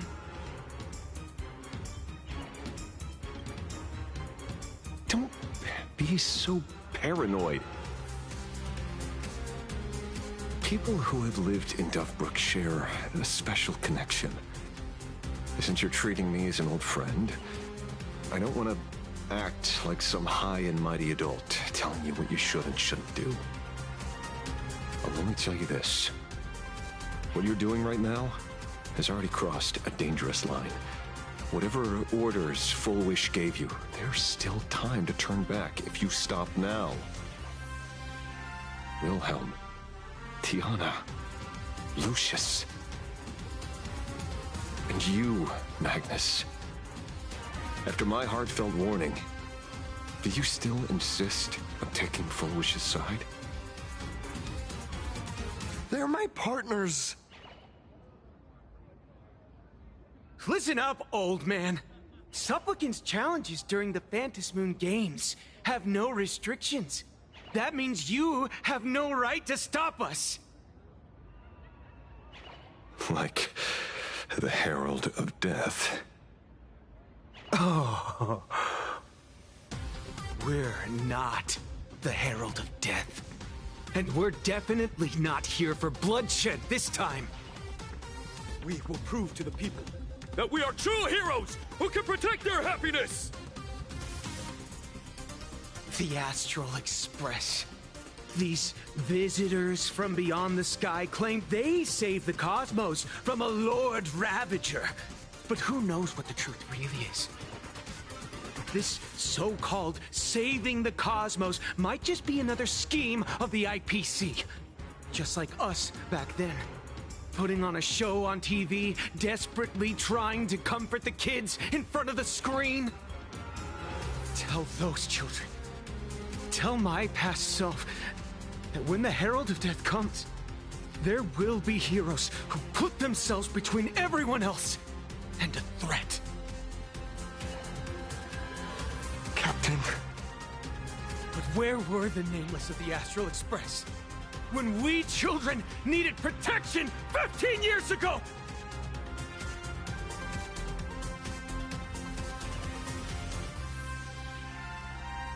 Gray, don't be fooled by these flashy, cosmic heroes. The Astral Express doesn't care about our happiness at all. They come and go like all tourists. No, they're even more heartless than tourists. Because they're here to trample on the elation ceremony and steal the Arcadian people's attention! They replaced our fantasies of heroes with their own image. All to satisfy their vanity called the Trailblazing Spirit. Tell me, have you ever, even for a moment, felt what it's like to tremble on blood-soaked ground at dusk?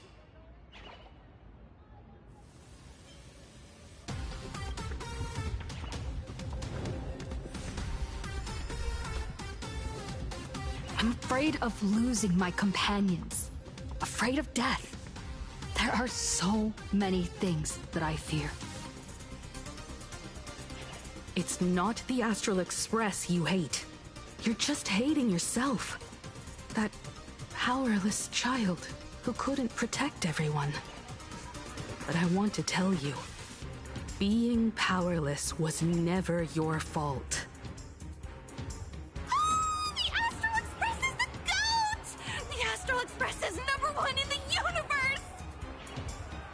Yapping! Tear them to shreds! Beat them to a pulp! I want a bloodbath! Daybreak Squadron! Beat these alien punks to the ground! Shut up! All of you, shut up! As a kid, it wasn't my fault that I was powerless. But we, the orphans of the Bloodstained Games, won't remain that way forever. We've undergone the happiness surgery transformation. We've overcome our weak former selves and become Daybreak Warriors. We've grown stronger. Strange.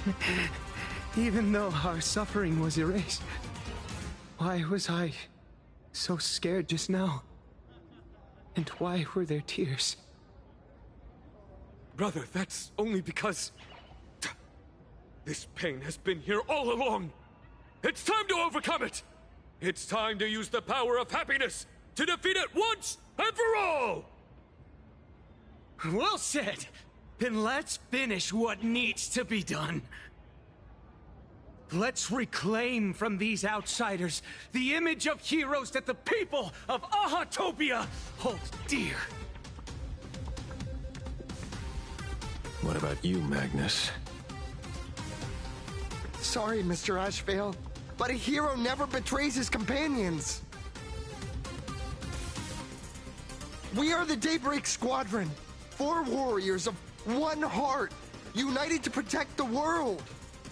I won't let down my companions, or those who believe in us. We are the true heroes. Look at the statue of the conductor. It's just an empty shell. Even Pearlux Corp, with countless resources at their disposal, can't breathe life into it. But we can. Let me prove it to you. Stop them! Don't let them drag the Astral Express's name through the mud! I shall provide the wish power to awaken it. I shall become its skeleton and allow it to stand! I shall turn into the fuel that drives it forward! I shall become the core that makes the engine sing the song of eternal joy! Happy! So happy! Happiness! The Express is about to warp happily! Cleanup initiated! Unclean eliminates! Everyone will be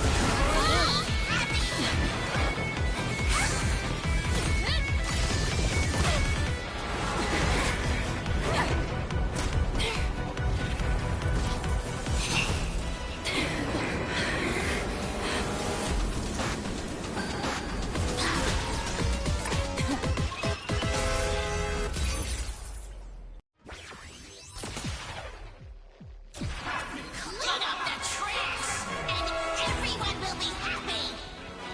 The unclean and the unhappy! Sweep it all away!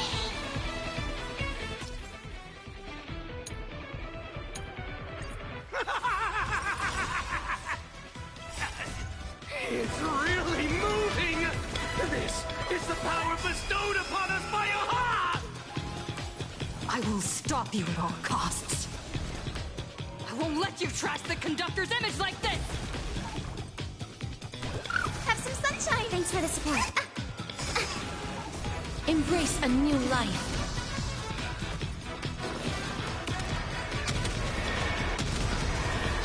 May death protect us! What are you doing? Enemy data secured. Net markers activated. Time for a good old counterattack. The future is great. So may the win. I shall remember this. Cleaning begin! May the Sphinx dispel the gloom. Restore the sky. Thanks for the support. Do not sweep away pain together! Root here. Embrace a new life.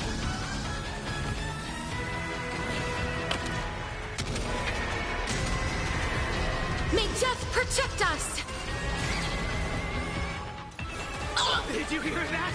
Aha is beckoning us! We don't have to be afraid anymore! Let smile spread! Let laughter be eternal!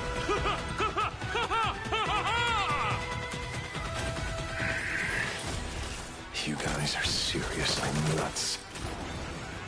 Insufficient cleaning power! As you wish. Embrace a new life.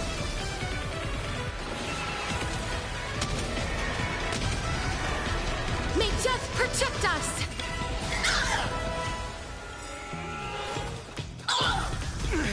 The Astral Express is nothing but the IBC's lapdog.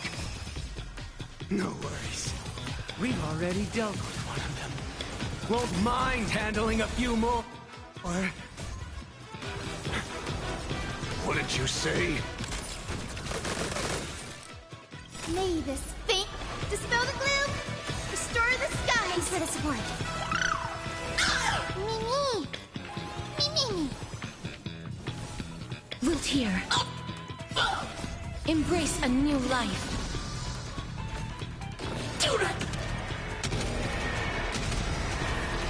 May death protect us! Future is free.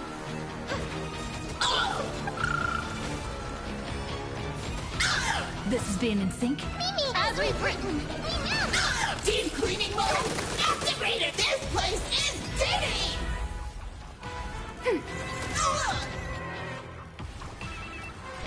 So make them wait. Don't be rash.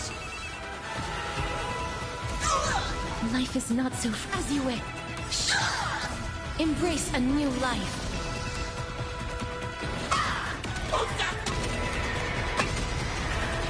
May death protect us! Won't that working? Mimi! We promise to protect the Arcadia! Filth, pain, so much! Eliminate pain! Everyone smile! Super powerful cleaning mode!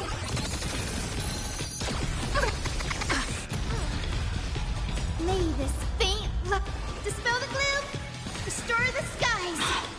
Break's over. Damn it! I'm still here. Trust me. We can do anything!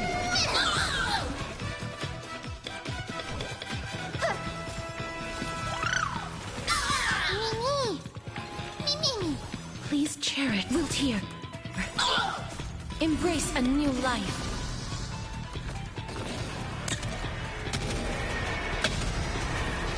May death protect us! Surely that did the trick this time. Reboot! Self-repair! Must bring happiness!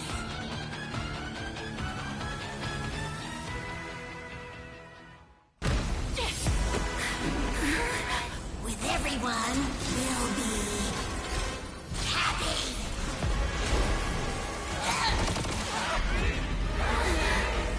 I offer my blood to consume this vendetta. I offer my heart to shoot down this injustice. I, lead Hunter La Mancha, call upon you in the name of the Star Hunt Oath. Skybook, gaze upon this broken-legged wolf and steer my hunt toward victory! So happy! Now arriving at Terminal Station, land of sneering gods. Welcome back into the gods' embrace! Shh. Quiet now. It's time for bed.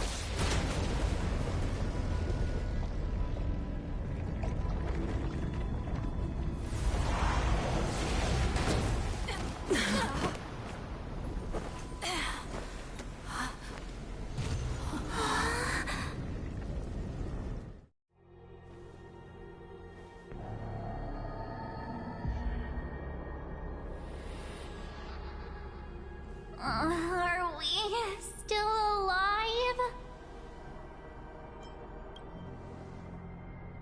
Oh, hey, don't say things like that. I remember the out-of-control express taking us down and through an abandoned tunnel. Theoretically speaking, this should be a station deep underground. But what's with all these ruined buildings? And that weird space in the distance? Is this really an underground station? A place this big exists beneath Planarcadia? Perhaps we're no longer in reality. We may have landed somewhere within the world in canvas for unknown reasons.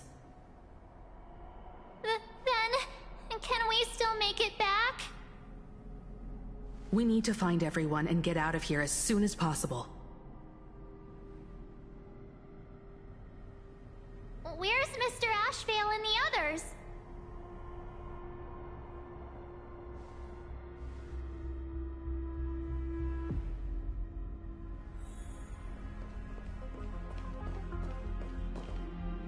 we've been reborn. See? I knew we weren't like those Sinwish Syndicate trash. You're right, Red. We're heroes. We are justice. We are the undying happiness! If you are justice, then forgive me for playing the necessary evil. Everyone, please! This has to stop! If this goes on, you'll all... Just smile. Embrace the everlasting bliss and true happiness. I beg you, please, listen to me. It's not too late. We can still go back to the Department of Aberration Defense with Miss Kuchiba and explain everything. It's no use. They are just creatures that can only react to joy now. All shall be blessed with happiness. All shall live forever. So smile and laugh, and let our laughter infect all of Planarcadia. My senior, Mr. Ashvale, I'm begging you. Please tell them that it's not too late.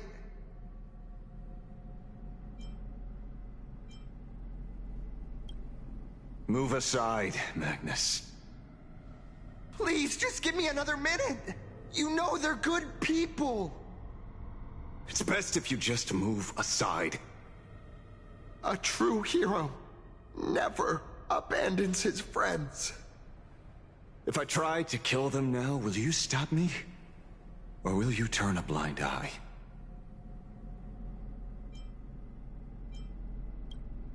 I get where you're coming from, but they've made their choices and so have I. After all, are they really better off like this?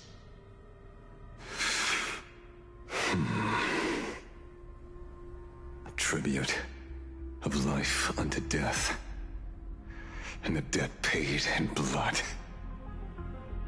The Sinwish Syndicate, a gang that once ruled the streets of Daybreak. They sparked massive turf wars that left many with grievous injuries and racked up charges for robbery, extortion, and a whole laundry list of other crimes. Pullwave and Koss died. They were far from saints. Any good deeds they did in their lifetimes were just like a few pretty soap bubbles floating up from a stagnant pool of filth. That's why we brought them down. They and this whole world have now become happier. Yes, they may have had sins to atone for, but that doesn't justify your murdering them as if they were just toys. Thank you for your aid. I am the Blaze Weaver Warrior, captain of the Daybreak Squadron! May I... Hey, where are you going? Play? We're not playing. Everyone's just laughing along happily. Mr. Detective, do you know about the Galaxy Rangers? I heard they are a group of righteous heroes roaming the universe. In that sense, are we the city's rangers? Ah! Mr. Ashville! Could you do us a favor?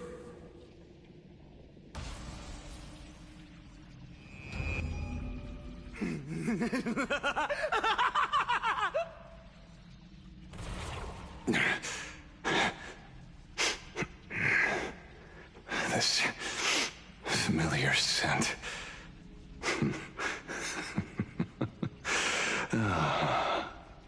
I see. What have you done? Remember what happened today, Magnus. You may seek revenge anytime. I won't stop you.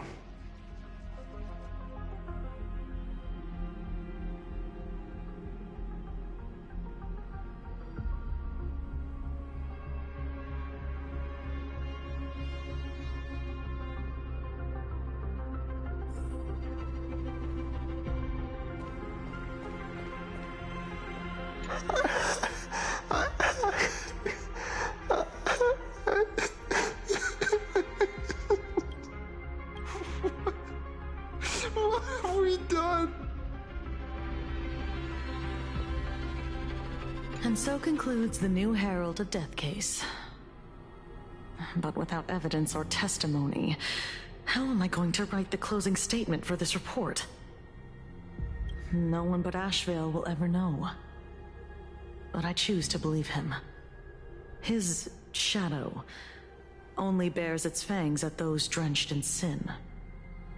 I don't know how he came upon such power, but it did help the Department of Aberration Defense crack several hard cases.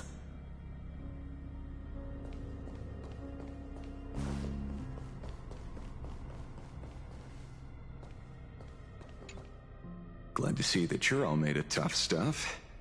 I was just fretting over failing my chaperone duties. La Mancha, leader of the Galaxy Rangers.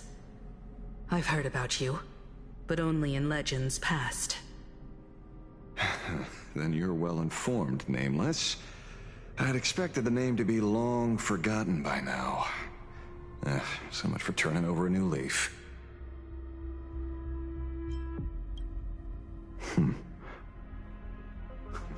But you mean the esteemed Silver Gun Shura and dazzling ninja hero? Of course not. I retired a long time ago. Out of the Rangers I know who are still alive, one sees me as a traitor. The other is prey. And just so we're clear, I want you all to forget the name you just heard. Right here and now, in this world called Planarcadia, I am just Detective Ashvale. Instead of obsessing over my identity, or pitying the 3 dead criminals, I advise you to work on a way out of this place first. I've long heard rumors about unsavory things hidden deep beneath the Arcadia. It's strange how the people here can sleep so soundly. The train broadcast called this place the Land of Sneering Gods. I don't think I've ever seen this station on a map. Are we going to be trapped here forever? Mr. Ashvale, despite being at such a bizarre location, you've been oddly confident and unconcerned over your safety since the very beginning. Do you truly know nothing about this place? I'm afraid that's classified information. Besides, well, I'm simply doing what any professional private investigator would do. Trust my employer. It's time to show us the trinket Pearl gave you, kid. Oh, come on. Didn't Pearl give you a chip? We're in good hands, as long as she can track your location with that thing. A tracking device. Again. Akavilli. Akavilli.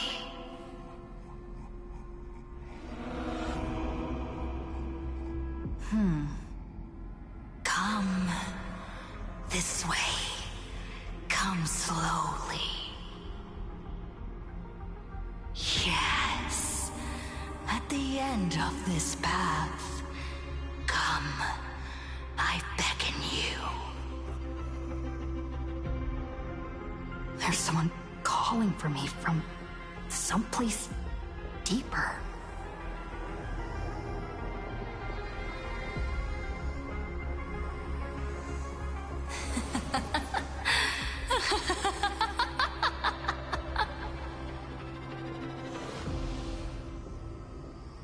Over here. Keep going forward. Come. Come here. This way. Akavilli.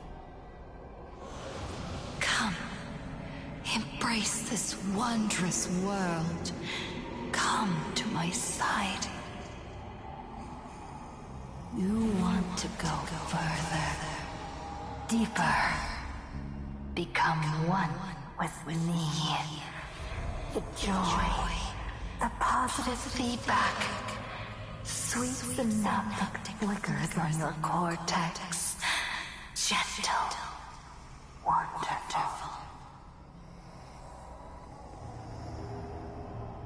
Listen, it's breathing. Slumbering, whimpering, and grinning. Or gentle, or gentle, warm and gentle. I am you, and you are me. Come, embrace this primordial joy. Life, in exchange for a boarding pass on the Express toward the end. Become one with me. Become a part of me. Become mine.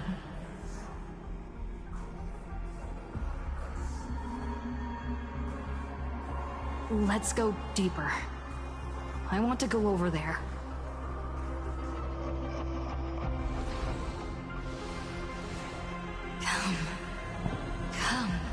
Come. Just like that. Step forward.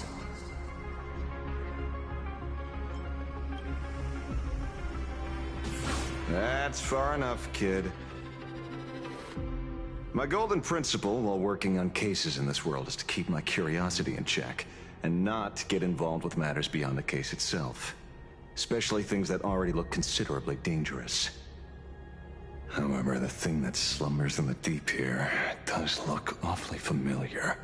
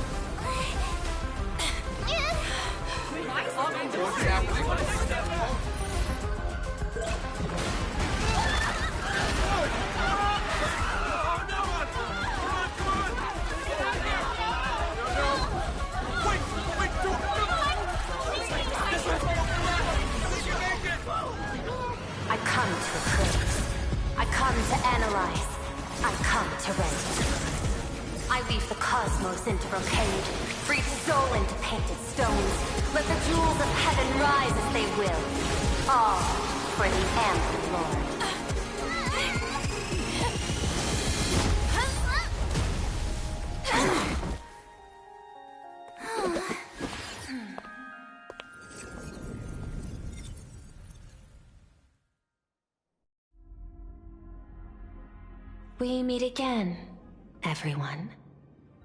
Fortunately, her lucky chip helped me locate you. Please accept my sincerest apologies for not intervening in time and putting all of you in danger.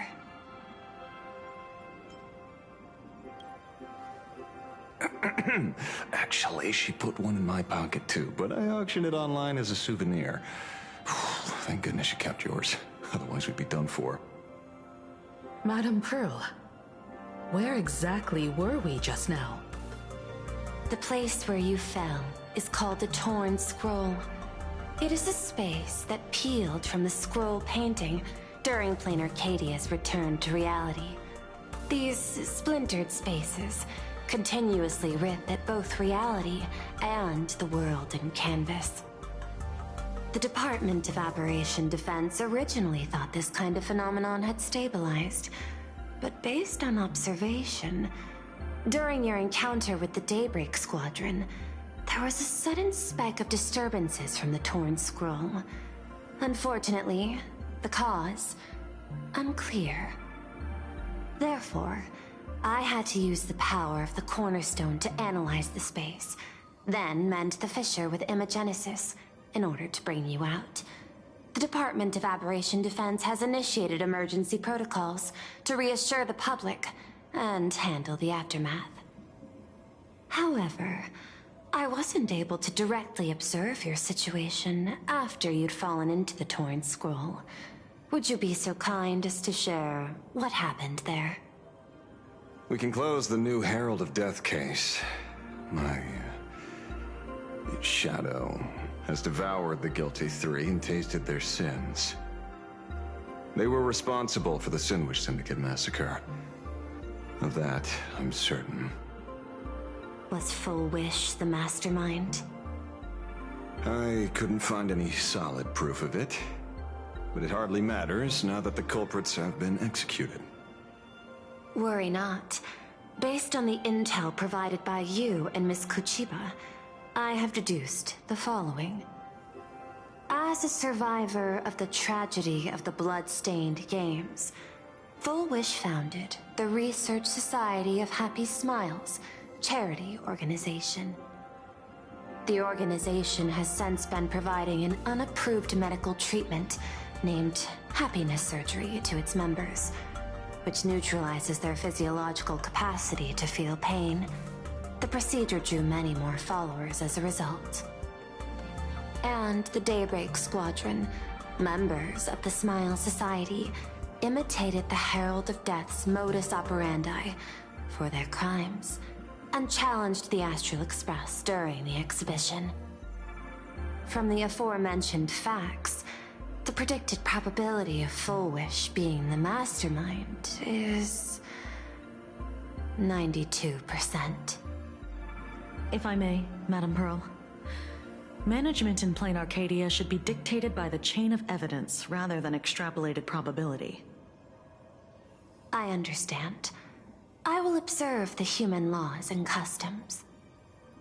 In any case, we have achieved our goal through Star Rail Fest, luring the supplicant with ill intent out of hiding.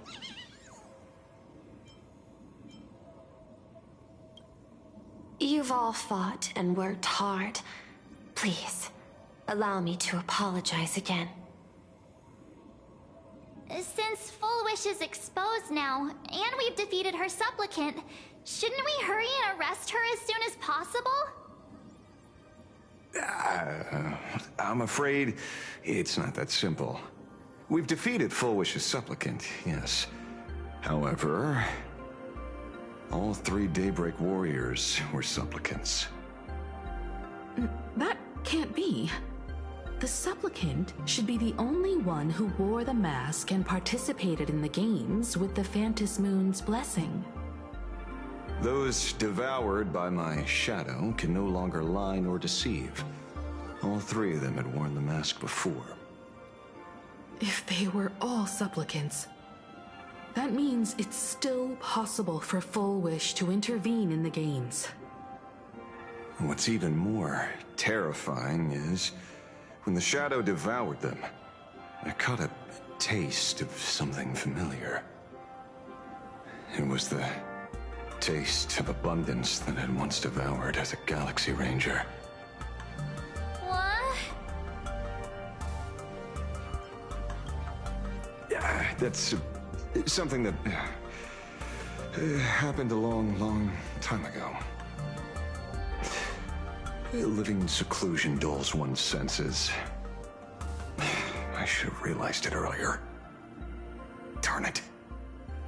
There is no point in beating yourself up over it. Therefore, the conclusion must be corrected.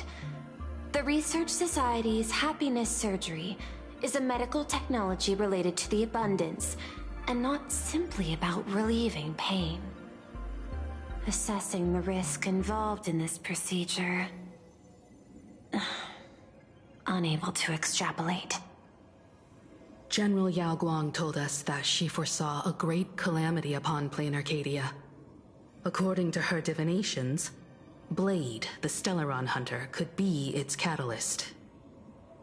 So that's why she asked me for the authority to extradite Blade. Regardless, none of us had anticipated this. Planarcadia's calamity had already taken root, long before the arrival of the Stellaron hunter. In the name of the IPC, the law, or a challenge to a supplicant? These options imply 3 different strategies. Regardless of the approach, the respective timing and investment must be considered. Thank you for your surprise intel, Mr. Ashvale.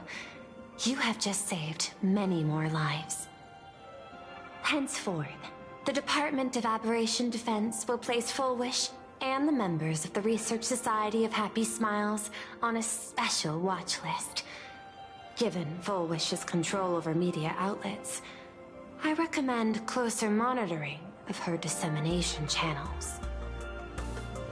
Understood. We will also implement pre-disaster measures at the calamity level standard per the safety response protocol against aberrant threats. Full Wish is not working alone. For normal people to be able to get an abundance transformation, that implies far more sinister supporters behind the scenes. These are enemies not to be easily contended with. Therefore, as the administrator, I beseech you all, please, lend your aid and help Planarcadia through this crisis. This has escalated beyond mere rivalry for the Ionic game. Full Wish's conspiracy has crossed the line. This situation's 100 times more dire than the Herald of Death incident 15 years ago.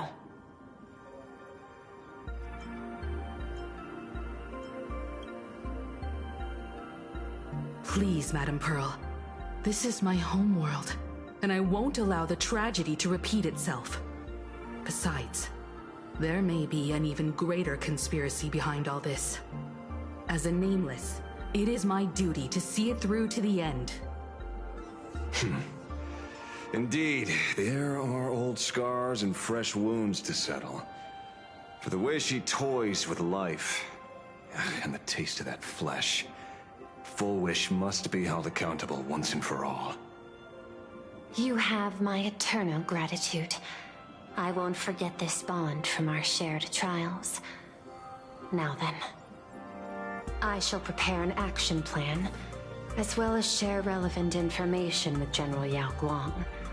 The seed of abundance planted by Full Wish must be uprooted and eradicated as soon as possible.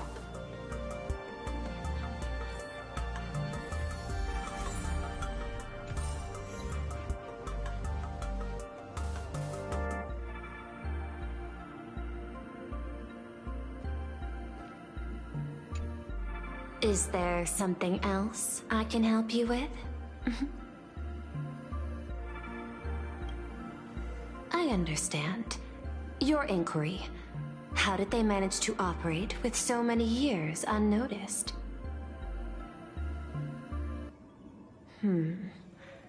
I had put them on a temporary watch list before, due to significant decreases in crime rates in certain regions. But now, we finally know how they achieved such a miracle. Personally speaking, I cannot fault the citizens who joined the Society, nor do I wish to fixate on the accountability of those who governed at the time. After all, for the corporation, the Smile Society is a tool for maintaining stability, and the members are simply following the human instinct to avoid suffering. You've been to Penacony. You should know. There, the family's members lull guests to sleep with power of the harmony and soothe their pain. From a human ethics point of view, it is well within people's rights to avert pain in moderation. Humans cannot turn off their innate negative feedback like Intellitrons do. I understand and deeply sympathize with that. My assigned theme is analytical art, but at the same time, I am fortunate to be appointed governor of a world. The portrayal and sublimation of pain in human works of art shine among humanity's greatest treasures. Tragedy, elegy, and lost epics. Their soul-stirring power springs from a profound understanding of this negative feedback. This so-called happiness surgery does more than just obliterate people's perception of pain. It strips away human complexity and turns what was dynamic and brilliant into a monotonous blotch. To me, governing this world is like creating a painting. My vision is to maintain the diversity of life forms and preserve their potential for growth and change. The Research Society has disrespected my work. Thus, my duty and theme have become one and the same. I will do all that I can to cleanse the misguided strokes of the Research Society from this land. Thank you again for lending your aid, Nameless. I will begin extrapolation of our next steps now. Please, be my guest. I hope you all get some proper rest before moving out again.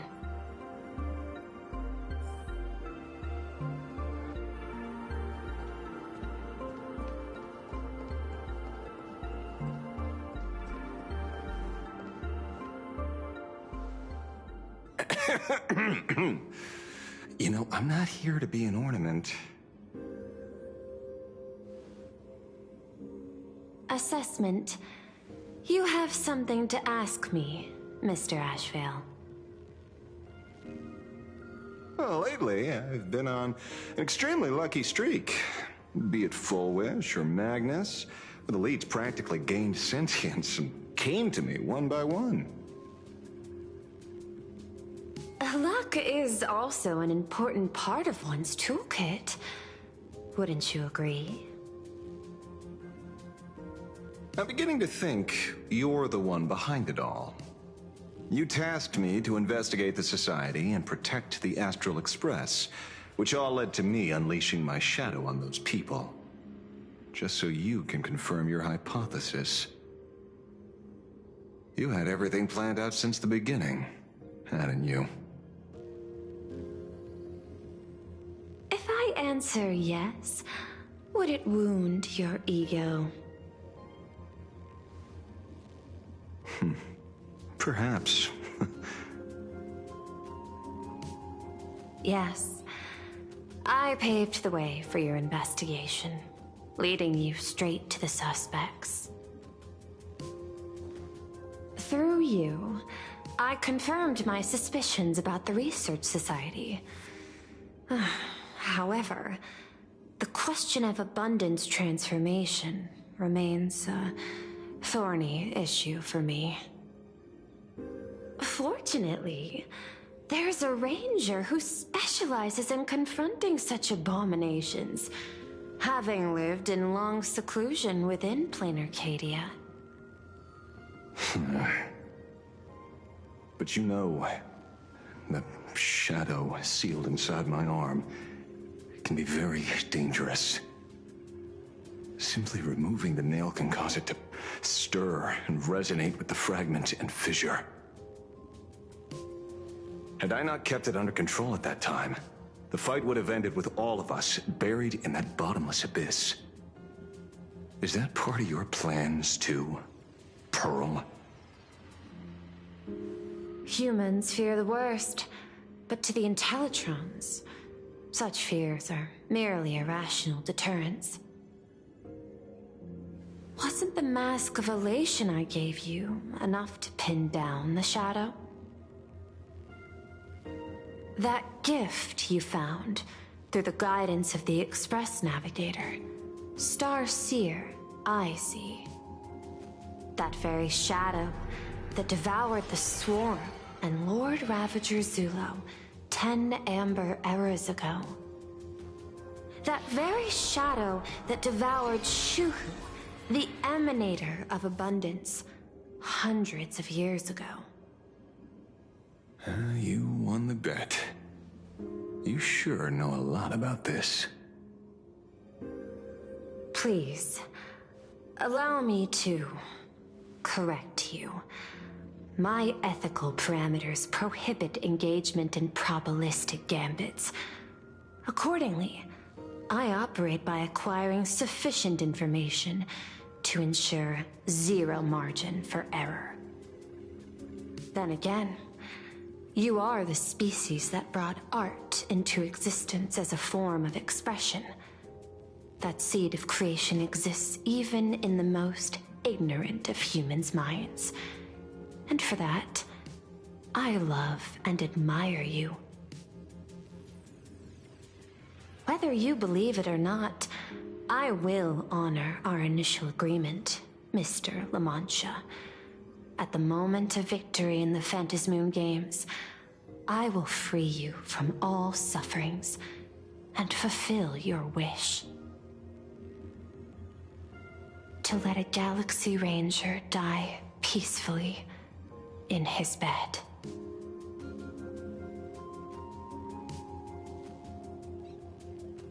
In that case, I will continue to fight for you, my lady.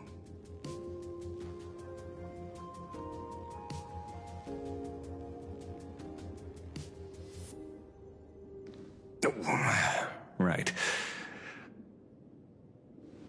You mentioned several times wanting to replicate the works of Graphia. I don't know much about art. But I was considering that, despite the lack of artistic quality in your strokes when sealing those figures today, to the people of this world, your creation is just as important as the works of Graphia. Not a single innocent soul was lost on this day because of your protection. Looking back to the ancestral painter of the Cinderearth Age, do you truly think she cared about the artistic value of each stroke when she created world and canvas?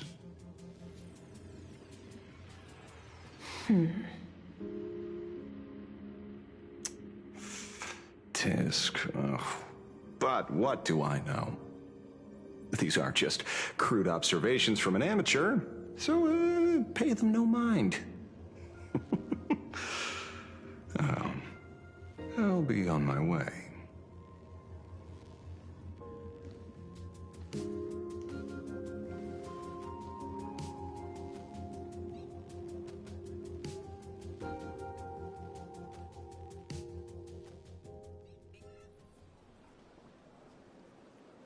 We meet again, Ashen Detective. It's hard to believe that I came back for you, especially after learning that you wanted to sell me out to Pearl. We gotta thank nature's gift. The 6.1 billion credits reward has appeared again. Fortunately, I bypassed you and struck a deal with that Intellitron instead. Regrettably, my current bounty stands at 0. Do you always turn your customers over to the police? How impressively short-sighted. No wonder your clientele is so small. Speaking of short-sightedness, no one rivals the Stellaron Hunters, aka Destiny's slaves, isn't it? You are all fated to march toward the finality, and nothing can stop you. On the contrary, there are many paths for us, as long as that person can see. In other words, he can't see the trajectory of your destiny in this world during this mission? Take a guess. I've heard about what befell Euphorius. The war among the Eons is now inevitable. Whether it's the IPC or the Express, they are fighting for an uncertain future. And in the world where the Elation is the center of attention, there will eventually be more than one Eon interfering. Even a Destiny slave would not be able to see the path ahead. Keep guessing. We're getting pretty close. Enough of your games. I'd say it's not too late to rename the planet Adlevin. It's still too early to despair, old man. I came prepared, but I could use a helping hand. 30 million credits. Pay or die.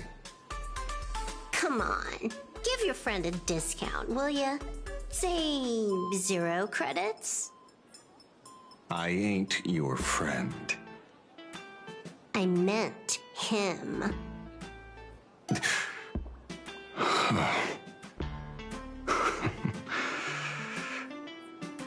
It's been a while, Ying Shing. It's been too long, Mr. La Mancha.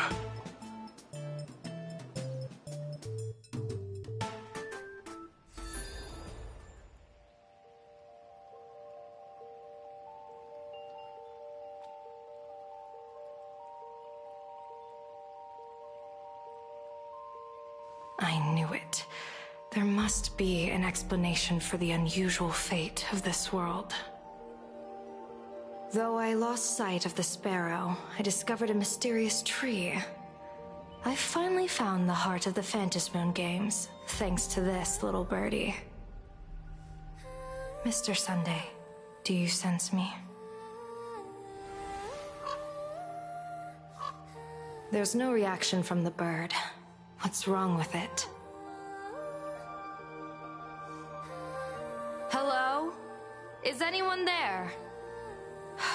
Can I get somebody here?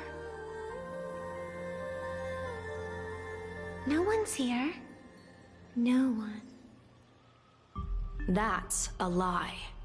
I saw a pretty girl hiding right here through the bird's eyes. Who are you? That's none of your business. None of your business.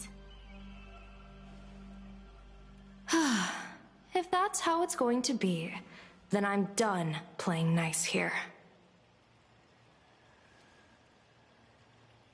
If my eyes weren't playing tricks on me, the ancient tree here must be the ambrosial arbor of abundance, yes? Little girl, are you going to keep playing hide and seek, or will you come out and have a proper conversation with me?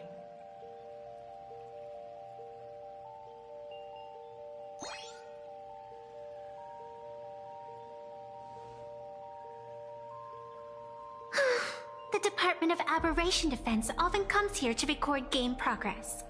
And now my movements have been exposed to complete outsiders. I suppose it's time to leave. You sound unpleasant to talk to, but since you have eyes keen enough to tell what I am at a glance, I'll have a short chat with you. I will answer 3 questions, so ask away. Once you have your answers, I'm going to show you the door.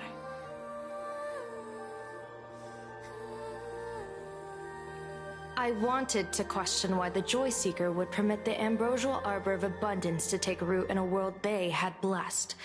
But given their carefree nature, there was probably never any restriction to begin with. On my second question, are you a Fey-kind native to Ahatopia, or are you one of the long-life species shaped by the ambrosial arbor? Aren't you good at divination? Can you help me take a look whether the slip on my head says wheel or woe?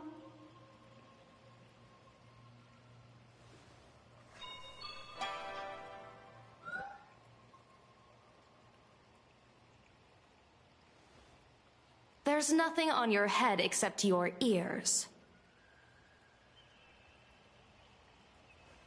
And that itself is the answer. I am the arbitrator who determines the outcome of the Phantasmoon games. I am the raging waves of joy, and the living pulse of this world. Diviner of the Xianzhou, the weal and woe you behold are but a single petal fallen from my hand. It blooms with the morning, and withers by evening, reducing to dust in a fleeting moment. My true form is the Panarch Elwood, the embodiment of instant and eternity.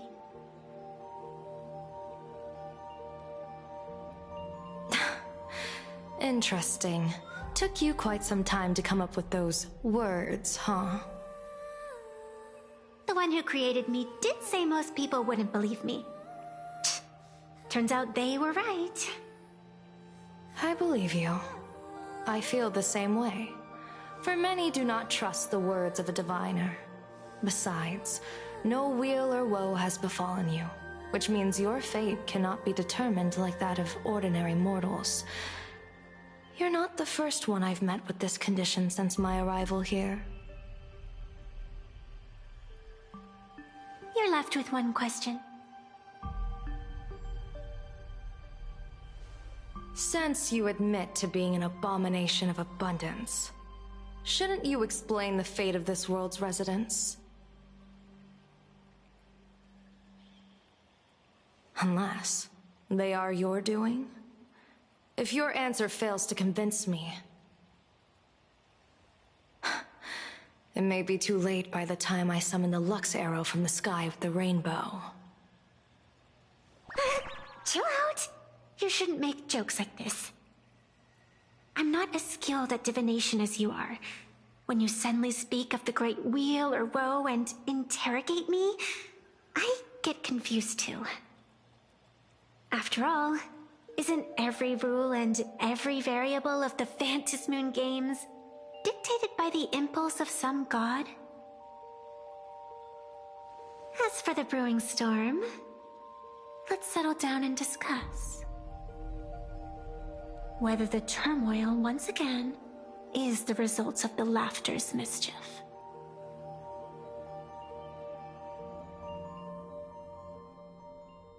This entire day has felt unreal.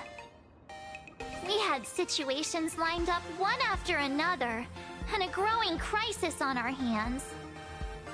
The Research Society is insane to meddle with the power of abundance. There's no telling how many have already undergone the happiness surgery. Full Wish witnessed the tragedy caused by the Herald of Death 15 years ago. And now, she herself has assumed that dreadful mantle. We have to relay this information to Dan Heng, Sunday, and General Yao Guang as soon as possible. Full Wish is definitely aware of the enemies she's facing. That is why we must win an audience with Aha. At the very least, we need to stop Full Wish from winning the game. Yeah. The thought of the Research Society of Happy Smiles going through with their plan gives me the chills. It's been a long day, and all of you must be very tired. Take this chance to get some proper rest. I'll go meet Weld back on the Express. March? What about you? The best way to recharge is to waste time. So, I'm staying outside for some fresh air. Sounds good. I was thinking of heading to the streets for a walk.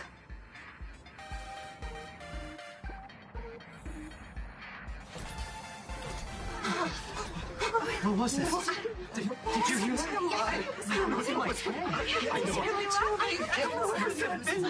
Hey there, all the smarties and dummies, children and adults, fools and entertainers.